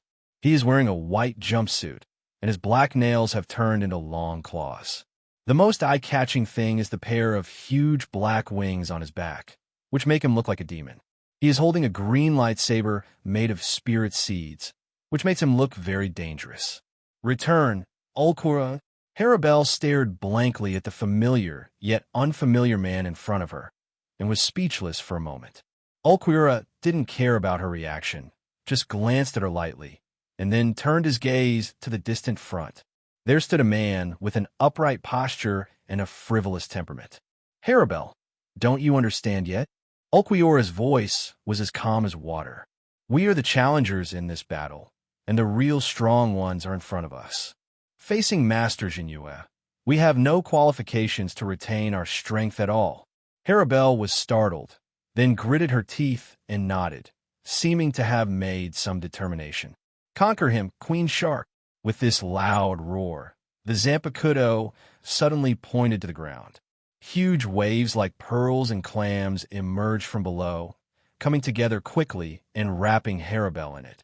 When the huge waves gradually dissipated, people were surprised to find that the short sword in Harabel's hand had turned into a giant sword in the shape of shark gills, emitting a heart-stopping cold light. Only part of the mask on her face remained on her neck and chest. A beautiful face is fully revealed, and dark blue lightning-shaped facial lines appear on both cheeks. Wearing a swimsuit-like armor in the style of a short skirt, it perfectly outlines her graceful figure. Ulquiora's legs were slightly bent, like a tight bowstring, ready to be ejected at any time. His figure suddenly jumped up and rushed into the air like a cannonball. The right hand holding the long sword suddenly moved forward. The extremely sharp lightsaber flashing with cold light rushed towards Aozuki Mizuki's chest at alarming speed, as if it was going to tear the entire space apart. In the air, a heart-stopping green trail was left. Stab! With a crisp sound, the top of the lightsaber that hit the real thing instantly burst out with dazzling light. However, what surprised everyone was that in the face of this fatal blow, Aozuki Zenzuki just stretched out his palm lightly. Ulquiora's pupils shrank suddenly, and there was an indescribable shock in his heart. Others present were even more stunned and couldn't believe what was happening in front of them. You have good strength, Xiaowu. Aozaki Mayuki raised the corners of her mouth slightly and said softly. He held the top of the lightsaber that Ulquiora was thrusting at and placed his left hand casually on the hilt behind the shirkai. Then he slowly raised his head and stared at the other person with a condescending look. But it's not enough. If you only have this kind of strength, it's impossible to defeat me. But don't worry, I won't destroy your head or internal organs. It'll just hurt a little. Hearing this, Ulquiora couldn't help but be stunned. After being transformed into Arenkar, he did not lose the ability of high-speed regeneration. Only his brain and internal organs are the key parts that cannot be regenerated. And Aozaki Mizuki's words just now clearly saw through this. Aozaki Mizuki suddenly reached out and grabbed Ulquiora's arm with a clean movement. At this moment, Harabel appeared quietly not far from him like a ghost. Broken waterfall. A loud shout suddenly sounded, as if to remind him intentionally. I saw Harabel raising the huge shark-pattern sword. The shark gill-like texture on the sword spurted out a huge, surging water column, sweeping towards him like a rushing waterfall. Ulquiora's expression suddenly changed. Before he could react in any way, he felt his eyes suddenly go black, and the whole world began to spin crazily, and the world seemed to be turned upside down at this moment. The next second, he was like a rag doll at the mercy of others, being easily picked up by Aozaki Mayuki and thrown out violently, under such amazing throwing force. Ulquiora's body flew rapidly through the air like an arrow, flying a distance of more than 10 meters. In the end, it was like a cannonball that hit hard on the thick water column released by Harabel. The water column that was originally menacing and like a dragon suddenly became chaotic after suffering this sudden impact. It lost its original impact and exploded suddenly, turning into countless tiny water droplets and splashing in all directions. Ulquiora's body forcibly passed through the water column and was deeply embedded in the hard quartz tree more than 100 meters away. A trace of blood slowly flowed from the corner of his mouth.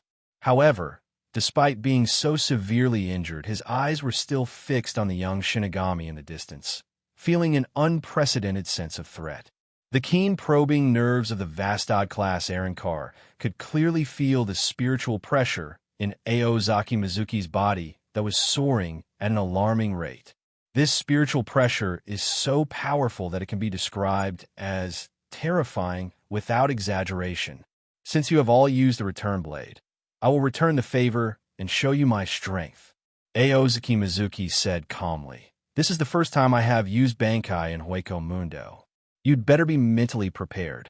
Hearing this, Ulquiorra and Haribel were both stunned. They have already understood the meaning of Bankai from Aozaki Mayuki's mouth. It is the highest skill that surpasses Shurkai and Shinigami all aspire to. Shurkai is so strong. How far should Bankai reach? Aozaki Mizuki, Yun Danfeng, gently stretched out her hand to hold Yongjin Senra at her waist. He moved like an elegant and noble knight, pointing the weapon in his hand steadily to the direction of the two people in front of him. Bankai, Yongjin Sunluo Mujian. The moment he softly uttered these words, a scene that made everyone shudder suddenly appeared in front of everyone.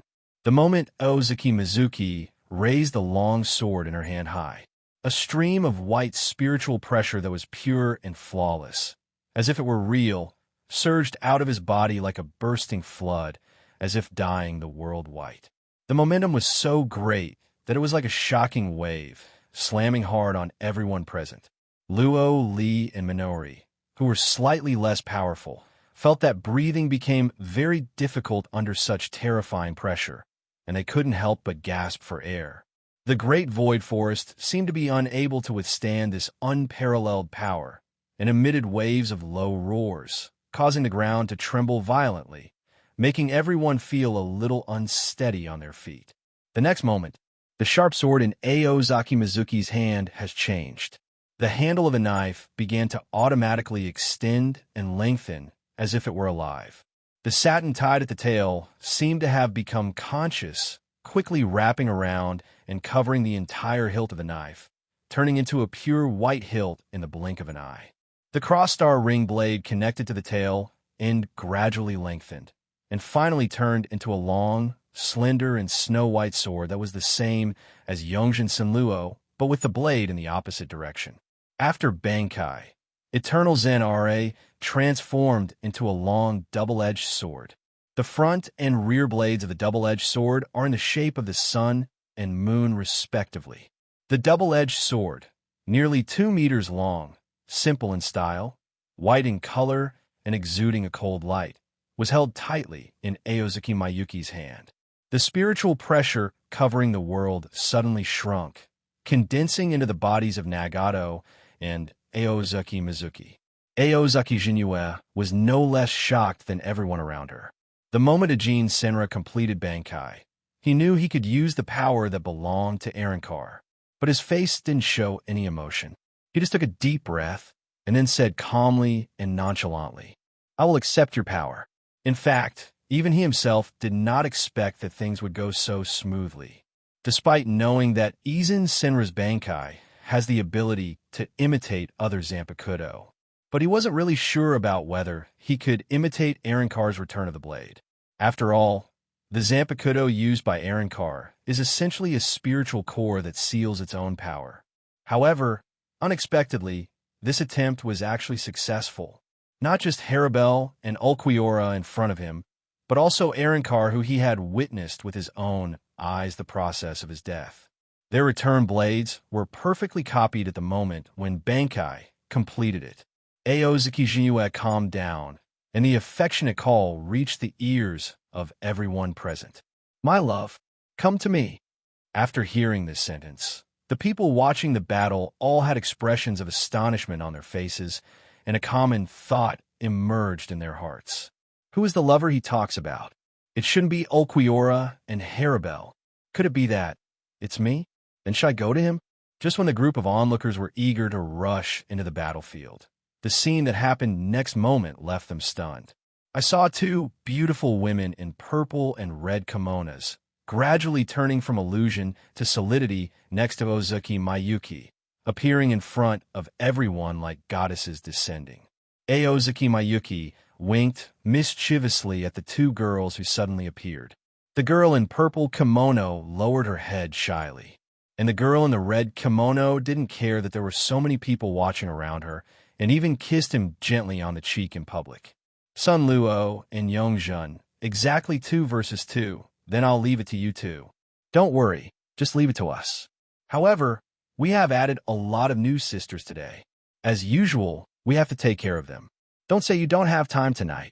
Yongjun was wearing a bright red kimono, stretched out her hand to make an okay gesture, and spoke without caring about Sun Luo, who was already blushing and shy, standing aside. Aozaki Mizuki nodded helplessly, and then let out a long sigh. Alas, this practice is really harmful to the body. It would be better to abolish it as soon as possible. But you can't treat the new sisters favorably. That's all. Let me suffer a little loss today. Seeing Aozuki Jinyue, who was so good despite getting a bargain, Yongjun was not angry.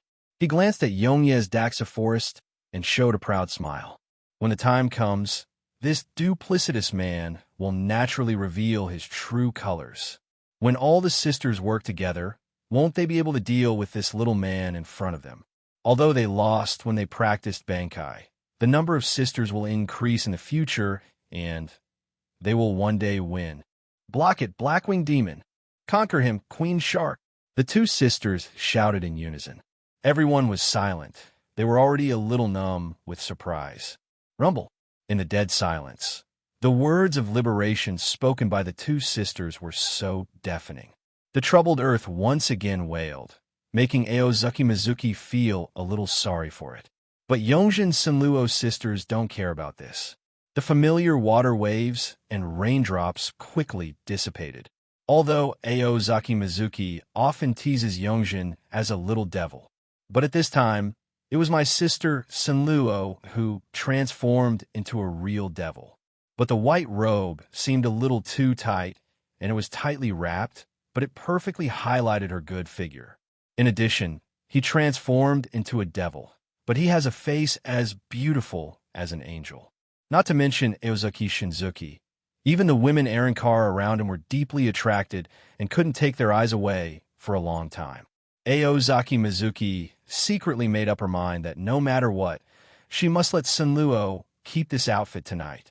However, among everyone present, only Ulquiorra was like a lump of wood that could not understand the charm, and showed no reaction to the beauty in front of him.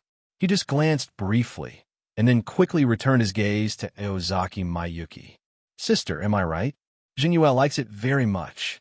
The little devil Yongjin was wearing a bikini armor of the same style as Haribel. She pulled Sunluo and quietly looked in the direction of Aozuki Mayuki. Sure enough, the two of them successfully captured Aozaki Mayuki's unabashed eyes full of eager longing. But in fact, the objects that Aozaki Mizuki pays attention to include the two of them. Although Yongjin has the face of a royal lady, she is usually cute. Although her figure is slightly inferior to Haribel's, such a strong contrast also makes people feel a unique charm. Haribel stared straight at Ozaki Meisuki and the two women standing in front of him, with an indescribable, complex expression on his face. Master Jinyue actually controlled his own power and those two women. Haribel stared closely at Yongjin, who was wearing the same armor as herself, and an inexplicable sense of crisis surged into her heart. It's as if my own existence is about to be replaced by someone else. The other Arankars in the field still maintained dull expressions, with their mouths wide open and their eyes widened. They could not recover from the shocking scene in front of them for a long time. Time passed minute by minute, and I don't know how long it took. This kind of power is as powerful as a monster. Apache swallowed hard, but then found that his throat was as dry as if it had been burned by fire. She recalled the first time she met Aozaki Mayuki. The other party asked them if they wanted to live. At that time, when I saw that he was a Shinigami, I wanted to take action, but luckily Sun's son stopped me. Thinking about it now, I can't help but feel lucky. Not only was this man as strong as a monster, he was surprisingly kind to himself and his sisters, and he was also good-looking. Choosing to follow him was the best decision ever. The others also looked at each other with slightly pale faces, and they all saw the surprise and joy in each other's eyes. Master Jinhua actually summoned 2 women with the same bottomless spiritual pressure as himself. It's really terrifying. Sun's son, fortunately I listened to you. It seems pretty good to serve such an adult. Don't you think so, Minori? Yes, Luoli, and the adults are so kind to us. You should restrain your temper in the future. Calm down your temper. What? Am I not usually nice to you? Aozuki Mizuki alone was an insurmountable mountain, easily suppressing Ulquiorra and Haribel. At this time, with the power of the Zanpakuto, he summoned 2 beings who could use Arrancar's power with equal spiritual pressure. It really made them surrender completely and willingly. Yongjin looked at Haribel, shaking her head, and said with a smile, Haribel, Jinhua likes you very much. I know, Master Jinhua said it. Looking at this beautiful girl who spoke astonishingly, Haribel blushed slightly and spoke hesitantly. Do you still want to fight? Ah, you are indeed the type that is cold on the outside and hot on the inside. So, do you want to be my sister? Yongjin said, minding her own business. This sentence reminded Haribel of Aozuki Mayuki. He had the same look at that time, asking if he wanted to be a partner. Haribel subconsciously nodded slightly.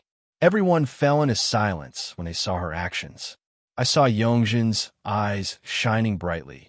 She skipped to Haribel's side and said happily, I didn't expect it to go so smoothly. It's great. We will be sisters from now on. Haribel was immersed in the memories of Ozaki Mizuki, and her thoughts were surging like a tide. Suddenly, she was brought back to reality by Sun Luo's words, her clear eyes full of confusion. Sun Luo sighed softly, reached out, and patted Haribel on the shoulder, comforting softly. It doesn't matter, just get used to it slowly. My sister is indeed not a normal person. Seemingly remembering some unbearable past events, Sun Luo had a painful expression on his face and couldn't help but grit his teeth. She began to confide to Haribel about the suffering she had suffered, claiming that Aozaki Meisuki and Yongjin always bullied her in various ways together.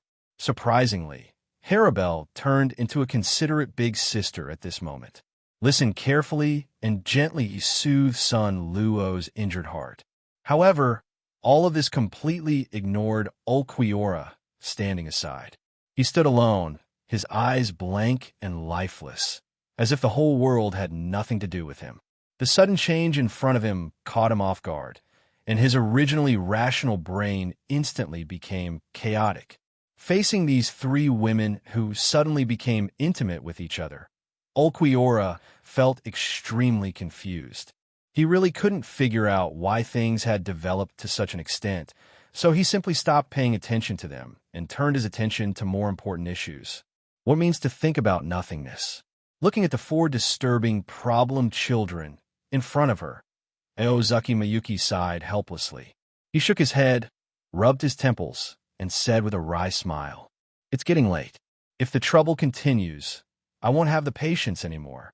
Okay, let's stop chatting and let the battle begin. After a brief conversation, Yongjin clapped her hands, then grabbed Sun Luo and jumped back quickly. At the same time, the originally bright smile on her face disappeared without a trace in an instant like a magic trick, and her fierce momentum was like the true moon in battle. Aozuki Jinhua looked at Yongjin quietly, with a trace of imperceptible appreciation in her eyes. He knew very well what Yongjin wanted to do, so he didn't stop their chat before. The relationship between the 3 women has gradually become closer, and there's a tacit understanding and trust between them. Naturally, they cannot let time go by in vain.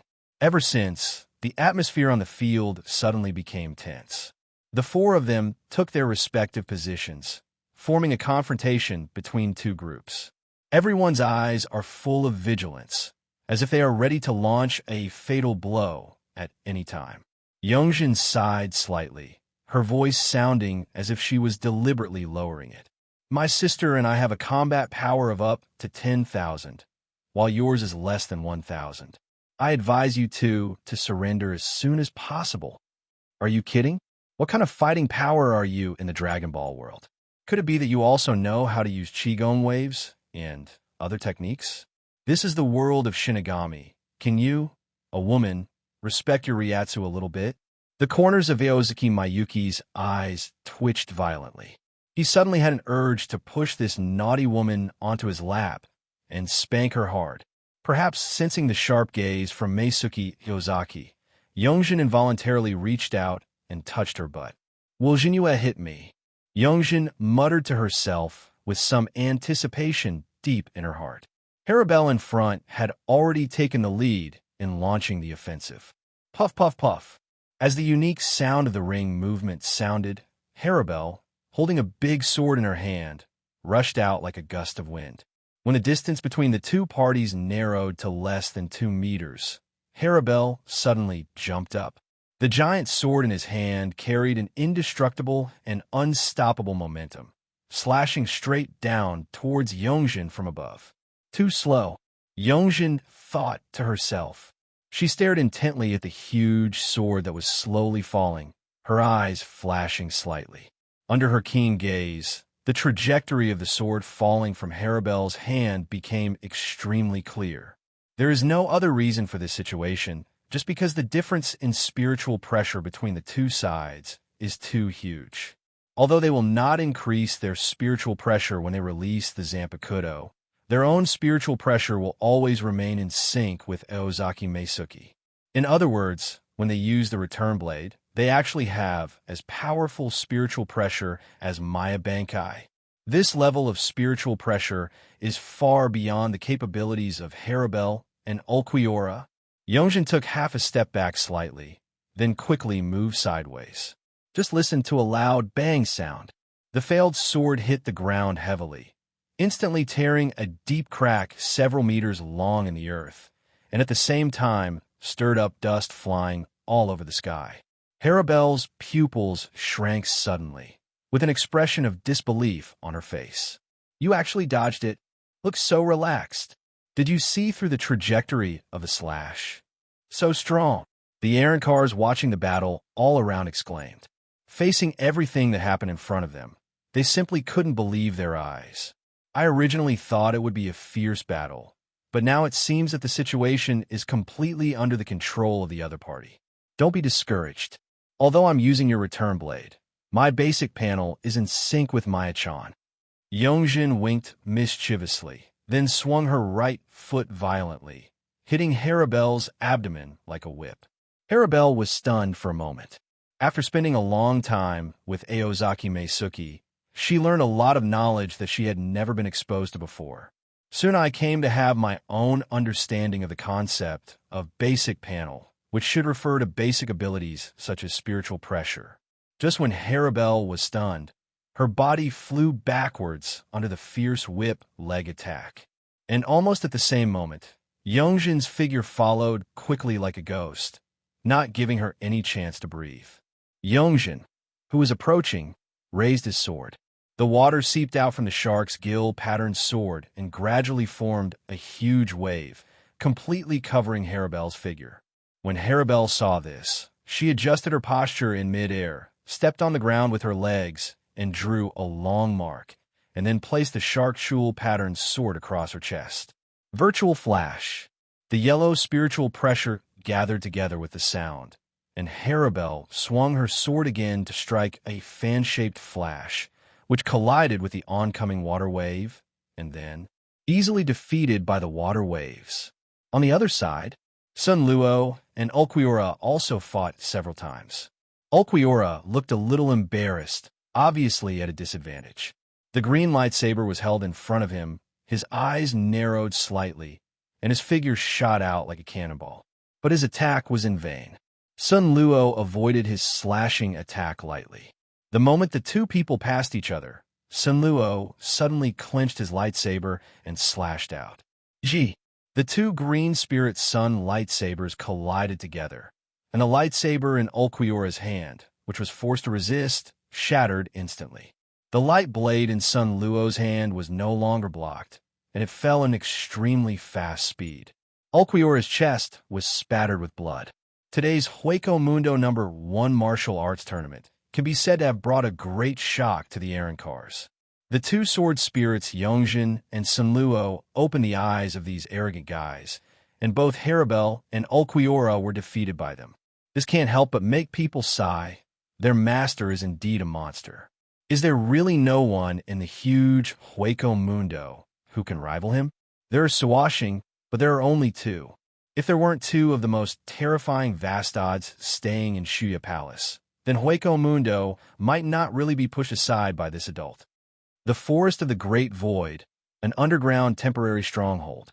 Still thinking about the martial arts conference? Sun Luo, dressed as the Black-Winged Demon, kissed the young man in front of him and said. Aozaki Mizuki nodded lightly and helped the tall, and cold female devil lying beside her with a quilt. This is the real Black-Winged Demon Lady. Sun Luo just borrowed her power. But Aozaki Mizuki didn't care about this. After a brief contact, he also learned that the eldest lady was a simple iceberg lady. She is completely different from the yellow-haired Queen Saimrei beside her. Not only does she look similar to Haribel, but her personality is also standard, cold on the outside and hot on the inside.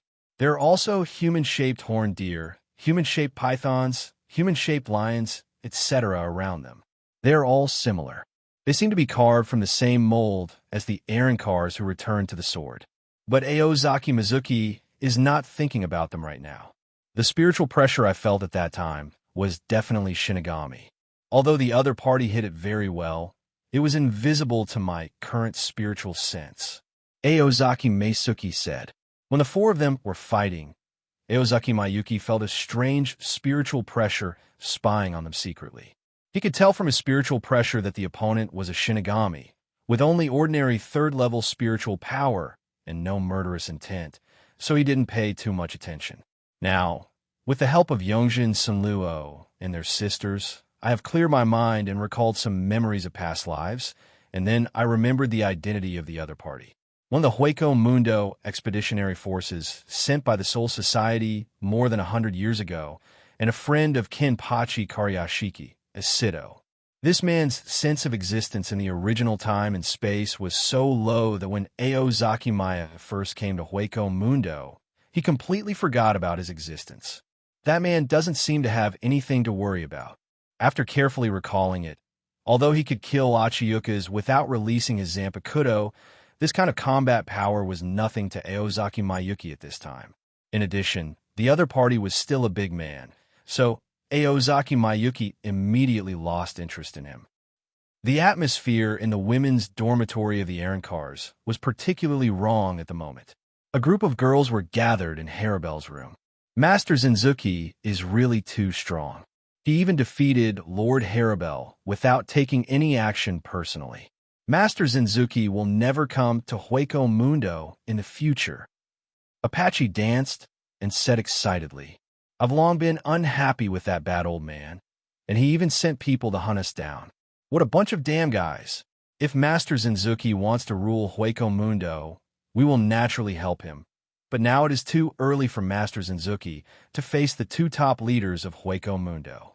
Haribel said calmly while receiving treatment from Luo Li and Minori. Without high-speed regeneration, the only way for Arankar to quickly recover from his injuries is to return to the sword. Otherwise, he would have to rely on external treatment. I have never fought against them, and they have never personally taken action against Shuya Palace in the past. But I have felt their spiritual pressure, which is like an abyss. Even I am far behind. What's more, Baal Gang is a great void that was born in ancient times when the world was in chaos. It's hard to imagine how powerful it is after ruling Hueco Mundo for nearly 1,000,000 years. After listening to Haribel's words, the Arancars recalled the history of Hueco Mundo that Aozaki Meisuki usually told them as stories, and felt a sense of awe in their hearts. How many Vastads have been born in Hueco Mundo over the past millions of years? Only this old king remains standing. Moreover, Eozaki Mizuki also said that nearly 2,000 years ago, a great void-born in ancient times invaded Soul Society.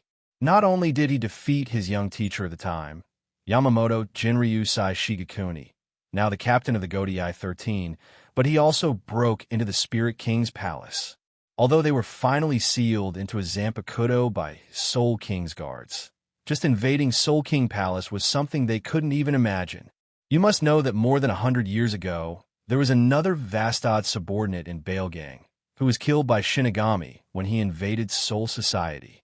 Indeed, it's too early to think about coming to Hueco Mundo. But Master Jinue has such strength at a young age. With his talent, I believe that it will only be a matter of time before he surpasses Bailgang. Sun is obviously very confident in Aozaki Mayuki's talent. When she was watching the battle before, she was still a little excited about Aozaki Meisuki's strength, but when she calmed down, she became extremely frightened after thinking about it. According to her understanding, Master Jinue is not yet 50 years old. At this age, in the world of spirit children, he is simply frighteningly young. And at this age, with strength that far exceeds that of ordinary Vastad, Aozaki Mayuki will definitely reach an unimaginable level in the future. Subconsciously, she looked in the direction of Aozaki Mayuki's room. It was the right decision at that time. Why did the four sisters gather together in the first place? Isn't it just that I agree with Lord Harabel's belief that in order to reduce the risk of being attacked by other virtual beings, I want to have a stable life. There is nothing wrong with being around such a strong person. Master Harabel, in fact, Shinigami also has a lot of things worth learning, right? Sun covered his face with his sleeves and asked softly, "You are right. Methods such as Zhandao and Kido, as well as methods of practicing spiritual pressure, can improve our strength." Harabel nodded, as if to set a good example for everyone, and said with a serious expression, "Master Jinue taught me Zhandao before I became Arankar, and I benefited a lot from it." "Yeah, that's great," Sun said meaningfully. Listening to her strange tone, Harabel tilted her head in confusion. "Don't you want to learn?" "How could it be?" Sun said calmly. But Lord Jinue seems to like Lord Harabel more. Lord Harabel also likes Lord Jinue very much, right? I didn't. As if she had been stepped on a rabbit's tail, Harabel became excited and said nervously. Seeing the evil smiles on everyone's faces, only Mira Rhodes blinked and couldn't help but mutter, "But I feel like Master Jinue likes us all." Apache nodded. "I have to say that sometimes people who think less are more likely to see through the essence of things." But it was obvious that the girls who were busy teasing Queen Hueco Mundo didn't care at all about the thoughts of these two recognized idiots. Soul Society, a mysterious underground base in Siriidi. Here, countless surveillance screens are arranged neatly, like a dense electronic ocean. In front of the screen stood a man wearing a white haori, staring intently at the picture in front of him. "Lord Eisen, is this the great breakthrough of the experiment you said?" Following a slight noise, a man wearing a camellia armband quietly came behind him, clearly calling Sir, but without the slightest respect. When his eyes fell on the screen, a look of surprise suddenly appeared on his face. On the screen, there was a figure wearing a black armor, a horn mask, and long hair flowing past his shoulders.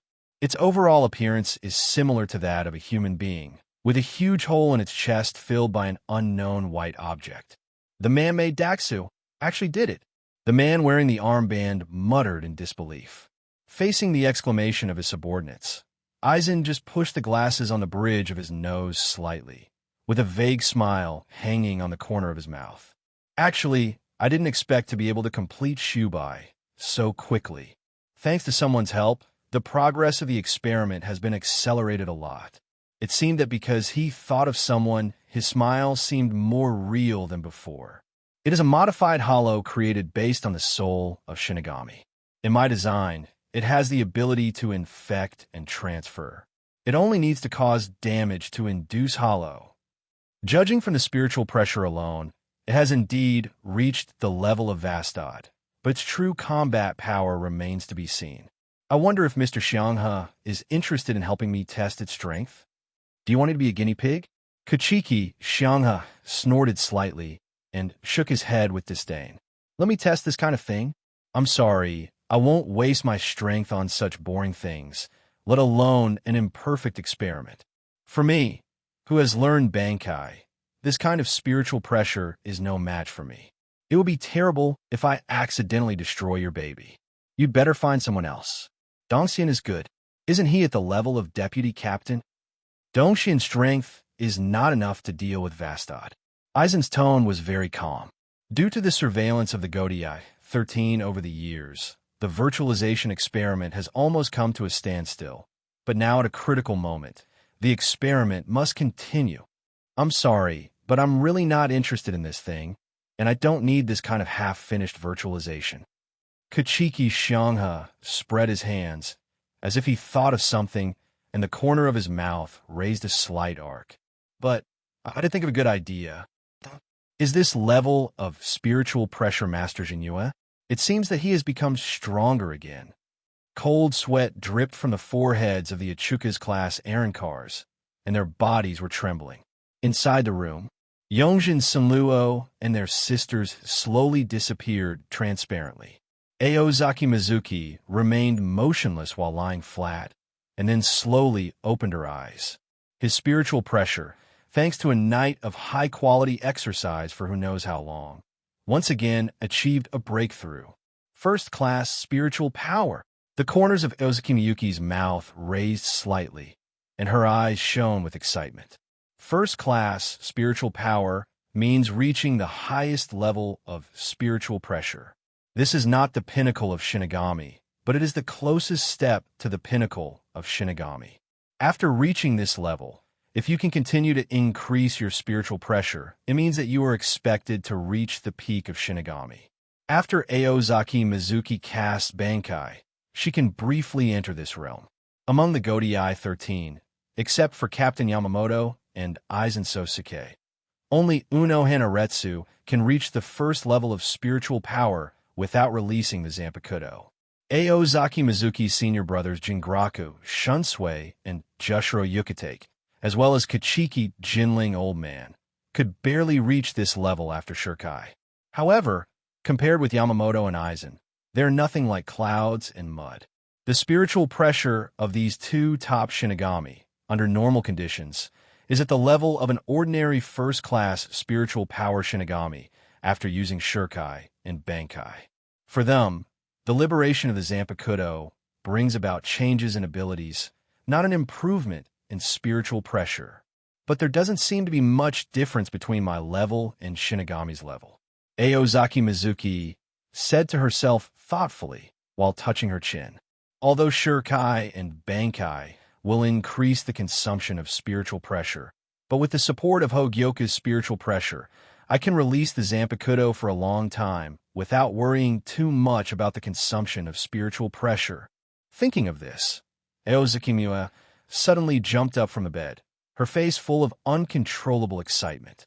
The love was so deep that he even picked up Izen Senra in his Zanpakuto form and kissed her, without fear of being scratched in the mouth by the bright knife. So, am I already invincible? His eyes widened and his voice trembled with excitement. In the past, due to his lack of strength, he always had to be cautious, worrying about this and worrying about that. He did not dare to provoke any of the top experts who were truly at the top. However, now he himself has almost successfully climbed this peak. Aizen? Yamamoto? Snort. Come on, just let your horse come over. Let them test for themselves whether the sword in my hand is sharp or not. Aozaki Mizuki rolled happily on the bed like a child, her heart filled with unprecedented joy. At this moment, he felt a kind of freedom that he had never experienced before. Just like the birds in the vast sky, they can fly freely, and like the fish in the boundless sea, they can jump to their heart's content. This is the so-called the sky is high enough for birds to fly, and the sea is wide enough for fish to jump. Old Yamamoto, you usually take advantage of your seniority and power to make things difficult for me and bully me. Now I finally have a chance to see how I can deal with you, old guy. Aozaki Mayuki clenched her fists tightly, with sparks of anger and unwillingness flashing in her eyes. The arrogant look of old man Yamamoto kept popping up in his mind. At this moment, he couldn't wait to run back immediately and beat up that nasty old Yamamoto, so as to restore the integrity of Ryuzai's family style. Just as Aozaki Mizuki was fantasizing about punching Yamamoto and kicking Aizen, his door was gently pushed open through a gap. Harabelle stood quietly outside the door, seemingly hesitant. She lingered at the door for a long time, and finally stepped into the room. When Aozaki Mizuki saw the beauty appear, he immediately stopped his complacent and arrogant demeanor and instantly transformed into a gentle and humble gentleman. He coughed lightly, and his voice became particularly soft. "It turns out to be Harabelle. It's so late, and you haven't rested yet.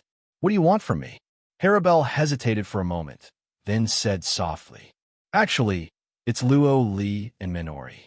Your spiritual pressure was too strong. They couldn't bear such strong pressure, and they fainted." Late at night, Tsuruidei, the first team, nobles in ancient costumes, came to the team building. Yamamoto, the captain of the Godei 13, sat on the seat in the study room, leaning on a cane with both hands, looking forward, and behind him hung a portrait of the monster that burned the world. The silence lasted for a long time, and almost everyone lowered their heads. "So, gentlemen of the Huangquan family, I meet you again after 100 years. I wonder why you are here," Yamamoto said calmly. "Is there something going on in hell? The atmosphere is as heavy as a mountain. Hell is a world independent of Soul Society, Hueco Mundo, and the real world. Before heaven and earth were divided, hell and the world of chaos coexisted.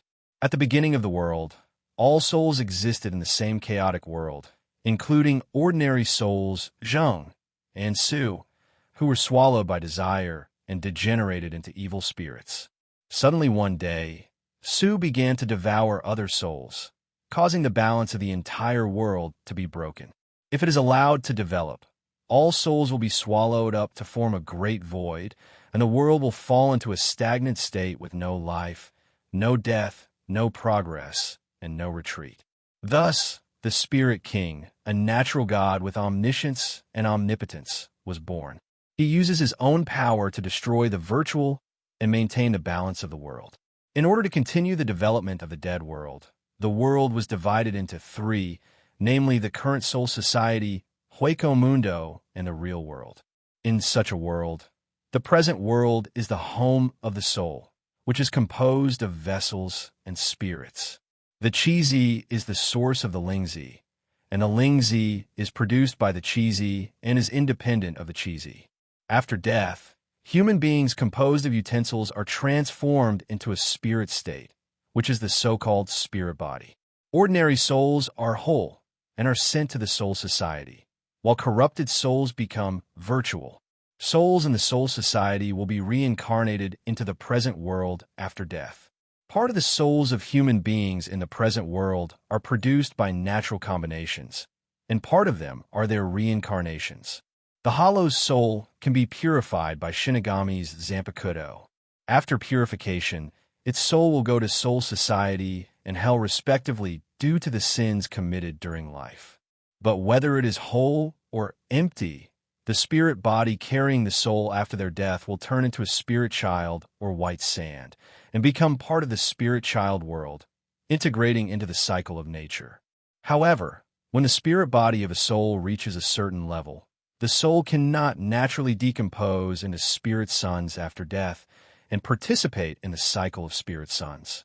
These foreign objects that cannot be integrated into the cycle will end up in hell. Hell is the most special link in the circle. It continuously absorbs souls from the three realms according to its own rules and is not controlled by anyone. Perhaps it's because the war that lasted for hundreds of years sent too many captain-level spiritual pressures into hell. An old man from the Huangquan family said, "It was nothing at first, but recently, when we were observing hell, we found that the will of hell has become more active." The other members of the Huangquan family looked serious and nodded. "So what do you want to do?" Yamamoto, asked with a frown. He also realized the seriousness of the problem.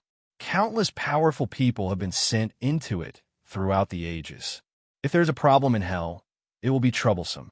The slightest mistake may destabilize the three realms and even destroy the world. We don't need to worry about it for the time being. As long as the spiritual pressure of the three realms can still suppress the gate of hell, the will of hell will not be able to interfere with the three realms beyond the rules. The old man's black eyes were expressionless. About your disciple, the child named Ozaki Mayuki, I want to see him once. Meet him? Did he make another mistake? Yamamoto stood up on crutches without releasing his spiritual pressure, but there seemed to be an extremely terrifying aura pressing down on everyone's hearts like a mountain. I wonder if I can tell me what happened. If he does something he shouldn't do, as a teacher, I will naturally discipline him. In Soul Society, interference in all matters related to hell is prohibited, with the exception of one family. That is sitting in front of Yamamoto, one of the 5 nobles who have never participated in the internal struggles of the Siriidii and are responsible for managing hell, the Huangquan family. Isn't the Siriidii enough trouble for him? Why is this brat still making trouble to hell? No, Captain, you misunderstood. The old man's expression was as calm as water. I just have some questions to ask him about the last soul burial ceremony. It's nothing important. The other members of the Huangquan family looked at each other and smiled. This is not the first time they have seen the captain, and it is the first time they have seen him acting so gloomy. It seems that this child is very important to him. Yamamoto did not smile, but bent over and sat on his seat, secretly breathing a sigh of relief. The other party is one of the 5 nobles and is responsible for managing matters related to hell in Soul Society. If there is a conflict between the 2 parties, it will be very troublesome to deal with it. After all, the responsibilities of this family are very important and are related to the safety of the world. They were just stunned by the spiritual pressure. I have restrained the spiritual pressure now, and they should wake up soon. Aozaki Mizuki explained to Haribel and put Luo, Lee, and Minori on the bed. These 2 little guys are too weak.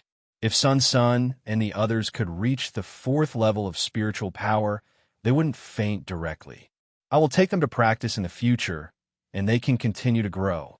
After becoming Arankar, we will no longer devour the same kind of spiritual pressure.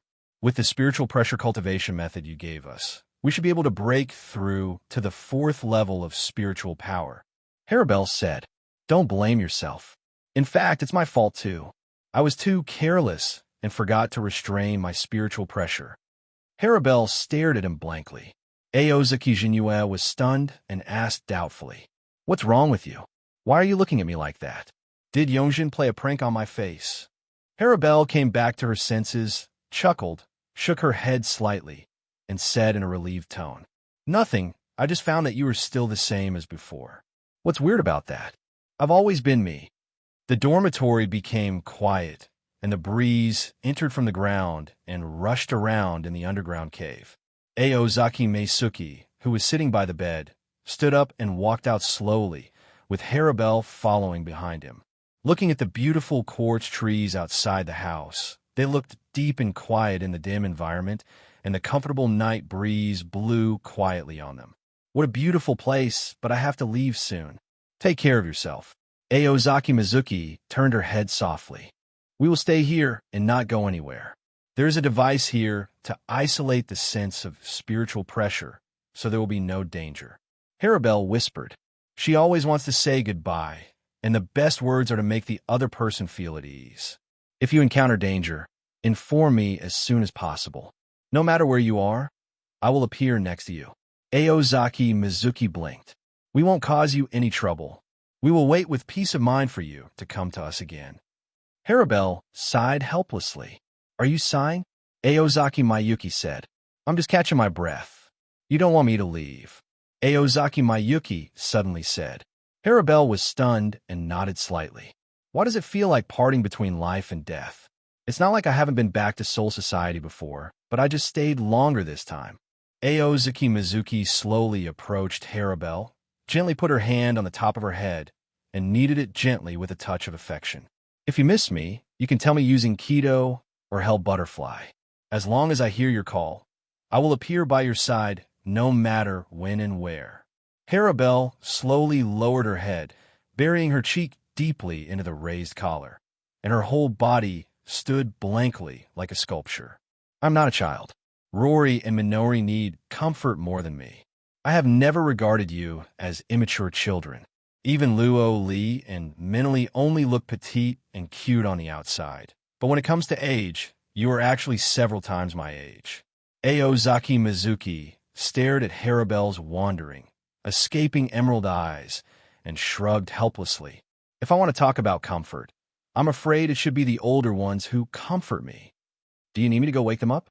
They should be fine now and have woken up. Harabelle said softly, as an Ichuka's level errand car, it should not be so fragile. Aozaki Mizuki sighed helplessly. Sometimes I really want to cut open your little head and see what's inside. This woman is usually seen as a smart, capable, and aloof queen in the eyes of everyone. Otherwise, how could she convince the public and become the core figure that many errand cars rely on? But at certain points, it shows a bit of cuteness in cuteness. Is it a lack of love? Or does emotion really lower one's IQ? Such a huge contrast is so cute, it can make people dizzy. Is it possible that she's trying to kill herself in such a cute way and then naturally accept the Hogyoku in her hands? Then, do you need to take a look? If you can use the return blade in time, you may not die. Harabelle frowned slightly and responded softly. That's all. Maybe this lady is a straight woman after all. Aozaki Mizuki quickly waved her hands and expressed her refusal anxiously. No, don't say such appalling words so calmly. Besides, you have always hated meaningless sacrifices, so how can you die so easily? My life belongs to Lord Jinue. I owe you the kindness of living my life. It is difficult to repay the favor. As long as it is for Lord Jinue, even if I risk my life, it is not a useless sacrifice. Harabelle's tone was as firm as iron, and her eyes were resolute. Okay, I see your intentions, but you still have to cherish your life. Aozaki Meisuki said softly, with a calm and gentle voice. Harabelle listened quietly, with complex emotions welling up in her heart. However, since you said that life belongs to me, then I ask you to cherish it. From now on, you are no longer qualified to give up your life. Jinue's eyes were as bright as fire, staring straight at Harabelle. Harabelle only felt a hot breath rushing up from her heart, as if she had drank a strong glass of wine in winter, burning her throat and chest. The warm feeling filled her whole body, making her forget everything. I just want to open my mouth and pour out the words deep in my heart. I understand. My life only belongs to Lord Jinue. It no longer belongs to me, and I have no right to control it. No matter when and where, I will live well and follow you closely. Until eternity. As soon as the words came out of her mouth, Harabelle felt regretful. She didn't understand why she was suddenly so impulsive and said such words. Lord Shinizuki is the Shinigami who wants to stand high in the sky, but I am just an errand car, transformed from the void that is like a beast in the eyes of the Shinigami. What he said about following him until eternity is so ridiculous. Then it's settled. Aozaki Mizuki spoke faster and grabbed her shoulders. Stay by my side until eternity. Harabelle glanced at Aozaki Mayuki and lowered her head. I will not break my promise. Yeah, after all, he is a noble knight recognized by even his enemies. Aozaki Meisuki said, I remember every word you said, and I don't agree with it even if I want to regret it now. Harabelle sighed. Actually, sometimes I don't know what you were thinking. Your thoughts, how to put it. It's hard for people to understand. Where can I go if I don't stay by your side? By the way, why do you let me be your companion? You are already so strong, and you still let a useless person like me stay by your side. It's just that I need you. Why? I still want to know the reason. Because lonely. Aozaki Mizuki shrugged. Lonely? A strong person like you would feel lonely. Harabelle was a little hard to understand. There is no shortage of strong people in Hueco Mundo. I don't know what the situation is like in Soul Society, but strong people should be respected wherever they are. right? I'm not kidding, and I'm not afraid of you laughing when I tell you. In fact, I often felt lonely when I first came to this world. I don't know if you can understand it, but I just feel out of place. Sometimes I even feel scared of this world. Aozaki Mizuki said, but it's much better now. More and more companions like you are by my side. I'm gradually less afraid, and the world doesn't look so scary anymore. Afraid? Harabelle recalled her past life of nearly 1,000 years and nodded. It is true that sometimes I am afraid, because the place where I am is too high. What? Aozaki Mayuki asked. Harabelle scratched her head.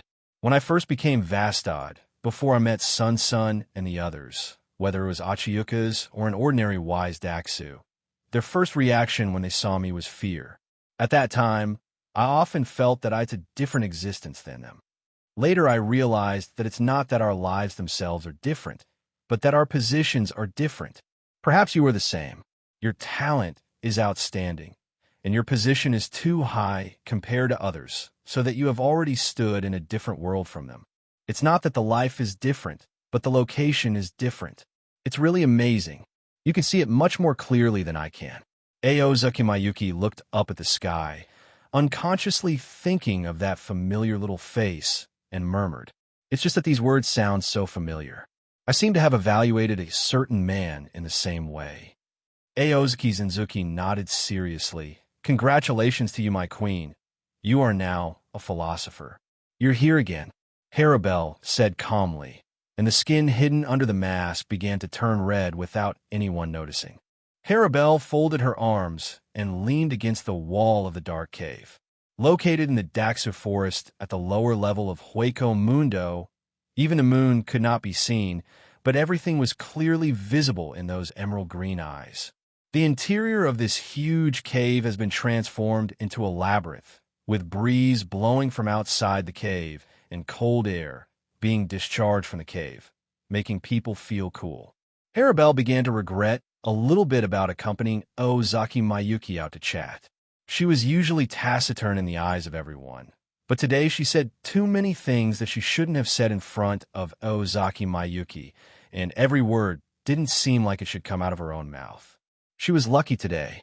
Every word she shouldn't say got the response she wanted, which always made her happy. Logically speaking, this was already good, and it should be over here.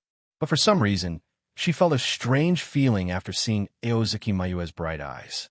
It seemed that indescribable emotions were lingering in her heart, and the only reason left in her mind told her that this was enough. So let's leave it at that. She recalled the elegant and handsome figure standing in front of her. It was the closest she had come to death. It's like he was destined to stand there. Death. What a heavy topic. Aozaki Mizuki stood beside her, bringing with him a hot breath that almost made her heart stop. "You're too close. Can't you let me take a break?" She didn't know how to speak. Harabelle took a few deep breaths before feeling her heartbeat begin to slow down. Harabelle has never changed. She has always been so cute. If only I had come to Hueco Mundo earlier, I could have met you earlier. There was a joking voice coming from the side, but it did not have the effect of relaxing the atmosphere. Instead, it made the listener's heart beat faster. "Do you know what I looked like before?" Harabelle muttered. "I don't know." "Harabelle, do you want to tell me?" Aozaki Mizuki continued, but her gentle tone made people just want to nod and lower their eyebrows. Harabelle's chest rose and fell violently, and finally calmed down, and she mustered up the courage to say, "Actually, I used to be afraid of death." Afraid of death? Aozaki Mizuki thought. He was stunned. It was hard to imagine that the queen who was willing to sacrifice for her companions and block Shia Palace's troops alone would be afraid of death. You know, even her opponents recognize her spirit of sacrifice. "I don't like the feeling of life disappearing," Harabelle whispered, "but when I was Yachuka's, there were times when I couldn't suppress my animal nature and would kill my own kind for power. It wasn't until I became Vastad that I didn't need to eat the same kind of food that I got rid of this beastly nature. That's probably to gain the power to protect our companions. It's a last resort." Aozaki Jinue shook her head. "I know you, Harabelle. If you really want to say it, Kion is actually more extreme and pure than Shinigami. You're not a person who will kill for power. It's not the case now. and it certainly wasn't the case before. This is also a sacrifice. Making yourself suffer in order to protect your companions is undoubtedly your sacrifice. You don't have to blame yourself or feel embarrassed. This is not a shameful thing. Harabelle stared at the man in front of her who was even more excited than herself and couldn't help but laugh. Lord Shinzuki, what? Please stay alive. This is natural. I cherish my life very much now. I don't want to see my companions' lives disappear before my eyes. I won't let you see something like that happen. Aozaki Mayuki said softly. I will hold everything firmly in my hands. I am a greedy man and will never allow anything that belongs to me to be taken away. He looked at Harabelle. Harabelle also looked at Aozaki Mizuki. Something flashed through her emerald green pupils, a congenial recognition or some kind of admiration. Aozaki Mizuki couldn't explain clearly. Half an hour later, Xiaowu, are you free now? Aozaki Mizuki said, taking down a book from the bookshelf and then flipping through it casually. At this moment, his other companion Ulquiorra was staying in the temporary data room, concentrating on flipping through the mountains of documents. This extremely simple cave was dark, as if shrouded in a layer of gray. The newly placed books were covered with a thin layer of dust after only 3 days of use. Ulquiorra straightened his arms, reached for and took down a thick book. Looking up information in the middle of the night? You're really studious. Aozaki Mizuki's voice appeared behind him. Ulquiorra turned his head, and what he saw was a face that made him look eclipsed. Master Jinue, according to common sense, shouldn't you stay in your room and rest at this time? Ulquiorra was a little surprised by the appearance of Aozaki Mizuki. Aozaki Mizuki subconsciously scratched her long, ink-black hair and raised the corners of her mouth slightly. I feel bored if I stay in my room all the time, so I just come out and walk around. Could it be that you were exploring the meaning of heart again? Aozaki Mayuki sighed helplessly. Ulquiorra was silent for a long time, and finally turned around obediently and said in a sincere tone, You are indeed right, but I still can't find the so-called answer. Aozaki Mayuki smiled slightly, as if she had anticipated his reaction, and responded softly. Actually, the reason is very simple. Things like heart do not appear in books. Maybe you should try to have more contact with those beings who have hearts, such as your friend around you, or human beings in this world. Companion. Upon hearing this word, Ulquiorra was suddenly stunned, with a trace of confusion in his eyes. Aozaki Mizuki nodded and continued to explain.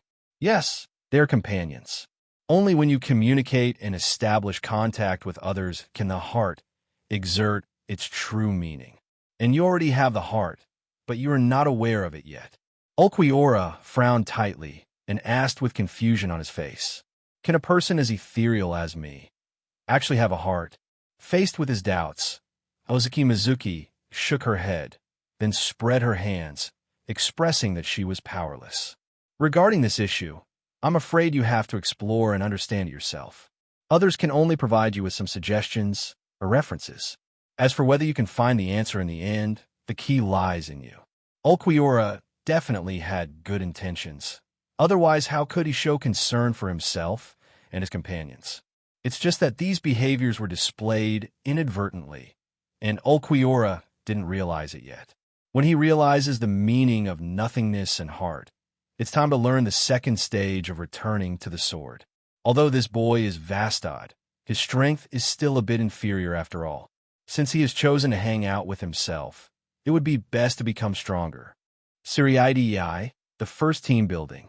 Aozaki Mizuki sat in her seat with a depressed look on her face, hissing from time to time, pressing her hands tightly on her chest, as if trying to relieve the pain. He apologized and said to the bald, old man in front of him, I'm sorry, teacher, it was my fault. I shouldn't have gotten carried away. The old man, Yamamoto, nodded slightly and expressed satisfaction with the performance of his young apprentice. At this time, his upper body was naked, and there was still wet blood on his face, but his expression was extremely happy. He picked up the teacup on the table, drank it in one gulp, and then said slowly, You have broken through to the first level of spiritual power at a young age. Although I have said it many times, I still have to praise your talent. Yamamoto cast his gaze on Aozuki Mayuki's strong body, unabashed admiration flashing in his eyes. Especially his physical fitness, which is very good, which shows that he has never slacked off in training for white hits. Hearing the teacher's compliment, Aozaki Mizuki stood up quickly and replied respectfully. This is all due to the teacher's teachings. However, this is not the true level of the disciple. If the teacher allows the disciple to release the Zanpakuto, then the disciple's spiritual pressure. Before he finished speaking, he was interrupted sharply by Yamamoto. Shut up. Yamamoto's face darkened, and his expression became extremely serious. He warned solemnly, don't overestimate your own capabilities, and don't underestimate the enemy's strength. You need to know that there is heaven outside the world, and there are people outside the world. Although the Zanpakuto is Shinigami's most important partner, there will be times when it is powerless, and we cannot use this as an excuse to neglect training ourselves. Although today's battle ended in your defeat, it was a valuable lesson for you. Remember not to be arrogant and complacent, but should always remain vigilant. Besides, do you know what first-class spiritual power means? That is an extremely powerful force. It can easily suppress ordinary team members and weaker vice captains just by relying on its coercion. Yamamoto's voice was low and serious, as if to emphasize the seriousness of the matter. If Bankai is used at this moment, I'm afraid even Shinigami below the captain level will not be spared. Yamamoto continued, with a hint of worry in his tone.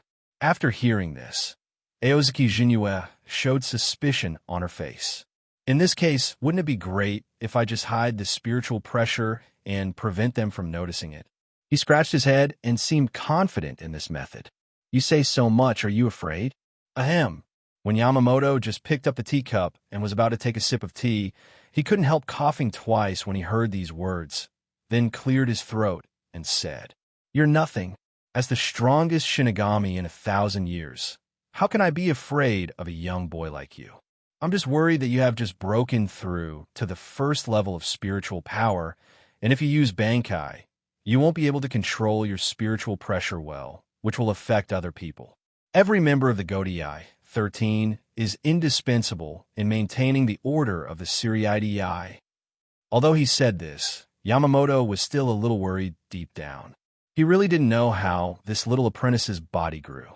His physical fitness was really amazing. He was hit by the bone. He punched out, but he only suffered some internal injuries and vomited blood. If Kairaku Shunsui were to replace him, if he dared not use his Zanpakuto and hit his spiritual body with a one-bone punch from the front, he would be seriously injured even if he was not disabled. Not to mention Jushiro Yukitake, you can hold a soul burial ceremony for him directly after the fight, and if you're lucky, you can save a meal. If this kid really uses Bankai, and his spiritual pressure is raised to the same level as his own, even if he frees his Zanpakuto, he won't be able to raise his spiritual pressure, so he may not be able to beat white hits. Fortunately, as a teacher, I have the right to speak, and with a few words I can prevent the young disciple from using the Zanpakuto. Is this what power feels like? It's so sweet.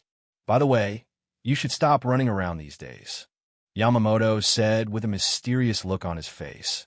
If an adult wants to see you, he should go to the 11th Division or Noble Street to find you in the next 2 days. That gentleman has a distinguished status, and the responsibilities of his family involve the existence of the 3 realms. Please show me some respect. Exalted status? The existence of the 3 realms? Someone is coming from the Spirit King's palace. No. Yamamoto shook his head. It's the Huangquan family of the 5 nobles. Never heard of it. Aozaki Mizuki curled her lips. They never participate in Suriidii affairs. I don't know exactly what they do. I only know that it is related to hell. Yamamoto was angry, obviously knowing that this young man was not interested in nobles. Hell! Aozaki Mizuki murmured thoughtfully. For the 3 realms, hell is also a huge threat. Over millions of years, countless powerful souls from the 3 realms have entered hell. and those souls will never die after entering hell. If one day the spiritual pressure of the three realms cannot suppress the gate of hell, there will inevitably be chaos in the three realms. Yes, it is hell. In 11th Division, an old man wearing a noble kimono sat opposite Ozaki Mayuki. However, the Huangquan family says they manage hell, but in fact they are just conducting observations. After all, the will of hell is the same existence as the Soul King. Although it can only operate according to hell's own rules, it also means that we Shinigami cannot interfere with that world. Aozuki Mizuki sat casually on the main seat, leaning forward, looking directly at the noble old man. So, what do you want to ask, Hoshi-sama? I want to know, is Kaianshing Kenpachi really dead? Huang Chuanqing narrowed his eyes. Kigashiro Kenpachi? Aozaki Mizuki was stunned. This is a familiar name. It seems that they have discovered something unusual. What does this mean? Are you here to cause trouble? Mizuki-sama has become Kenpachi, yet he still asks such a question.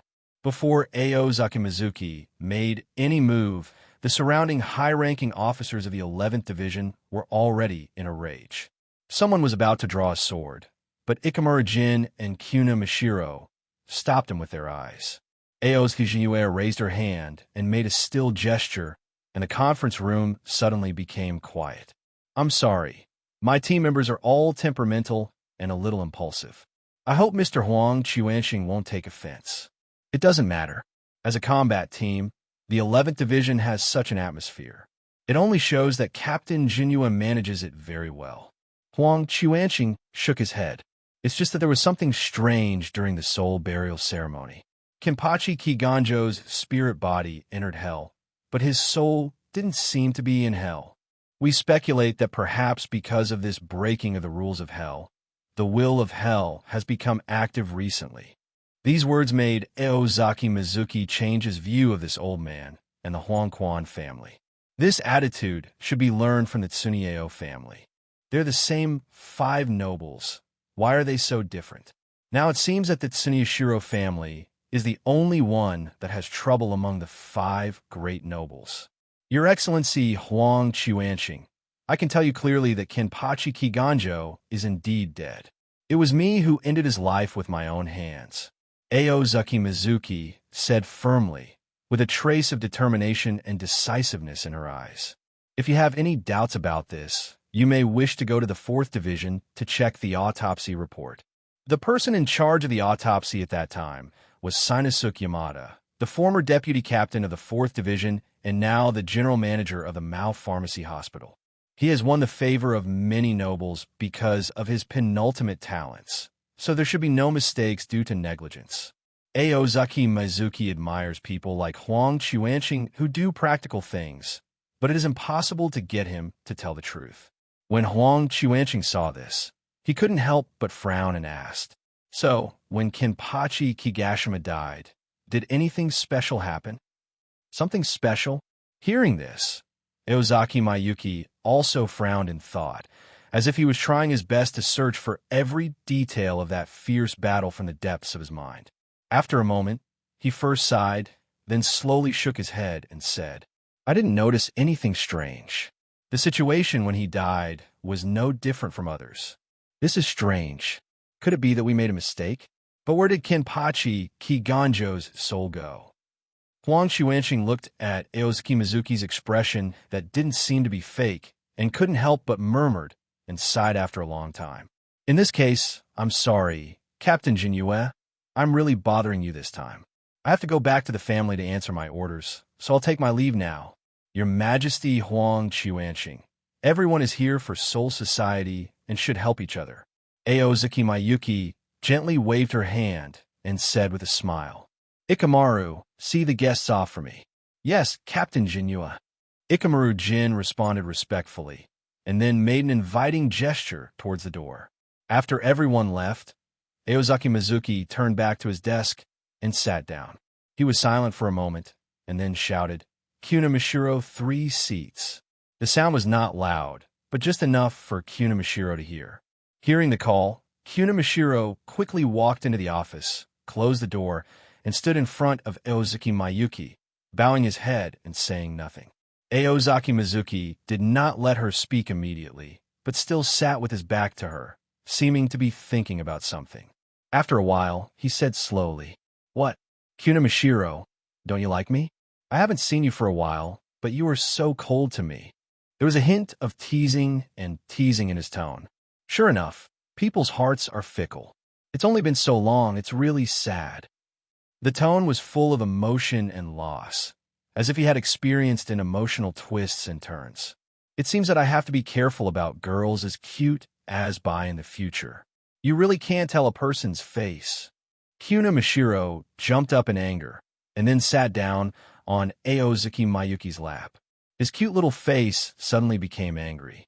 Well, Jinyue is so bad. It's obvious that she hasn't been seen for such a long time, but she still blames others. It's really abominable. Her big eyes were round, and she stared at Aozaki Mayuki with resentment. She kept mumbling with her little mouth and started to complain to Aozaki Mayuki. During this period of time, Aozaki Mizuki has not appeared, which makes it impossible to conduct white hits training together, which makes Kunimashiro frustrated. Okay, it was my fault. Didn't I come back? I will definitely not be away for so long in the future. Looking at the angry Kunimashiro in front of her, Aozaki Mayuki smiled helplessly, then stretched out her hand to gently rub her little nose with endless doting in her eyes. However, just when he experienced the tenderness of his lover, a pair of gentle, jade-like hands skillfully pulled off the clothes on his body. 7 days later, late at night, the bright moon hung high, and the bright moonlight shone on the ground through the window, forming patches of silver light Madara. In the laboratory of the 12th Division, Niriyuri is immersed in the study of Shinigami's body structure. Wearing gloves and holding a magnifying glass, he carefully observed a specimen placed on the experimental table. Suddenly, the heavy black and white makeup on his face was slightly distorted, as if he felt a spiritual pressure approaching from outside the door. However, when he realized that the person coming was Maya Aozaki, he did not make any move to stop him. There was just a trace of curiosity in my heart. It was so late. What did this difficult guy want to do when he came here?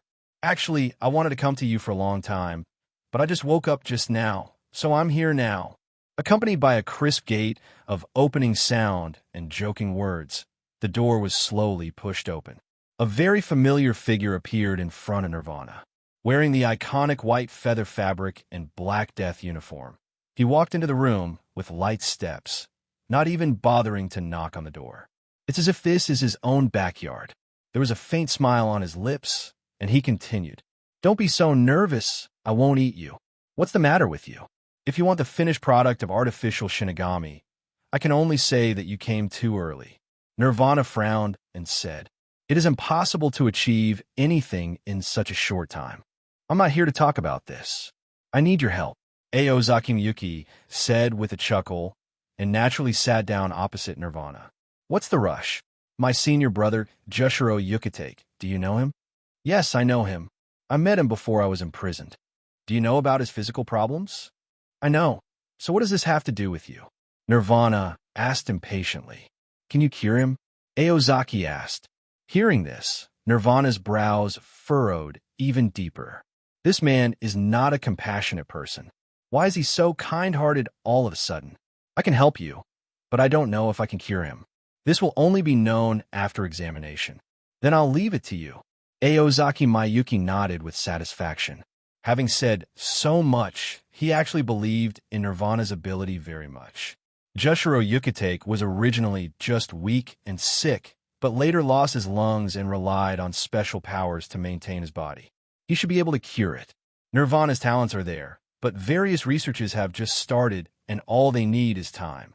The true purpose of Aozaki Shinzuki is actually the one-eyed god tier, Mimi Haki, in Jushiro Yukitake's body.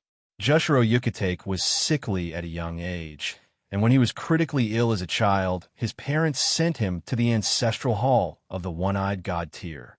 One-eyed god tier, Mimi Haki possessed Jushiro Yukitake at the cost of taking away his lungs, allowing him to live until now. Aozaki Mizuki knows that the true identity of the one-eyed god tier is actually the right arm of the Soul King.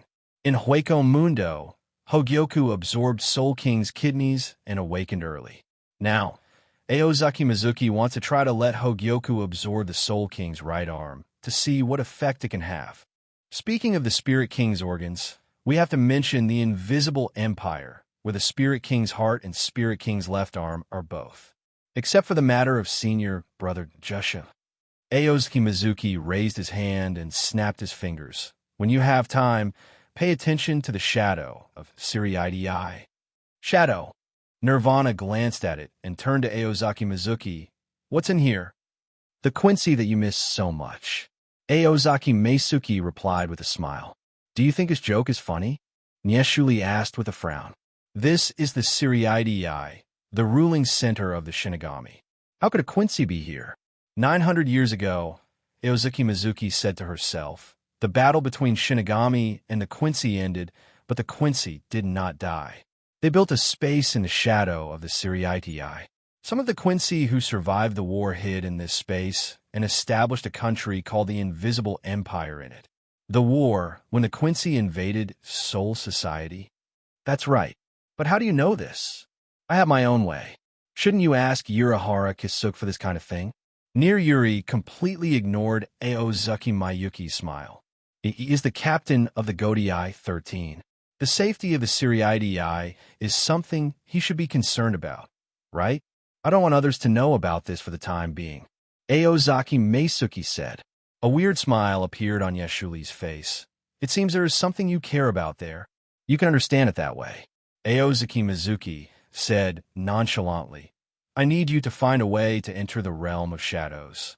Nie Yuli gritted his teeth and said, You guys, do you think I'm your subordinate? Isn't it? Aozaki Mayuki raised her eyebrows. Don't forget my identity, consultant of the Technology Development Bureau. As the deputy director, your status is below me. Strictly speaking, you are my subordinate. Tisk, Hikifyan Kiryu is that hateful woman. Nirvana muttered. Aozaki Mizuki stood up, put her hands on his shoulders, and said enthusiastically, Don't look like you are bitter and resentful. We can each take what we need. Those are the Quincy who invaded the Siriidi's. You should also have some idea of the brutality of that bloody battle 900 years ago. You know my strength. You need to rely on my strength to compete with them. Saying that, Aozaki Maya slightly released her spiritual pressure, giving Nirvana a rough idea of her current strength. And I only take what I want, and by the way, I will capture some Quincy and bring them back for you to study. Those are pure-blood Quincy's. The pure-blood Quincy is really heartwarming. But this guy's spiritual pressure has become really terrifying. Nie Yuli was shocked. Her eyes flashed, and she said, I promise you. The right decision. Aozaki Maya nodded. The 13th Squadron was built in the outskirts, with a winding stone road along the river leading to the team building. Aozaki Mizuki was walking on the road leading to the 13th Division team building. Birds were chirping on the ginkgo trees on the road. Pedestrians passed by and said hello to him on the stone road along the river from time to time. These pedestrians are all soldiers of various squads. As the captain of the 11th Squadron, Aozaki Meisuke received high respect from them, even though he was not affiliated with the same squadron.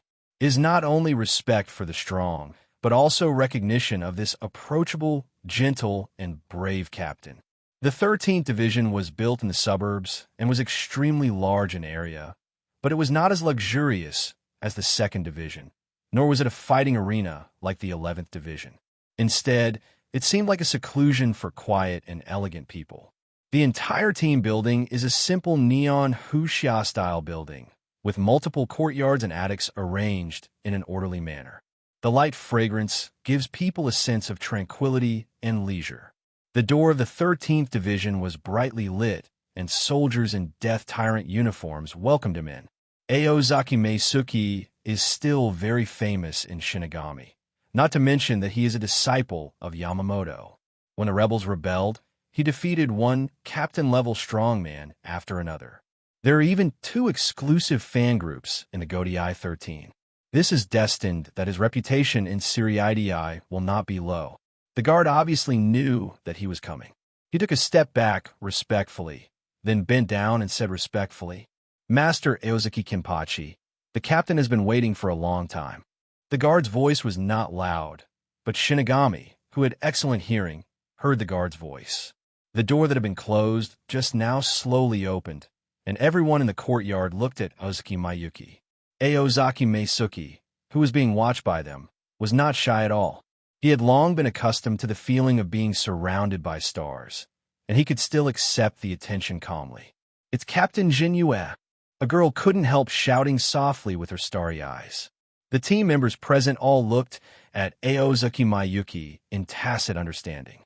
Although the longevity Shinigami has the opportunity to meet many handsome men and beautiful women in his life, it is obvious that Aozaki Maya is unique among them. Among the various beauties in the Soul Society, Aozaki Maya is also the most outstanding one. It can even be done that when you glance over, you will only notice Aozaki Mayaki. Neither the perfect, noble Kuchiki Aojuin nor the sickly Jushiro Yukitake can attract your attention. Sometimes good-looking people are not scary. What is scary is that good-looking people know they're good-looking. Aozaki Mizuki is well aware of her own advantages. Faced with the attention of so many people, she also shows her appearance openly. As Aozaki Meisuke walked into the big house, the courtyard behind him became noisy again. With Aozaki Mizuki's ear power, from time to time, I can still hear words such as Kenpachi-sama is so handsome. Mizuki-sama just looked at me. I wish I had chosen the 11th division, and other words. The corridors in the mansion are deep and quiet. Although Jushiro Yukitake's status is not very noble, the decoration here can still show the aristocratic style. But the person who greeted Aozaki Mizuki was not the capable general of the 13th Division, but the deputy captain of the 4th Division, Kotetsu. "Sister Yuen, why are you here?" Looking at Kotetsu Yuen walking over, Aozaki Mayuki asked with some confusion. "I'm here to check Captain Jushiro's body and take a look at my sister." Kotetsu Yongin said shyly, his big eyes starting to spin in circles. "Please come with me. Captain Jushiro is at Yugintang." "Is this really okay?" Sentaro Kochin, the 3rd seed of the 13th Division, was lying on the wall and said with his head in the air, "Your sister seems to be about to faint. This must be done. Feelings cannot be hidden in the heart. They must be seen."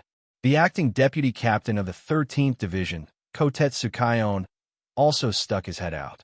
Otherwise, with her character, she would never be able to take that step in this life. "But why do I feel that your sister is a little pitiful?" Kochin Sentaro said with a wink. "The more times like this, the more you must be strong." Kotetsu Kaion raised his fist, as if to cheer Kotetsu Yuen. "Come on, sister." The bright moon hangs high in the sky, shining on the 13th Division team building. Ah, it's getting dark before I know it. Looking at Aozaki Shine, who was looking at the bright moon in the sky, Kotetsu Yuen's cheeks were flushed, and he shook his head helplessly. "Captain Zenzuki, it's getting late. Captain Jushiro should be waiting impatiently. There's nothing we can do about it. After all, the object is Yongin, and we've been chatting for so long without realizing it." As he walked to the door of Yugon Hall, he sighed and said, "This senior brother really doesn't make people worry. I'll be out soon. Yes, I'll wait for you at the door." The shy Kotetsu Yuen didn't even have the courage to raise his head, and he wasn't relieved until he heard the sound of the wooden door closing. "How's it going? Is it successful?" Seeing Aozaki Mizuki walking out of Yugando, Kotetsu Kaion rushed out from the corner. Her eyes couldn't hide the excitement. From the time Aozaki Meisuke and Kotetsu Yuen met, it was only 10 minutes' journey from the team building to Yugon Hall, but they walked for an hour. If Kotetsu Yuen tells him that he failed, Kotetsu Kaion will feel very sad. But she had no choice. It was not easy for her sister to take the initiative this time. She didn't know how much effort it would take to persuade her again. The most troublesome thing for her is that Kotetsu Yuen is too indecisive, timid, and introverted. Even when he has nightmares, he has to go to his room to sleep together. This kind of character is very troublesome whether he pursues the person he likes or is pursued by the person he likes. I really don't know what she will do without her sister. However, Kotetsu Kaion never expected that Aozaki Mizuki seemed to also like Kotetsu Yuen. Due to her height and way of speaking, people often think she is a boy. For this reason, Yongin has been teased by others more than once. Captain Jinyue invited me to have dinner with him tonight. Hutch Yongin squatted on the ground, and his tone became soft. Thinking of Aozaki Mizuki's gentle and generous look, that was the person she wanted to be the most, just like Captain Unohana, unlike herself. Very good. Let's take down Captain Jinyue today. Kotetsu Kaion stroked Yongin's head and said with a distressed look on his face. She understood that to be able to do this, her sister had already exerted great courage. Kotetsu Yongin did not dare to look directly into her eyes. This is too fast. Good opportunities don't come all the time, and today's opportunity is hard one. Coach Chinin said without any doubt. Junior brother, isn't this the same time as the appointment? A quiet male voice echoed in the room. It makes it easier for me to wait. Have you been waiting for me for a long time? You can't blame me, senior brother Jushiro. It's all my fault that senior brother Shunshui passed on his laziness to me. So I'm late, said Aozaki Meisuke. He did not regard himself as an outsider, sitting on the tatami in a casual posture. Your shameless character is worthy of Shunsui Shinden. Jushiro Yukitake complained while lying on the ground. I didn't expect that senior brother Jushiro would say such mean things. Aozaki Mizuki helped Jushiro Yukitake up and sat against the wooden wall. After all, I'm also a human being, and I can get angry too. Jushiro Yukitake chuckled. It's just that my body doesn't allow me to get angry. So, does senior brother Jushiro want to get better? Aozaki Mayuki asked. You should know that when I was 3 years old. As he spoke, Jushiro Yukitake coughed up a mouthful of blood. Aozaki Mayuki took a handkerchief nearby and wiped it carefully for him. You had a serious illness when you were 3 years old, and your gray hair is the sequelae of that time. That's right. Jushiro Yukitake nodded. But what you don't know is that for some reason, I survived by sacrificing my lungs. Aozaki Mayuki shook his head. That's why I asked you. Do you want to get better? Jushiro Yukitake frowned. You may not understand, but this kind of sacrifice cannot be cured by Kaido's power. Brother, do you think I'm a fool? Aozaki Mayaki chuckled. Of course I'm not talking about relying on Kaido, but relying on science. Science. Jushiro Yukitake was stunned for a moment and tilted his head. It's science. Aozaki Meisuke said. The deputy director of our Technology Development Bureau is currently conducting relevant research. I have been thinking if senior brother's body cannot be cured by conventional means, what if it can be repaired by replacing body organs and other methods? Junior brother, I can understand your mood, but you don't understand that my body has already. Before Jushiro Yukitake could finish his words, he was stunned the moment he saw Aozaki Mayuki's eyes.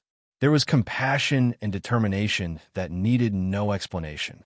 Brother, go and try it. Aozaki Mayuki said softly. After being silent for an unknown amount of time, Jushiro Yukitake nodded slowly. Then I'll give it a try. If I can't succeed, I'll have to give up. But junior brother, this matter also involves some secrets. I want to inform the teacher. Of course it's okay to tell the old man. There's nothing to hide anyway. Aozaki Meisuke said. Captain Jinya. Aozaki Mizuki opened the door of Yugentang and walked out, and suddenly heard a small call. He subconsciously looked towards the corridor. Yongin, have you been waiting here for me? Yes. Yongin's shy response came from the corridor. My senior brother and I have finished talking. Let's go. Aozaki Mizuki walked up and took her hand, a little surprised that the other party didn't refuse out of shyness this time.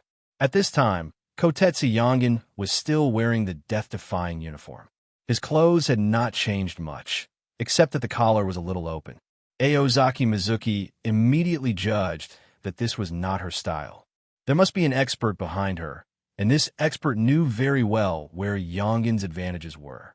Feeling the two secretly prying spiritual pressures around her, Aozaki Mizuki couldn't help but laugh.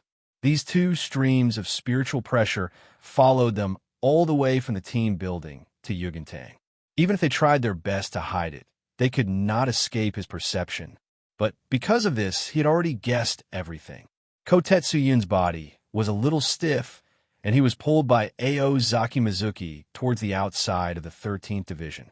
Under the illumination of the moonlight, Kotetsu Yongin became even more beautiful. Yongin really looks like the bright moon in the sky. Looking at the silver-gray-haired Kotetsuin in front of him, Aozaki Mizuki subconsciously admired.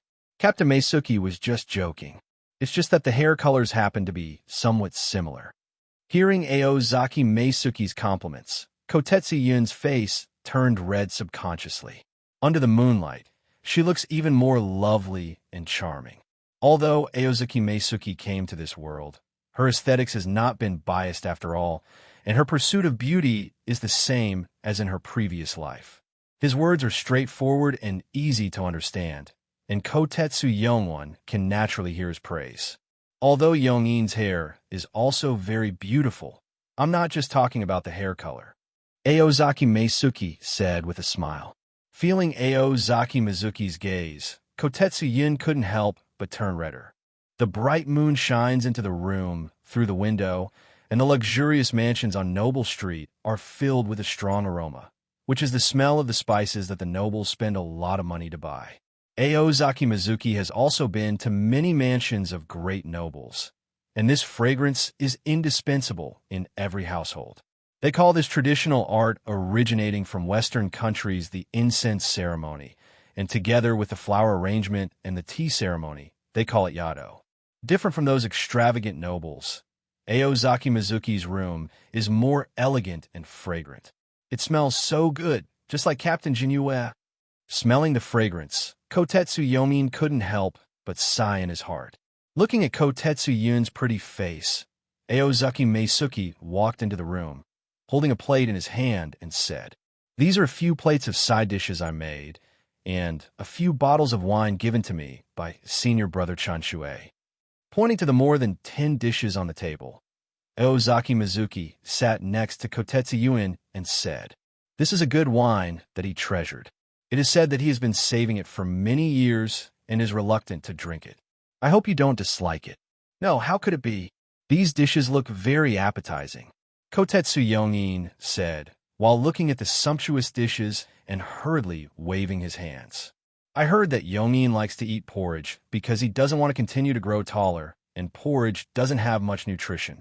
Aozaki Mizuki glanced meaningfully at the tall girl in front of her and said, "Yongin cares too much about other people's opinions, but in my opinion, not everyone's opinion should be taken into consideration as long as you care about the people who are important to you.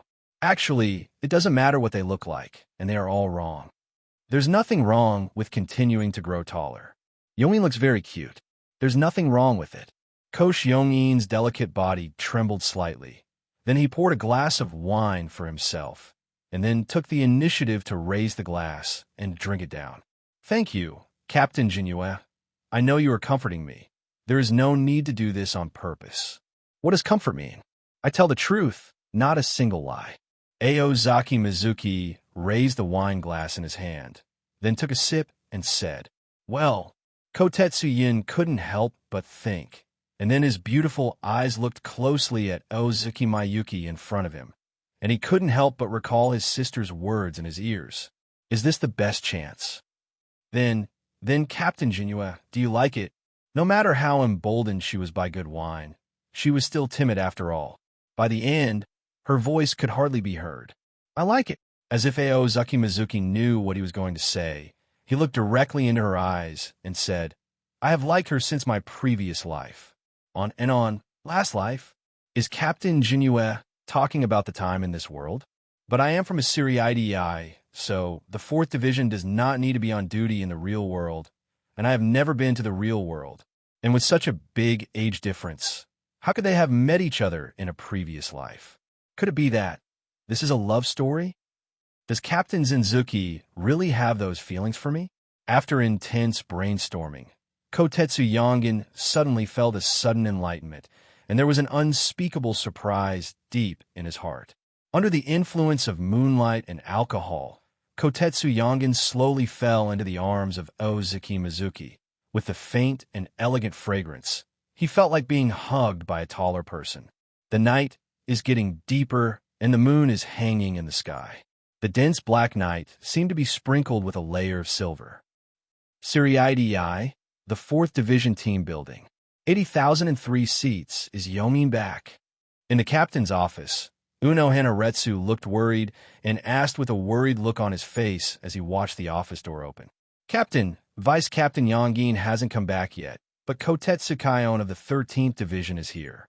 The person who hurried in was Ayamura Yajuchiwa, the 3rd officer of the 4th Division, looking at the worried subordinate in front of him. Captain, he quickly reassured.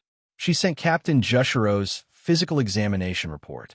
It is in the handwriting of Vice Captain Yongin. It seems that she will be living with Chinin Sanchi again tonight and will not return to the team building. Living with Kaion, Uno Hanaretsu couldn't help but frown, always feeling that something was wrong. It is common for Kotetsu Yuen to go to Kaion at night. But I always say good to myself every time I go out, but this time no one came back, which is really strange. But Chinin is Yongin's younger sister, so if something unexpected happens, she should tell her. In that case, let's forget about it. Tomorrow is a day off anyway. Looking at Yachichiwa Ayamura in front of him, Uno Hanaretsu nodded slightly and said, Has Aozaki Kinpachi been to the 4th Division today? No. Yachichiwa Ayamura shook his head. I heard that he went to Division 13 to find Captain Jushiro today, and then returned to Noble Street. This little guy, who has broken through to the 1st level of spiritual power, thinks he can hide it from me? How dare he deliberately avoid me? Uno Hanaretsu snorted angrily. Every once in a while, she would go to the first team to learn about Aozaki's training progress. She knew that the time when Aozaki reached the 1st level of spiritual power was right after Yamamoto. In the past, they would come to see me from time to time, but now it's better. After breaking through to the 1st level of spiritual power, I can't even see anyone. I sent someone to look for him, and he always said he had something to do. If you have time to go to the 13th Division, can't you come to the 4th Division? Wait, Team 13? Uno Hanaretsu was stunned for a moment, and then his expression gradually turned cold. Feeling the sudden drop in temperature, i.e. Village Yachichiwa couldn't help but tremble. This was the first time that he saw his captain look so terrifying. The aura coming from the bottom of his heart seemed to freeze people into ice sculptures. Captain, I still have something to do. I'll leave first. After I.E. Village Yachichiwa finished speaking, he turned around and wanted to run away. Uno Hanaretsu said coldly, Wait a minute. Captain, it's none of my business. I didn't do anything. Yijiankin 80,000, his feet froze, feeling that if he took another step, he would be close to death. He turned around helplessly and raised his hands in a gesture of surrender. When Vice Captain Yongin comes back, ask her to come to the office. Uno Hanaretsu narrowed his eyes and said, Yes. I.E. Village Yachichiwa responded with a sad face. Why is the captain's murderous intent so terrifying? The moon in the sky is getting brighter and brighter. The lights in the first team building were brightly lit, and a white-haired man came to the tea room under the guidance of the team members. Let the Technology Development Bureau carry out treatment, Yamamoto thought, looking at the beloved disciple in front of him, and couldn't help but murmur to himself. I promised my junior brother that I will go to Division 12 for an inspection tomorrow. Jushiro Yukitake wiped the blood on his mouth with a handkerchief, raised his head, and looked at the teacher's bright head and said. Yamamoto closed his eyes, as if after a fierce ideological struggle, he said in a deep voice, Forget it, it's not my time after all. Just go and give it a try. But I really didn't expect it. This kid Jinue has some conscience and knows how to think about you, my senior brother. It's because the disciple is incompetent. I'm sorry for the trouble, teacher and junior brother. Jushiro Yukitake lowered his head. Looking at his disciples who were suffering from illness all the time, Yamamoto felt heartbroken, but he could only sigh helplessly. The bright moon sets in the west, and the sun rises in the east. As the rising sun hung high in the sky, shining its bright sunshine on his soul society once again. The Siriidii was once again enveloped in hustle and bustle. Familiar spiritual pressure. Is it voiceless? Aozaki Mizuki immediately sat up, rubbed her blurred eyes, and murmured. For him, there is no point in hiding the spiritual pressure in Beilingli. Only when he does not want to feel the spiritual pressure. The person who hides the spiritual pressure can hide it from him. Voiceless. Kotetsu Yongin, who was confused by the quarrel, rubbed his head feebly and said in confusion, Chinin? She came to see me? What should I do? Can't she see us like this? You. Aozaki Mizuki's voice came from his side, tickling Gotetsu Yuin's nose, and said somewhat dotingly, Why are you so afraid of your sister? You have to stand up for yourself at times like this. Besides, we haven't done anything shameful, so what's there to be afraid of? I see. Kotetsu Yun, who had just woken up and was a little dazed, said this under the comfort of Aozaki Mizuki. Hey, why are you going? Seeing Yuen Kotetsu, who was frowning slightly because of the pain, about to get out of bed, Ozaki Mayuki asked with some confusion. Kotetsu Yun rubbed his head and wondered why he was in so much pain today, and instinctively stretched his hand down to use Kaido. Listening to Aozaki Mayuki's inquiry, she subconsciously said, We can't let my sister wait outside for too long. You were so tired last night, so you should have a good rest. Aozaki Jinue forced her to the bed, and then put the quilt on her to cover up the spring sunshine. Even though she is taller than Aozaki Meisuki, she is not the type who is good at white hits. After a night of fighting, even with the use of spiritual pressure, she is already exhausted. I'm going to pick up your sister.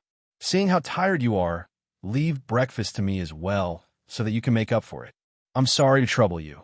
Hachiyomin heard the voice sound strangely familiar and said it unconsciously. Then, listening to the sound of the door being opened, she hid comfortably under the quilt and prepared to fall asleep again. Wrong. Kotetsu Yongin suddenly broke into a cold sweat. This doesn't seem to be my home. Who was that person next to me just now?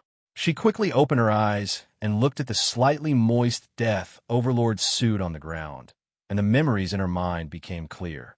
Last night, Captain Jinue and I... It turns out that alcohol is really so powerful, it can make me, a timid person, take the initiative. Kotetsu Yongin, who was dizzy after drinking, remembered the memory of last night. But the quilt with a strange fragrance was covered on her body.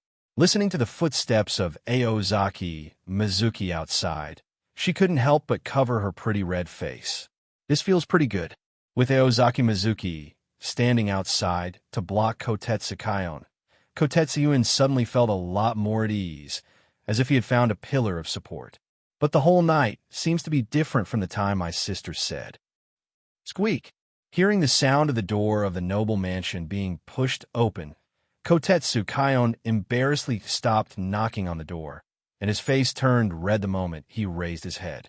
Aozaki Mizuki stood at the door wearing a thin yukata, with her long black hair hanging casually, the smile on her face as bright as the morning sun, and she could smell the fragrance when a breeze blew. She was not attracted by the other person's appearance, but the thought of her sister spending a night with him made her unconsciously shy. After all, my sister would become what she is now without her being the one behind it. Coming to see your sister? Let me take you in. Aozaki Jinue came out, looked at her with a half-smile, and said, Should I call you brother-in-law? Kotetsu Kion looked at Aozaki Mizuki, who came out, hesitated for a moment, and called out this title, and asked with some confusion, Is sister sleeping in again? She didn't have a nightmare last night, right? She was quite tired last night. Aozaki Mizuki walked through the mansion with Chingyin and said helplessly, You didn't push it. Don't think I don't know that you were in the 13th Division yesterday. Just look at us. Kotetsu Kion touched her head and said with a silly smile, Anyway, my sister also likes you, and Captain Zenzuki also likes my sister. Two people who like each other should be together. Those hateful guys usually don't know how to appreciate it at all. The most important thing is that my sister is happy. You're a big kid. Aozaki Maya shook her head in amusement and said, I'm an adult now, okay. Looking at Aozaki Mizuki in front of him, Kotetsu Kaion emotionally expressed his dissatisfaction. Aozaki Mizuki shook her head and said, I'm sorry, I almost forgot that Yongin is special. It's best this way. Hutch Chinin was stunned, then nodded. It's best to treat her as an ordinary person. This is not acceptable. Aozaki Mayuki immediately refused. She is very important to me. How can I treat her like an ordinary person? To put it bluntly, I have always been very kind and distant. Patting her chest, Aozaki Mayuki said confidently, as if she regarded this as something to be proud of. If Captain Zenzuki becomes the captain, the world will definitely be in chaos.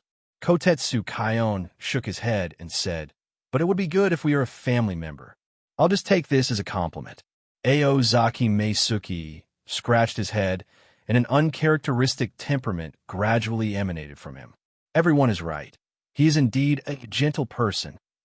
Just now, Kotetsu Kaion, who was a little angry because of his body shape, felt the breeze blowing on his body and thought with some relief. You will protect your sister, right? Kotetsu Kaion looked at Aozaki Mayuki with flashing eyes. Of course I will protect her. No one can hurt her with me. Aozaki Meisuki said seriously, so don't scare her when you go in. It sounds like I'm always bullying her.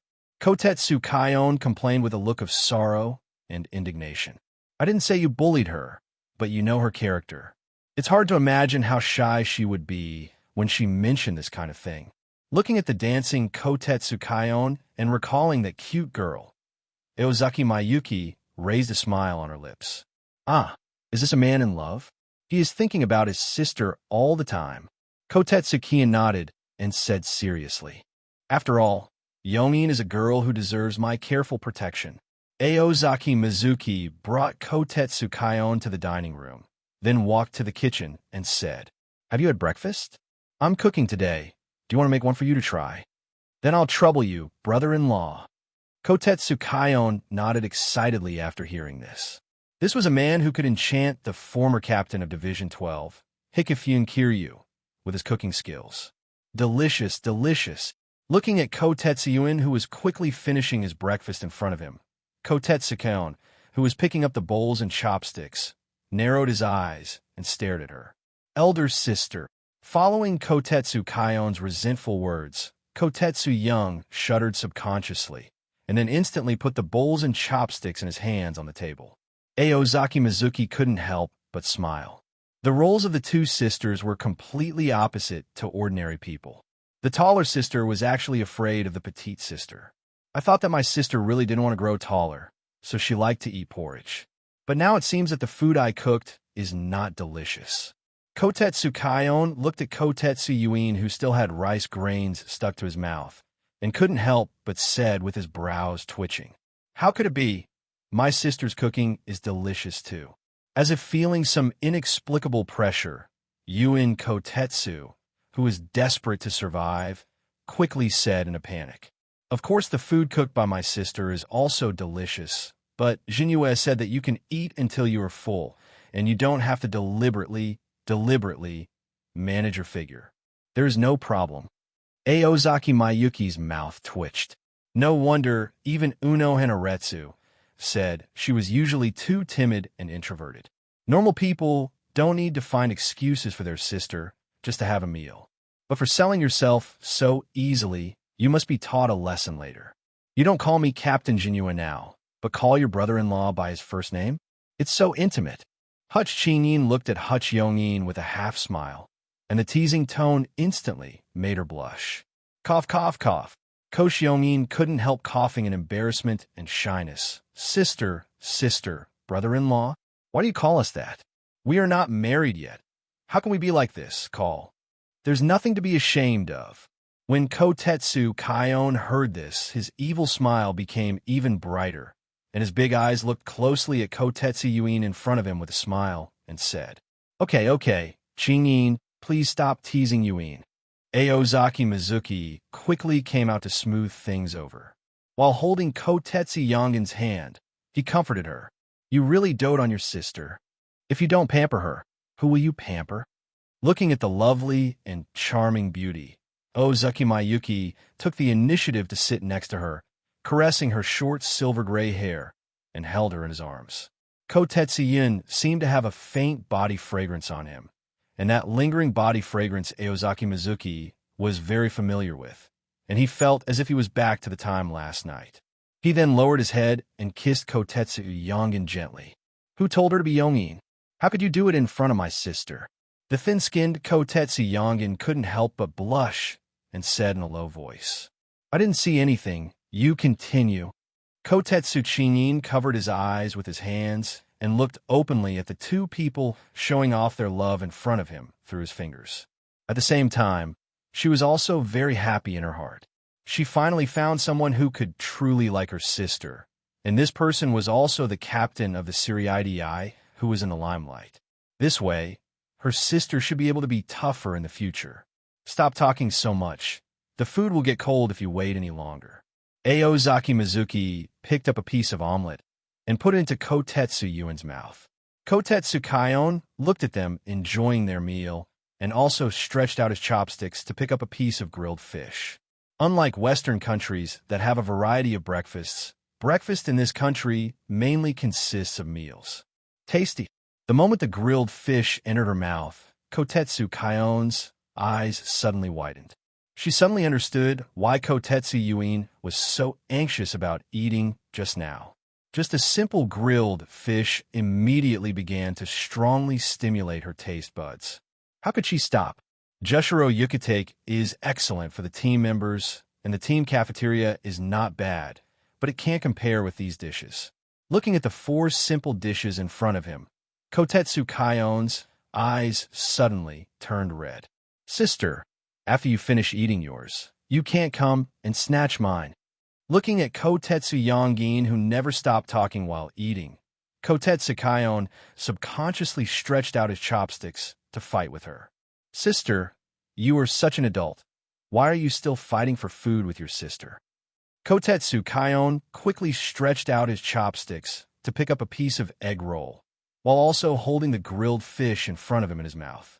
But doesn't my sister never eat breakfast? I haven't eaten enough yet. Not to be outdone, Kotetsu Yongin stretched out her chopsticks. At this time, she was full of courage. Is this necessary? Looking at the two sisters frantically fighting for food, Aozaki Mayuki couldn't help but shook her head helplessly. But he also knew that the delicacies he made were really a dimension-reducing blow to Seoul society at this time. After all, he is a man who aspires to be the #1 seat at Tatsuki Academy. No, his ideal is to make people burst into clothes as soon as they eat his food, but he is still far from it. After drinking and eating, Kotetsu Kaion patted his belly and smiled with satisfaction. Brother-in-law is so awesome. Brother-in-law is amazing. The food cooked by brother-in-law is so delicious. Kotetsu Kaion clenched his fists and raised them high, grinning, and said. Kotetsu Yongin also nodded crazily. Listening to Hutch Chinin shouting about brother-in-law, Hutch Yongin couldn't help but blush and give her a white look. However, considering that although the two were not called husband and wife, they were actually husband and wife, Kotetsu Yongin still acquiesced to this title. Since we've all finished eating, I'll clear the dishes first, and you two sisters have a good chat. I'll be back later. Aozaki Meisuki said. It's better to leave this kind of thing to me. Kotetsu Yongin glanced at Aozaki Mayuki shyly, took the initiative to put away the dishes, and then walked to the kitchen. Brother-in-law. Watching Kotetsu Yuin walk out of the room, Kotetsu Kaion carefully tugged on Aozaki Meiyun's sleeve. What's wrong? Kaion. Aozaki Mizuki looked down at Kaion and asked in confusion.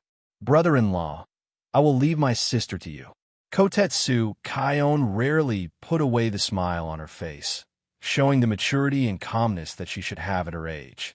She raised her head and said seriously, the girl who usually seems to be noisy and responsible for enlivening the atmosphere is still very reliable at critical times.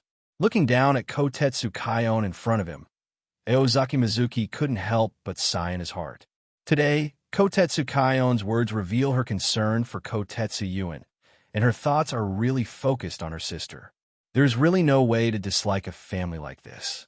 But this is too disrespectful to me Aozaki Mayuki. Isn't this what I should do? Aozaki Mayuki thought silently in his heart. Please feel free to entrust her to me. Aozaki Mayuki showed a bright smile on her face. I will definitely protect her. This is our agreement. Well, this is the agreement between us. Coach Chingy nodded and said seriously. Really, why is this? Kotetsuyun, who came from the kitchen to clear the table, leaned against the wall, looked up at the sky, and murmured. On the second day, Aozaki Mizuki took advantage of her rest day to vent her inner emotions to Kotetsuyun for another day, and they parted ways in Noble Street at dawn. Team 11 team building. Everyone was exercising with smiles on their faces, and the most unique one among them was probably Aozaki Meisuki, who openly teased the female team members. But no one dared to challenge Aozaki Mayuki. Years of getting along with him successfully established Aozaki Mayuki's absolute status in this team. He is well-deserved to be the strongest, and even in the hearts of the team members, he is already the #1 person under the captain in the entire Godiai 13 team. There is only one leader among them, and that is this man named Aozaki Mayuki. They like to fight, but they're not masochistic or foolishly uncomfortable. This is not a question of whether you can win, but a question of how many days you have to lie down after a punch. Fighting has no training effect at all. Mizuki, you're finally back. The silver-haired, narrow-eyed boy with the 11th Squadron armband tied to his shoulder said with a smile on his face as he looked at Aozaki Mizuki. It turns out to be Xiaoyin. What a coincidence. Have you finished handling your official business? In fact, I was just thinking about going to the office to help you. Now that you've finished handling it, that would be great. Aozaki Mizuki let go of Kuna Mishiro's delicate little hand and said with a smile, What kind of strange name is Xiao Jin? Did you mean it on purpose? Ikamaru Jin raised his eyebrows, and the corners of his eyes twitched, but he quickly returned to his smile. But it doesn't matter. You should still worry about yourself next time. What do you mean? Aozaki Mayuki frowned, and the boy's smile almost had the word gloating written on his face. Captain Unohana is here. Ikamaru Jin chuckled, then spread his hands and said in an indifferent tone, What? Aozaki Mizuki suddenly stood up. Why didn't you tell me earlier? Silver, you hold on first. I'll be right back. Ha! Ikamaru Jin just sneered, glanced behind him, and left without lingering. Aozaki Mizuki looked at Ikamaru Jin's back, feeling the spiritual pressure getting closer and closer, and couldn't help but sigh. What was supposed to come would eventually come, but in fact, he didn't really want to hide. I knew from the beginning that things would definitely turn out like this. If we really win her, what will happen in the end? I glanced around quietly, and sure enough, the gentle Yamato Nadeshiko from Unohana Retsu was walking here with light steps. Obviously, her target was herself. The two people, who had their own secrets, greeted each other warmly like long-lost friends under the watchful eyes of the team members, and then led by Aozaki Mayuki, the two walked toward the office area. However, despite such a passionate exchange, all the team members felt a strange atmosphere. They looked at them one by one as if they had seen ghosts and ran away quickly. This is probably the so-called combat intuition. Captain Jinue is really a busy man. We haven't seen each other for more than half a year, right? I still remember when you first learned kendo from me. We met twice a week, then once a week, once a month, and now we haven't seen each other for half a year. But yes, Captain Jinue is extremely talented. Over the years, I can teach Captain Jinue less and less. It is understandable that Captain Jinue does not want to come to the 4th team. As he spoke, Unohana Retsu's aura suddenly became different. Although he still looks gentle, there seems to be a strange black air surrounding him. Fear. Too scary. It's not that the strength is terrifying, but the aura is too scary. And what he said made Aozaki Meisuki feel guilty. Speaking of which, the vice-captain of our squad has also received a lot of care from Captain Zenzuki these past 2 days. Should I thank Captain Zenzuki? Unohana Retsu's narrowed eyes opened slightly, and his gentle smile made Aozaki Mizuki feel a little chilled in his heart. Why is she acting like a bitter woman? When did my sister Hua become like this? Aozaki Mizuki managed to squeeze out an awkward but polite expression, even with a hint of a flattering smile. Retsu is really joking. After all, she is a colleague of the Godei 13, and she is also your vice captain. It is right to take care of her. Unohana Retsu's aura softened instantly, and he said with a smile, "So, Captain Mayuzuki is doing this for me? Then I really have to thank Mayuki. Strong?" He didn't call her like this before. He always called Captain Wozihua Sister Hua, which was called respect, but now it has become lie. It seems that this kid is a lot more courageous. But the prerequisite for being bold is strength. This shows that this child is now very confident in his own strength. Very confident. I am so confident that I am not afraid of her. Thoughts suddenly filled Unohana Retsu's mind, but Unohana Retsu didn't show it. After all, it was not easy to get to this point. This is a beautiful jade that I carefully carved, and it would be bad if it scares him into retreating now. There's no need to thank me. This is what I should do. Aozaki Mayuki swallowed. Looking at the increasingly cute child in front of him, Unohana Retsu withdrew his murderous intent and smiled softly. Jinue, you know what I want, just like I understand your essence, and no one in this world understands me better than you. Aozaki Jinue looked at the woman as gentle as water. Her expression calmed down, and there was a faint smile on her lips, not even half of her previous timid appearance. The two looked at each other. The silence was a wordless telling, and the flashing eyes were confiding words. It has to be said that the two of them have the same chemistry.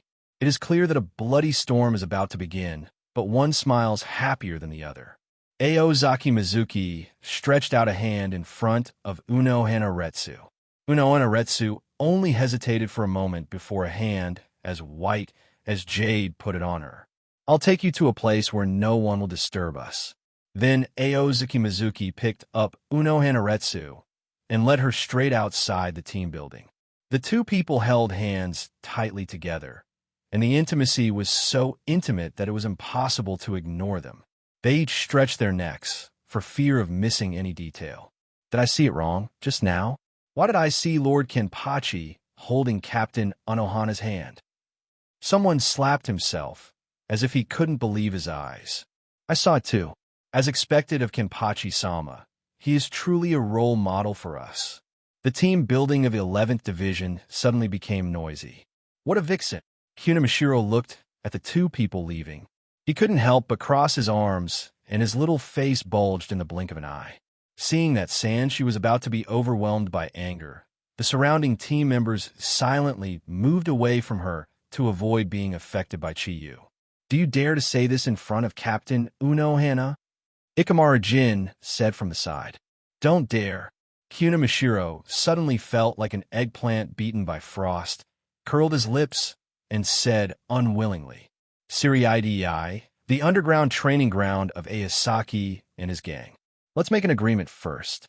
This competition will only determine the outcome, not life or death." Aozaki Mayuki looked down at Unohana Retsu, who had her braid untied and her hair disheveled, and said with a smile. The scar just below the collarbone was shocking. "Are you afraid that you will lose your life here?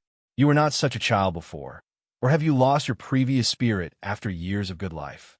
Unohana Retsu frowned, his eyes turned cold, and he asked with some disappointment, "I just don't want to lose you, so I'll let you know in advance." Even people with low emotional intelligence would know that Unohana Retsu was already angry at this time, but that cold face could not shake Aozaki Mayuki's thoughts. Unohana Retsu was stunned. "You are indeed much bolder than before." She shook her head and said with a smile, "I can promise you, we don't have to decide whether to live or die. If I kill the captain's beloved disciple, the captain will probably fight for me. But you also know my ability.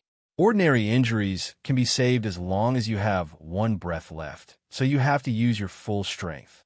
Even if you lose this time, you can continue to grow with your talent, and we can keep fighting."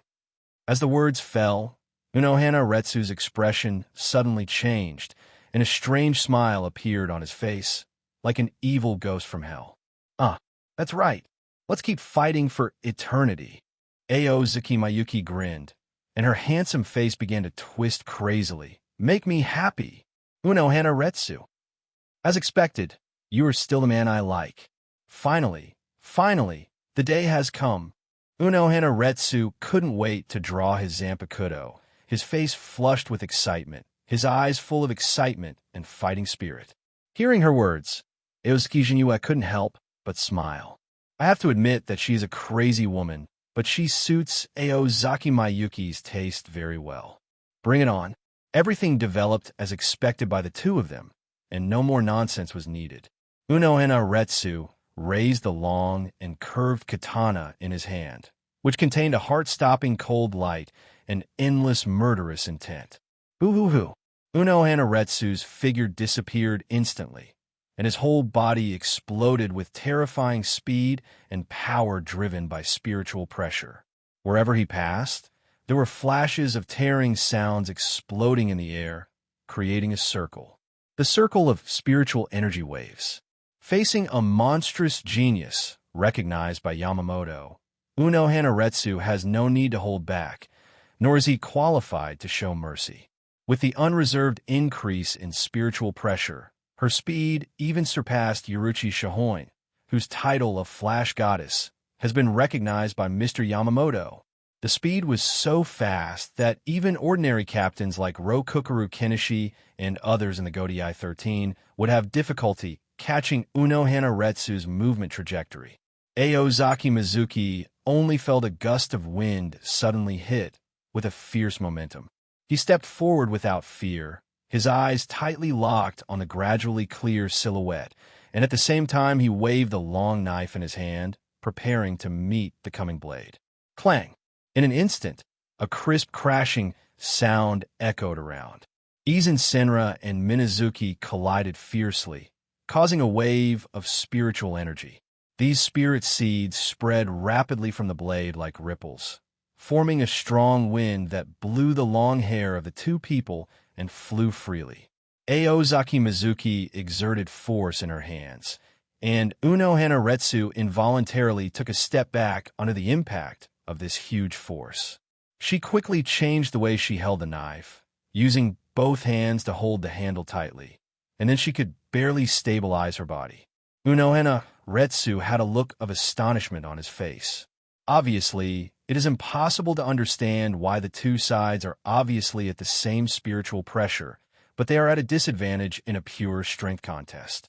She had absolute confidence in her own strength, but what happened in front of her made her confused and surprised. It wasn't until this moment that Uno Hanaretsu truly realized that the little man standing in front of her was no longer what he used to be.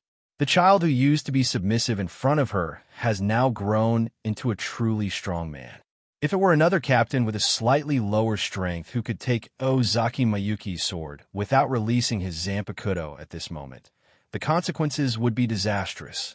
It can range from injuries to death on the spot. It's just that she is an unprecedented villain in the history of Soul Society and one of the strongest Shinigami among the Godai 13. As expected, very strong. This kind of power. He is as strong as a monster. Can't understand. I simply can't figure out why this little man can exert such terrifying power. Uno Hanaretsu came back to his senses. The smile on his face became even stronger, and his feverish excitement could not be concealed.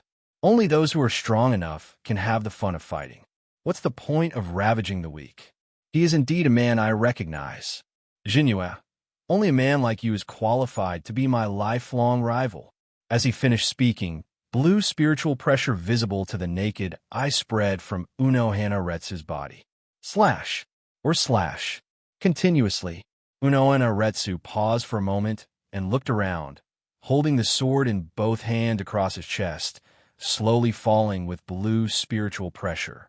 More swords struck, and Uno Hanaretsu had no time to distinguish whether it was a feint or a real attack, just like that lecture decades ago, when she was the teacher and he was the student. And now they are standing at the same height. Without hesitation or thinking about any consequences, the storm of the blade slashed out again. What is fighting? Just wave the sword in your hand. Aozaki Mizuki did not flinch. but took a step forward in the face of the approaching storm. The long knife in his hand is like a phantom, dazzling people.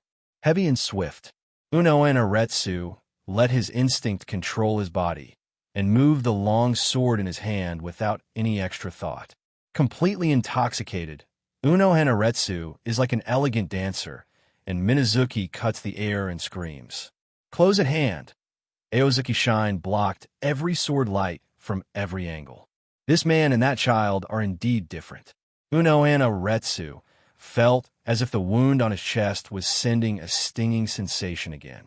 If that child is a crazy and dangerous beast, then this man is a swordsman like himself.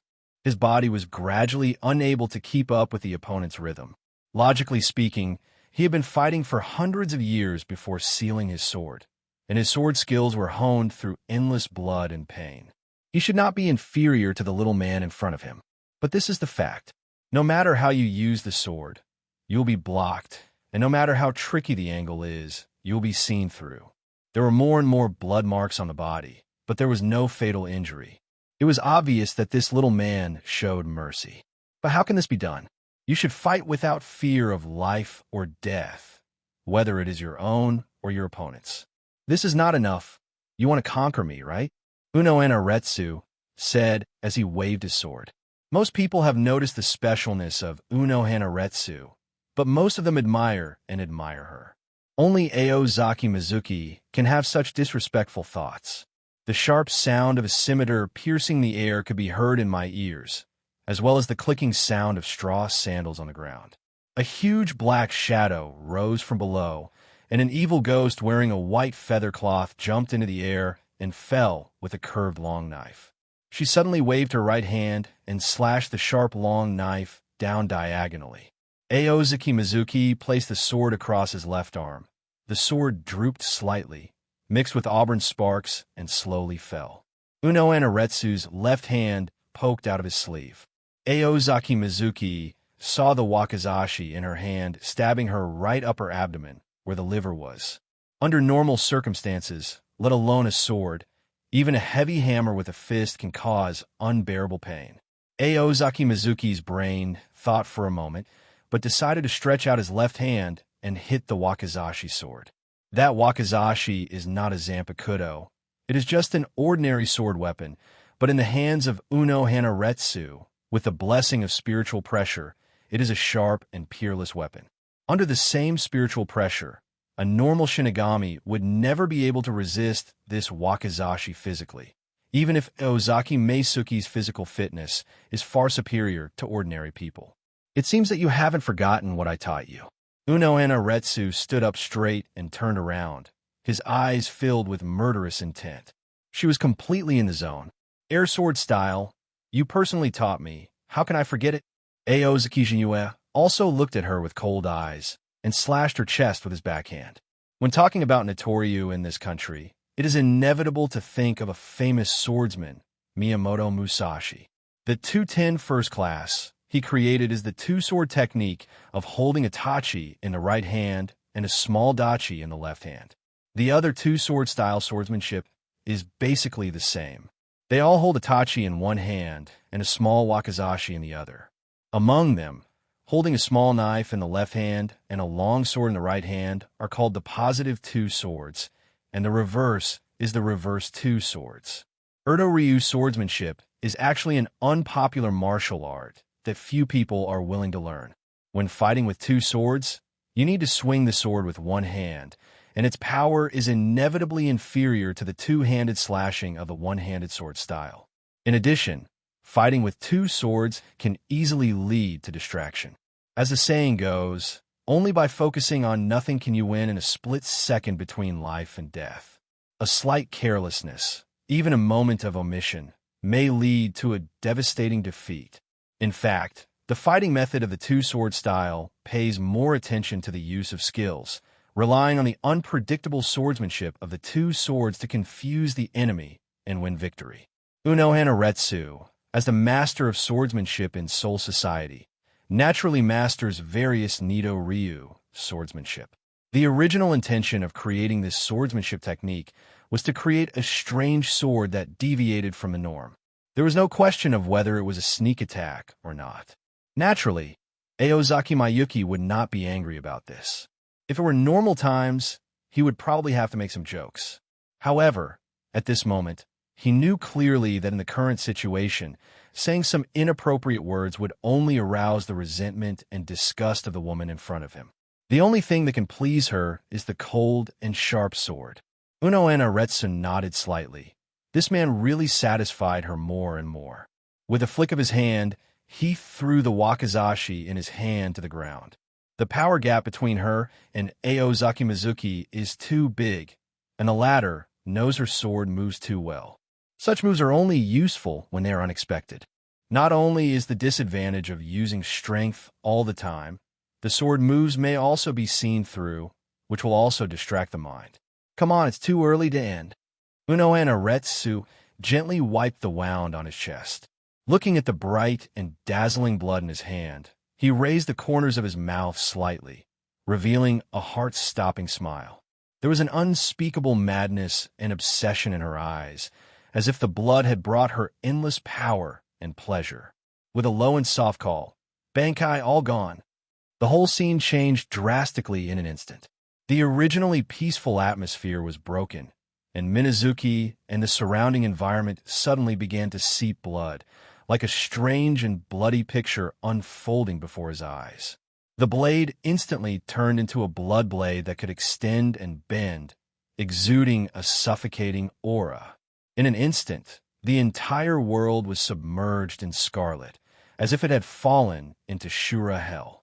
The pungent smell of blood filled the air, and this bloody smell made both lunatics present feel excited. At the same time, just listen to a loud boom. Extremely strong spiritual pressure swept over like a storm and spread in all directions. This spiritual pressure was like substance, shaking every inch of the land, and even the bloody hell seemed to be torn apart. Through the figure holding the snow-white sword in his hand, you could see a steady stream of spiritual pressure pouring out of his body and pouring into this world dyed red. In the blink of an eye, the world that had been stained with blood just now was once again covered with a layer of dazzling, pure white. This terrifying spiritual pressure that was so powerful that it was beyond imagination continued to spread, and wherever it passed, everything seemed to become motionless. Time seemed to have stopped flowing, and space seemed to be frozen. The air in the entire space condensed into ice in an instant, giving people a heavy and depressing feeling. Bankai, Yongjin Sanluo Wujian. Aozaki Mizuki's voice echoed in Unohana Retsu's heart. The burning sun and the bright moon appeared in the sky, complementing each other. A palace shining with thunderous light hangs high in the sky, majestic and solemn. The fresh breeze blows gently, bringing a touch of coolness. The surging waves violently hit the rocks on the shore, making waves of roar. These wonders appear in the same picture at the same time, forming a beautiful and spectacular scene. But the terrifying power contained in it makes people shudder. What a world that is! Quiet, gorgeous, and breathtakingly beautiful. It seems to have endless charm to attract people to indulge in it. Even Unohana Retsu, who had always been calm and collected, could not help but tremble slightly at this moment, and his scalp felt numb. A world! How many things do you have in your child's heart? You are so greedy. Her eyes became extremely solemn, staring tightly ahead, as if she wanted to see the truth hidden in the depths through the endless void. The two of them are now in a strange world. The colorful and beautiful world and the bloody and terrifying bloody hell actually coexist, right at their feet, overlapping and reflecting each other. Isn't it the same for Lai? Aozaki Mizuki looked around, looking at the scarlet that coexisted with her own world, and said softly, "I'm not even close." Unohana Retsu just shook his head lightly, his tone still as calm as water. The mighty power to create the world is not comparable to everyone. On the contrary, it just shows that your ability is terrifying. The world you created seems to be no different from the real world. Aozaki Mayuki watched in astonishment as this mellow woman stretched out her left hand and grasped the tip of the bloody sword. The sword extended, sticky scarlet blood dripping, and then bent. Uno Hanaretsu invaded in front of her eyes, and Aozaki Mizuki had no time to think, so she raised her double-edged sword and faced it. Uno Hanaretsu stepped forward and struck Ozaki Mayuki on the head. According to the standards of martial arts, these are definitely people with superb skills. Facing strong people with the same level of spiritual pressure, it is not a problem to fight 3 or 4 at the same time.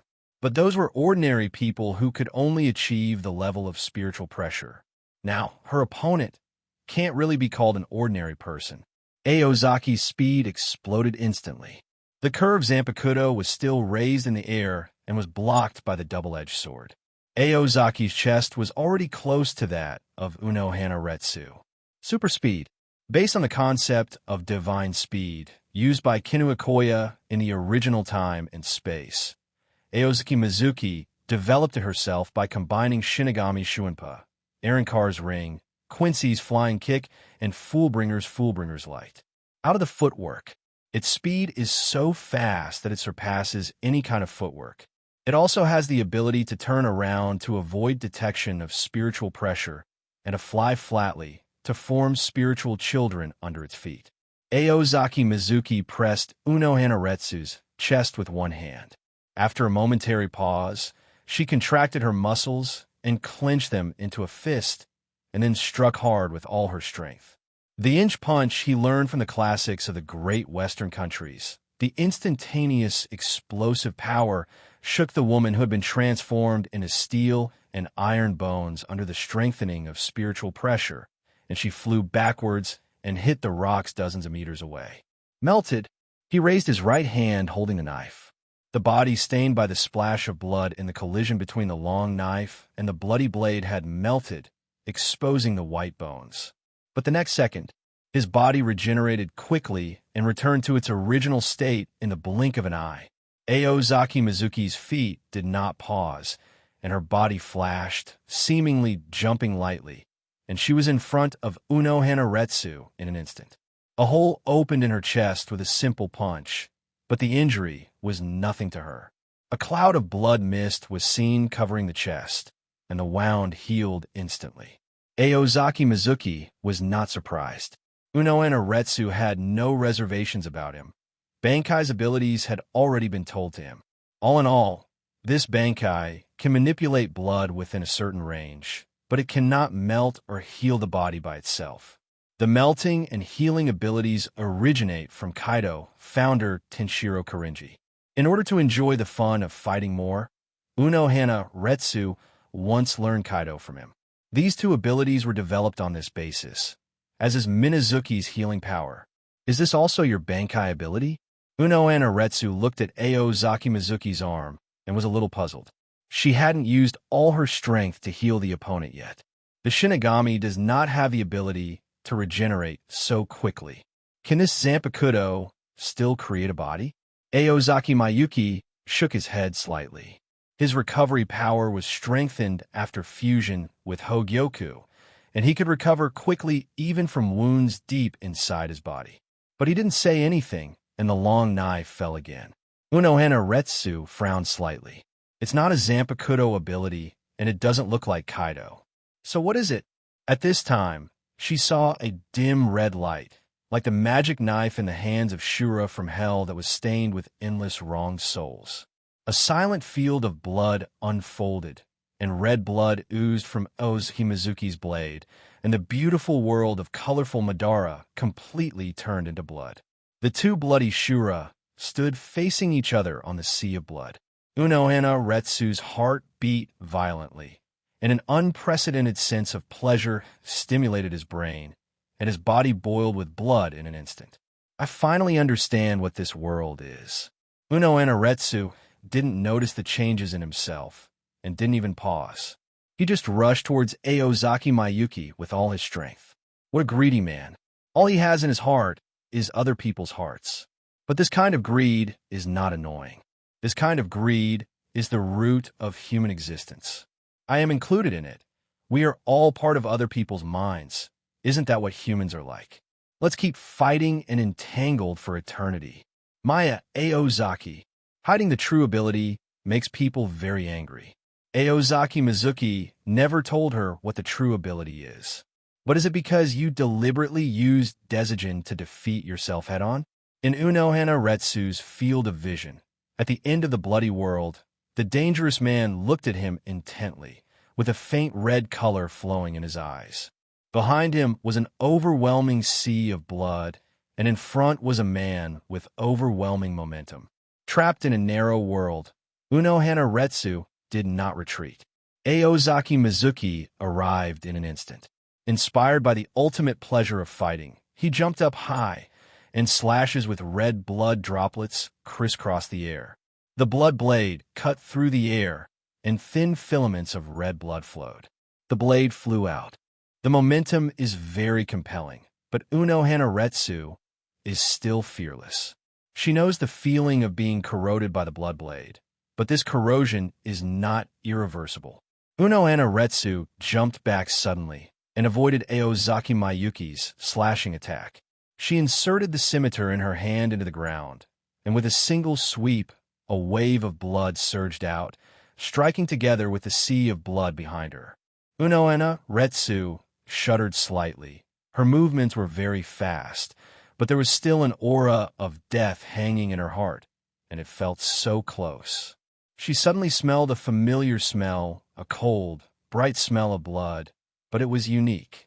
She had only smelled this smell on herself, and now the second person had this smell. So fast, there was the sound of water ripples under his feet. Unohana Retsu lowered his head. In the empty blood, a bloody long knife picked up the blade and slowly cut through his chest. Fear suddenly exploded in Unohana Retsu's heart. The sound of the sharp knife cutting through the flesh was so real. It came into close contact with the panel in front of the body. The extreme speed combined with the sharp blade, the spiritual pressure on the body surface at the moment of the slash. Defenses were shredded. The body lost its strength, and the whole body was shaken. The body was cut off from the left abdomen to the right shoulder, and the blood and water melted the body in contact. Unohana Retsu lost his balance, and his whole body fell downwards. Unohana Retsu suddenly understood where this man's confidence came from. His combat power was too strong for the same level of spiritual pressure, and even Yamamoto might not be able to defeat him at this time without releasing his Zanpakuto. Hugh Circle, the Great Sioux Forest. In the flying gravel, 3 people wearing white clothes and broken masks were running among the quartz trees. After entering a cave, they stopped in front of a room in the cave. It was not so much a cave as it was a single-family building. The outer wall was made of hard white boulders, like a small castle, clinging to the stone wall of the cave. This is the queen's residence. Harabelle opened the door from the inside and gently stepped on the ground with a beautiful brown foot, her slender calves carrying a breathtaking beauty. Her graceful figure made her sway gracefully as she walked, and her cold face had a compelling air of a queen. You are finally back. How is the situation? Is there any movement in Shiya Palace? After welcoming the 3 of them into the room, Harabelle sat on the soft red sofa and asked patiently, "The movement is so big. I'm afraid all the troops will be sent out," Apache said excitedly, lying on the sofa without any scruples. "We captured some Achiyukas from Shiya Palace to ask for information. Bailgang may take action himself," Sun Sun said with a solemn expression. "It's understandable. After all, the most loyal and powerful subordinate died in battle, and the king will never give up." Harabelle nodded. "You will stay in the base these days, and I will personally be responsible for detecting intelligence in the future. By the way, Lady Harabelle, I remembered something." Mira Rhodes clapped her hands. "Shiya Palace seems to be chasing Nellie." "Niliel? Why is Shiya Palace chasing her?" Harabelle raised her head, and her doubts could be seen in her tight look. "Even if Baileygan can't find us, we shouldn't provoke a powerful Vastad, right? Let me think about it." Mira Rhodes lowered her head and thought for a moment. It seems to be related to Oswell's death. I see. They misunderstood that Nellie helped us. Sun nodded and analyzed. Sui Palace does not know the existence of Master Jinyu, so there are only a handful of strong men in Hueco Mundo who can defeat Oswell, and Niliel, who is independent from Sui Palace, happens to be one of them. As soon as these words came out, all the girls fell silent. This was simply an unforeseen disaster. While they were evading pursuit, Nellie might still be sleeping at home. With a pop, a big pot fell on her body. This was too unlucky. If you ask me, it must be that ******** D. Neutra who said bad things about Nellie in front of Bale Gang. So Shia Palace went after her. Apache was lying on the sofa, playing with the shoes he had taken off on the floor, a pair of delicate little feet swinging randomly in the air. Otherwise, although Nellie's a nice person, but her relationship with us is not that good. How could she have suspected Nellie for no reason? Is that *******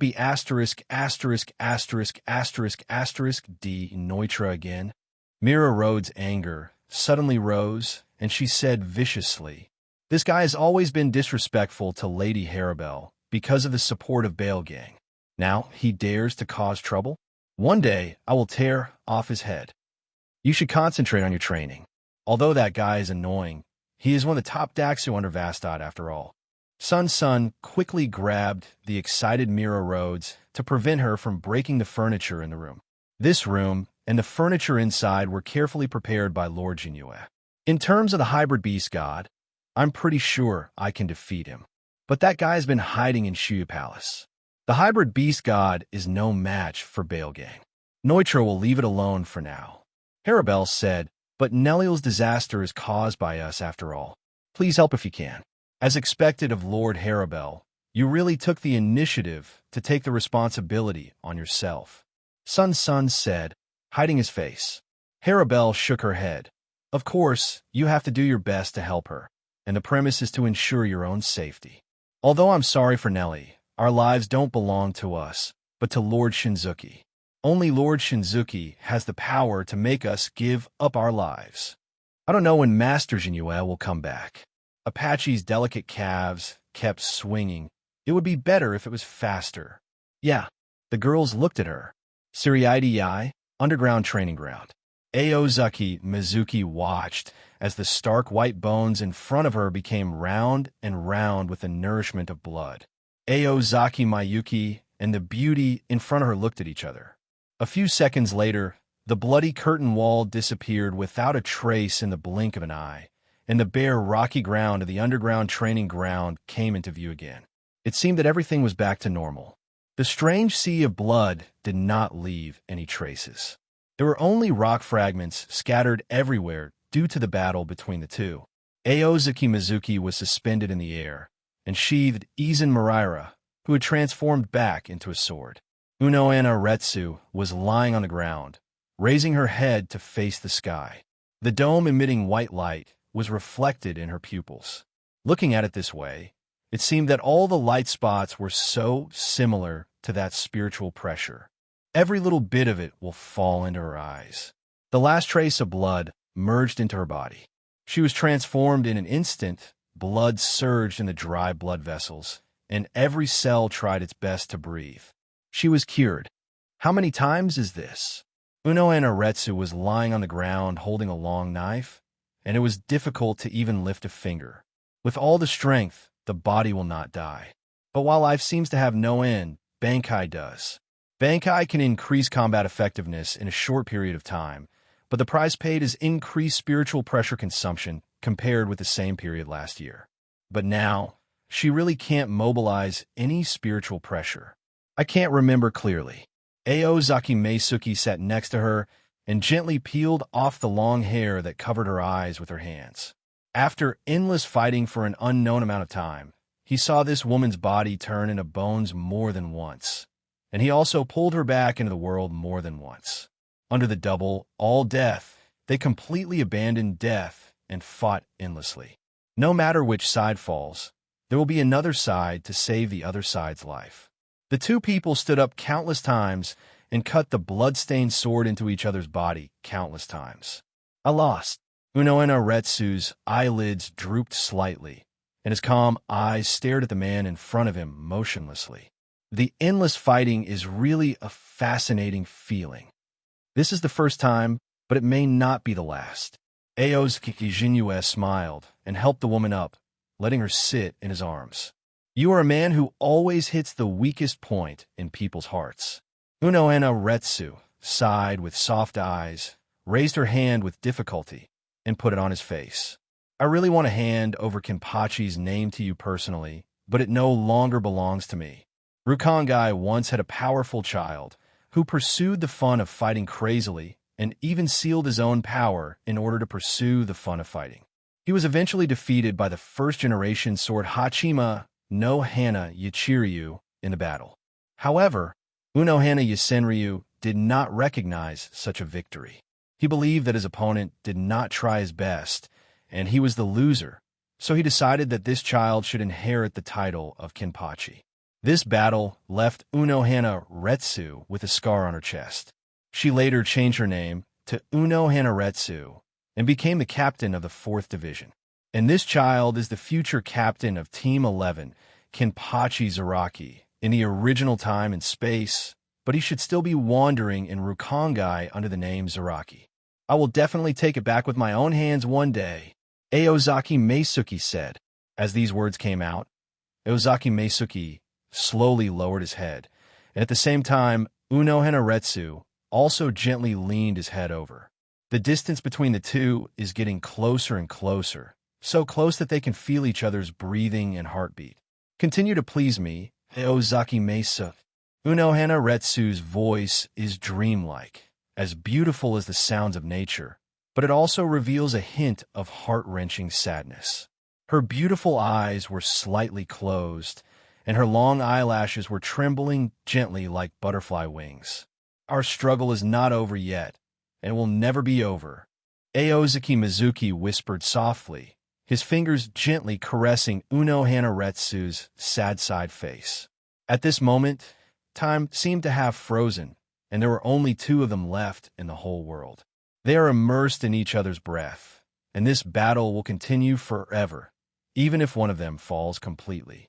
Never ends. The morning sun slowly emerged from the ground, spreading its warm and soft golden light to the earth. Unohana Retsu, who was lying on the ground, also woke up in a daze. What time is it? Unohana Retsu, who was so tired that her back ached, slowly opened her eyes. When she saw the clock with rotating hands on the wall, she couldn't help but frown. It's actually so late? Recalling the time last night, Unohana Retsu felt that it was extremely long. His mind was in chaos. He didn't know when he woke up or when he lost his mind. It's more tiring than fighting. Unohana Retsu frowned, bit his silver teeth, and then took a Black Death uniform from the side and put it on. As for the Death Domination outfit and white feather fabric she wore before, looking at the torn clothes on the ground, Unohana Retsu still looked a little reluctant. This outfit has been with her for many years, especially Haori, who hasn't changed it since she was transferred to the 4th Division. The materials and weaving skills of Captain Haori are truly superior, and they have not been damaged at all for hundreds of years. It's a pity that I still can't escape the clutches of that man.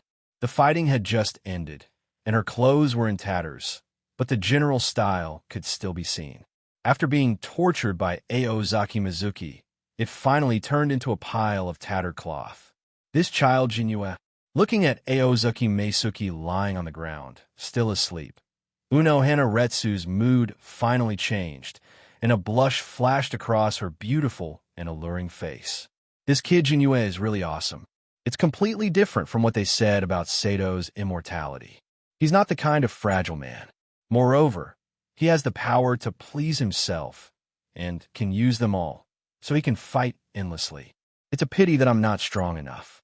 In such a joyful fight, I couldn't hold on anymore and asked this child to accommodate me. In that battle hundreds of years ago, it was still very enjoyable to fight against such an opponent. But that battle was too short, and the opponent was still actively weakening his own strength, so the pleasure was far less than this battle. It's all over. Unohana Retsu looked at the torn white feather fabric on the ground and felt as if he was relieved of some kind of burden. But who is better than this child compared to that evil man? This child is still too young and needs to continue practice. I will continue to help him practice in the future. There is no hope for me. After reaching the first level of spiritual power, I have not made any progress for many years. The road of Shinigami has come to an end, but this child can continue to grow. Sigh, it's so late today. I might as well not go to the squad. Wait until he gets up and continue fighting. I'll take the opportunity to relive that feeling. Unohana Retsu nodded. Feeling the slowly recovering spiritual pressure, Unohana Retsu walked out of the training ground and informed Kotetsuyuin, the vice-captain, with Tenakura. After receiving the reply from Kotetsuyuin, Unohana Retsu walked back. As she walked, she felt quite upset in her heart. No wonder the days spent in the underground training ground were so chaotic. It turned out that they had been there for almost a week, and she didn't realize it at all. You must know that she has always been a perfect captain in Kotetsuyuin's heart, but this time she did not return to the team for a week, not to mention how shocked Kotetsuyuin was. If he hadn't known that she was taken away by Aozaki Meisuki and the deputy captain of the 11th Division also said hello, Kotetsuyuin would have reported to the 1st Division. But when she returned to the underground training ground, she was stunned when she saw the scene in front of her. Jinyue, has your spiritual pressure increased again? Aozaki Shinzuki in front of her was currently soaking in the hot spring, emitting strong spiritual pressure fluctuations. When he first woke up, Aozaki Mizuki's spiritual pressure was restrained, and Unohana Retsu hadn't noticed anything unusual about him yet. Now that the spiritual pressure was exposed, she discovered that the other party's spiritual pressure had increased again. Unohana Retsu was in a particularly happy mood, but she was also a little sad thinking that she had reached the end of her road. Come on, this hot spring is a good thing. Aozaki Jinyue waved to her and called her affectionate names without any scruples. There is no need for them to worry about this. Unohana Retsu glanced at Aozaki Mayuki in the water, and he was looking at himself with a smile. Is there something on my face? Why am I smiling so happily? Or are you happy because you saw me? Unohana Retsu is unknown. As if feeling Unohana Retsu's gaze, Aozaki Mayuki then focused his gaze on her eyes, which seemed to have some emotions that made the heart beat faster. The murderous evil spirit looked calm, but his cheeks were slightly red. She was sure this little man had no good intentions, but I have no way to deal with it. He didn't want to be like this, and his mind was confused because of his look. She could see through someone's little thoughts at a glance. You kid. Unohana Retsu sighed and walked into the hot spring. You don't practice spiritual pressure like that, do you? I thought you were simply unable to resist women, but now it seems I wrongly blamed you. This is just one of the methods I use to practice Ryatsu. In fact, this method is not as efficient as Blade Zen, but it is better because it lasts longer and makes people feel happy while practicing without getting bored. Aozaki Mizuki said confidently while patting her chest. Unohana Retsu suddenly looked at him with a smile. Then why don't I feel anything? How is that possible? Aozaki Jinyue looked surprised and couldn't help but doubt herself. I'm talking about Ryatsu. Unohana Retsu sat next to him and said angrily, rolling his eyes at him. When this evil ghost is not crazy, his every smile is really touching. Aozaki Mizuki thought. It turns out to be spiritual pressure. Please don't scare people. Aozaki Mizuki breathed a long sigh of relief. That's what it's like to be a Shinigami. There are many Shinigami, let alone first-class spirits. Even the rank of chief officer is a barrier to them. That's right. Unohana Retsu nodded. The world is unfair. It always has been. The end point of most people is actually determined when they stand at the starting point. Thousands of years of experience have made her understand that sometimes hard work cannot make up for things like talent. Most people can only be ordinary soldiers throughout their lives. It's not that they don't work hard enough. It's just that they're talented, that's all. It's cruel, but there's nothing you can do. Aozaki Mizuki seemed to have read through her thoughts and stroked her hair. Are you willing to stop here? What? Unohana Retsu looked up at him, His eyes seemed to sparkle. I have a way to give you a higher level of power. You mean virtualization? You actually know? Aozaki Meisuke said with some surprise. In the millions of years of Soul Society's history, you don't think that no one has ever tried to contact this forbidden power, right? Unohana Retsu shook his head. However, related research is expressly prohibited by the nobles. I don't care what the nobles think. This is equivalent to a presupposition. Unohana Retsu did not scold him for violating the rules set by the Siriidei, but instead laughed. What a coincidence. I seem to be the same way. A special day, the birthday of the captain of the 11th Division, the 11th generation Kenpachi, Aozaki Mayuki. In fact, it doesn't matter to Aozaki Mayuki about birthdays or anything like that. After all, even he himself often forgets his birthday. But days like this are nothing to me, but they are very important in the hearts of others. A birthday celebrated with no one is just an ordinary day, but if too many people gather together, it is easy for people to feel embarrassed and happy at the same time. When I woke up early in the morning, I heard Shifujian Yuruchi snoring. She was indeed too tired, and it was understandable that she snored. Besides, many people had already seen her even more embarrassing appearance. But I have to say, ignoring the tiny purr, she sleeps like a kitten, which is really cute. Aozaki Mayuki climbed up from the crowd. This crowd was the source of both embarrassment and happiness for him. Glancing at the people behind him, he could no longer make any waves in his heart. Tired of it. This thought only lasted for about 2 seconds before it was thrown out of his mind. I'm afraid he will never get tired of this kind of thing in his life. Putting on a yukata casually, Aozaki Mayuki saw the hell butterfly flying towards her. Knocking on the girl from afar, it is a happy birthday. Kachiki rings in the river. The birthday blessing is full of ancient atmosphere, and it seems that it is sent by an old man who has lived for hundreds of years. There is actually someone other than his lover who remembered his birthday, but this person was a man that he was not interested in.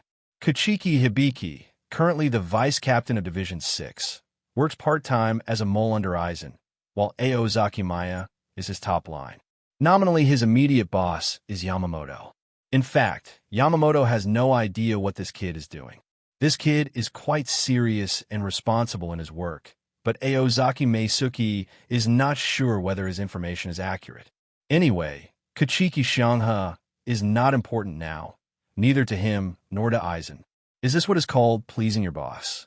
But when watching movies and TV shows, normally shouldn't you give something as a gift? No wonder after being a Shinigami for so many years, I only became the vice captain. Aozaki Jinue was thinking wildly when another hell butterfly flew over. The action is about to begin. Don't miss it. We must make them look good this time. The great nobles are rich. One hell butterfly is not enough, so the message must be sent in 2 times.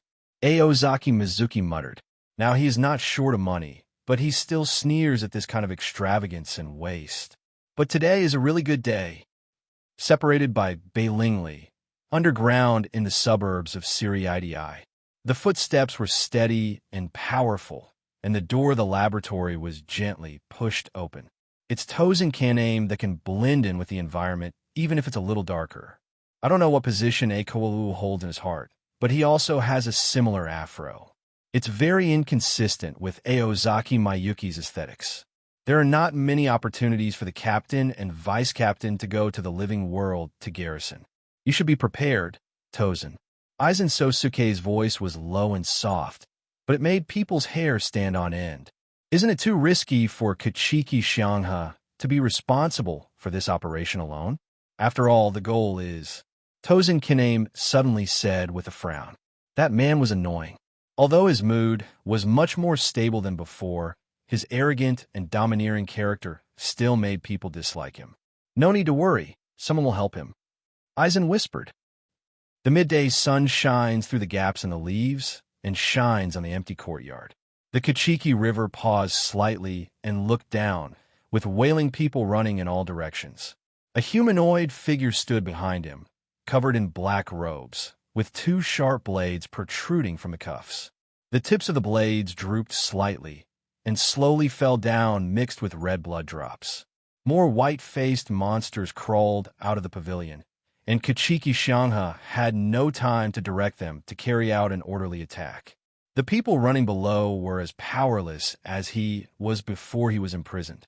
He didn't do anything wrong at that time, but now he intends to commit a major crime. Want to destroy me? Then I will destroy you.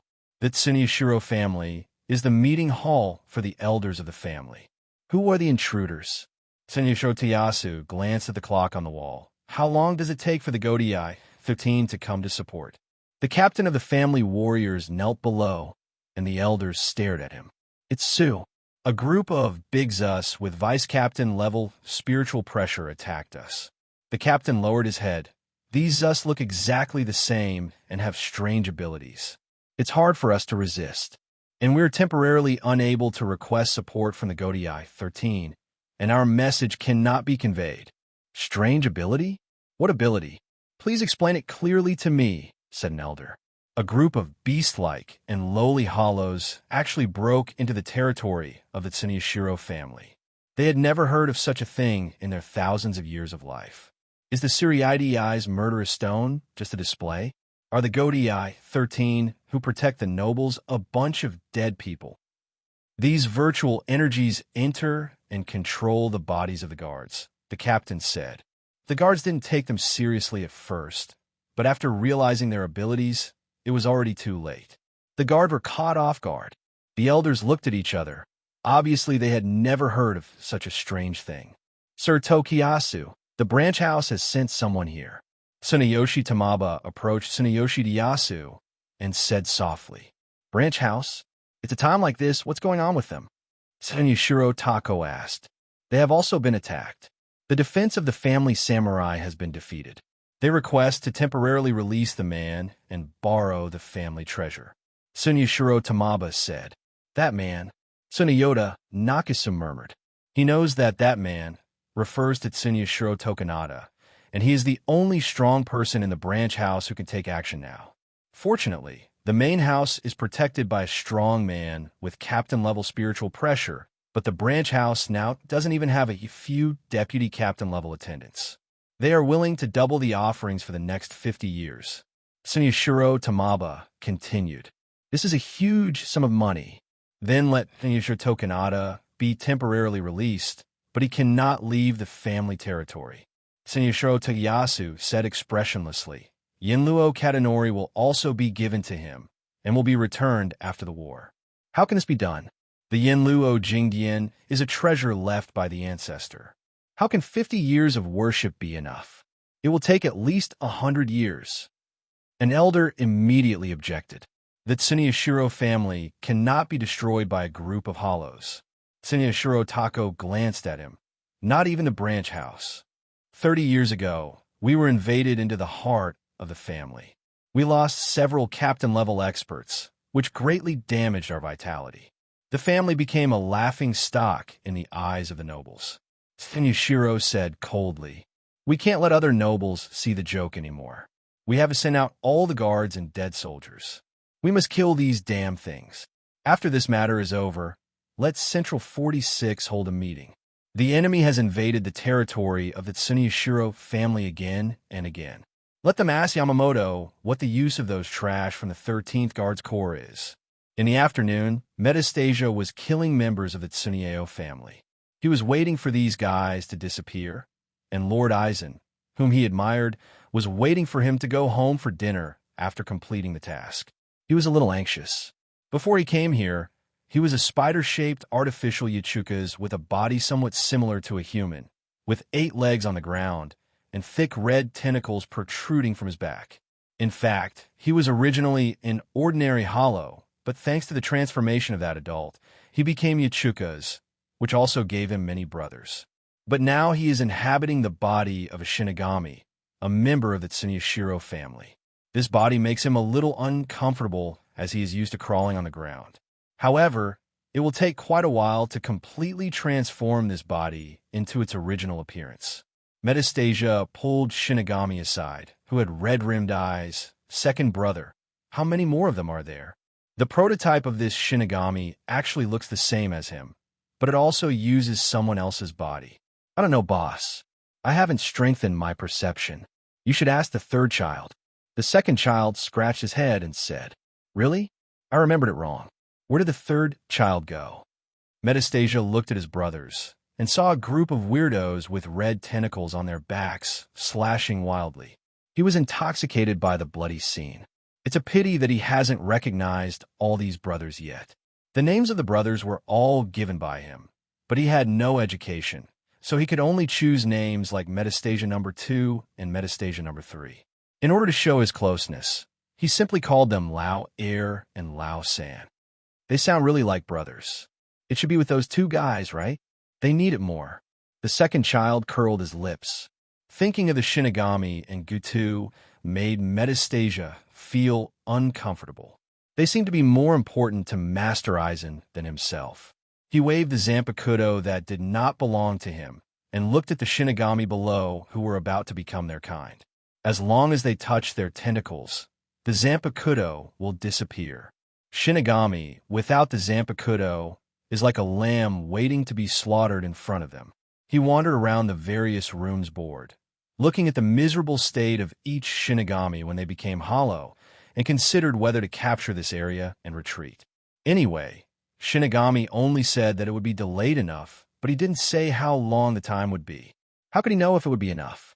10 minutes later, a figure in a black cloak slid smoothly along the spirit path in the sky. Rain poured down, and Aozaki Mayuki looked through the gap in the attic. The vast old wooden mansion was in the rain curtain at the end of the horizon.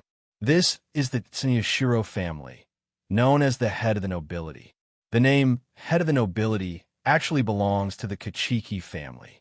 However, as the power of the Tsunoshiro family has grown day by day, they have manipulated the power of the Suriidii in recent hundreds of years and have gradually become what people call the head of the nobility in private. The whole courtyard was a mess of blood, and no one could be seen. Standing in the sky not far away and looking down, I couldn't take in the whole courtyard at a glance. The huge wooden door was closed, the white courtyard wall was stained red, and weirdos wearing masks were fighting each other. Some of them killed each other before their bodies collapsed and turned into spirits and dissipated. Most of the nobles lived in Noble Street, but as one of the 5 nobles, the Tsunoshiro family claimed to be the rulers of the Suriidii and had a large private territory. Naturally, they would not lower themselves to live together with lower-class nobles. Let me go. This guy Aizen is really generous. Is he going to bloodbath the Tsunoshiro family? Ao's Kijin murmured in her heart and walked in from the sky with her spiritual pressure and figure hidden. Although it's great to see the Tsunoshiro family in such a miserable state, I still feel like something is missing if I don't do it myself. Miyazuki Iozaki said with a sigh. He had already planned to take revenge on the Tsunoshiro family. He is very vindictive and has been accumulating strength. Aizen actually helped him do what he wanted to do. If we continue killing like this, I'm afraid some fish will slip through the net. Aozaki Mayuki, who was already feeling regretful, was overjoyed when he saw the members of the Tsunoshiro family who were stubbornly resisting. He leaned down and flew down to kill them all, but a familiar figure attracted his attention. This guy also ended up personally. It seems he really hates the Tsunoshiro family. On the street of Tsunoshiro's house, people were running in all directions to avoid the oncoming butcher knives and the heavy rain, and the streets suddenly became empty. This place is simply a city within a city. The Suriidii's area is 3 times the size of Neon Kingdom in the present world. This aristocratic courtyard can compare with any prosperous metropolis in the present world. Kachiki Hibiki stood in the shadows wearing a black cloak. The Muramasa in his hand was still bleeding, and the head of a member of the Tsunoshiro family was held in his hand. He lowered his head and watched the big drops of rain hitting the ground, mixing with the blood that was diluted and gradually turned into spirit seeds, forming a beautiful picture. The black arm blade pierced the rain curtain and stopped in front of Kachiki Xiangha with a harsh sound. The good helper Aizen prepared for him pierced one of the guards, and the chief officer-level Shinigami was unable to fight back. He was worthy of being a Vastad-level Daxu. As expected, the dead Sunyeo is the good Sunyeo. Kachiki Hibiki said calmly. The horned Daxu looked down at him and seemed not interested in him, and continued to chase other prey. In order to retain as strong a combat capability as possible, his wildness has not been suppressed too much, and his IQ is not much higher than Jillian. This man is a companion in his perception, but he has no power to order him. He only needs to follow the adult instructions and continue killing. The irrational beast! Kachiki Xianghe snorted disdainfully. You can't use your spiritual pressure even if you have it. Hi. Neo 2 Daxu roared, seemingly venting his dissatisfaction, kicking his legs and rushing into the crowd like a cannonball. TSK, a beast-like thing still knows how to get angry. Kachiki Xianghe raised the corners of his mouth slightly, revealing a contemptuous smile. His eyes fell on the fallen Shinigami, and he saw that their faces were gradually covered by a layer of white substance, and he couldn't help but recall similar scenes in his heart. A virtual soul is poured into another soul, destroying the boundaries between souls and sublimating objects to a higher level of soul. This idea is indeed bold, but is difficult to implement. Kachiki Xianghe thought to himself. The strength of these virtual Shinigami in front of them has improved, and they have broken through to a new level. But looking at the strong men in the three realms, they're still not strong enough. What if the soul of Vastad is injected into it? What heights can Shinigami reach? Kachiki Xianghe shook his head slightly, seeming to deny his own idea. Experiments to inject Hollow's soul into the body to achieve Hollow transformation have never been successful. Most of the experimental subjects were unable to control this power, and finally the spirit body collapsed and died. Only Shinigami who are above the vice captain level can maintain their spiritual bodies, but they can also lose their minds and become true Hollows. It is meaningless to become a monster who has lost himself, even if he gains power. Hello, everyone. As we wrap up this video, I want to share a quick note. I have a Patreon account. If you'd like to support me and enjoy on-demand audiobooks, you can become a Patreon member. Alternatively, you can check out my Google Drive link, which has 500+ novel audiobooks available through my Ko-fi or Patreon shop. I appreciate your support.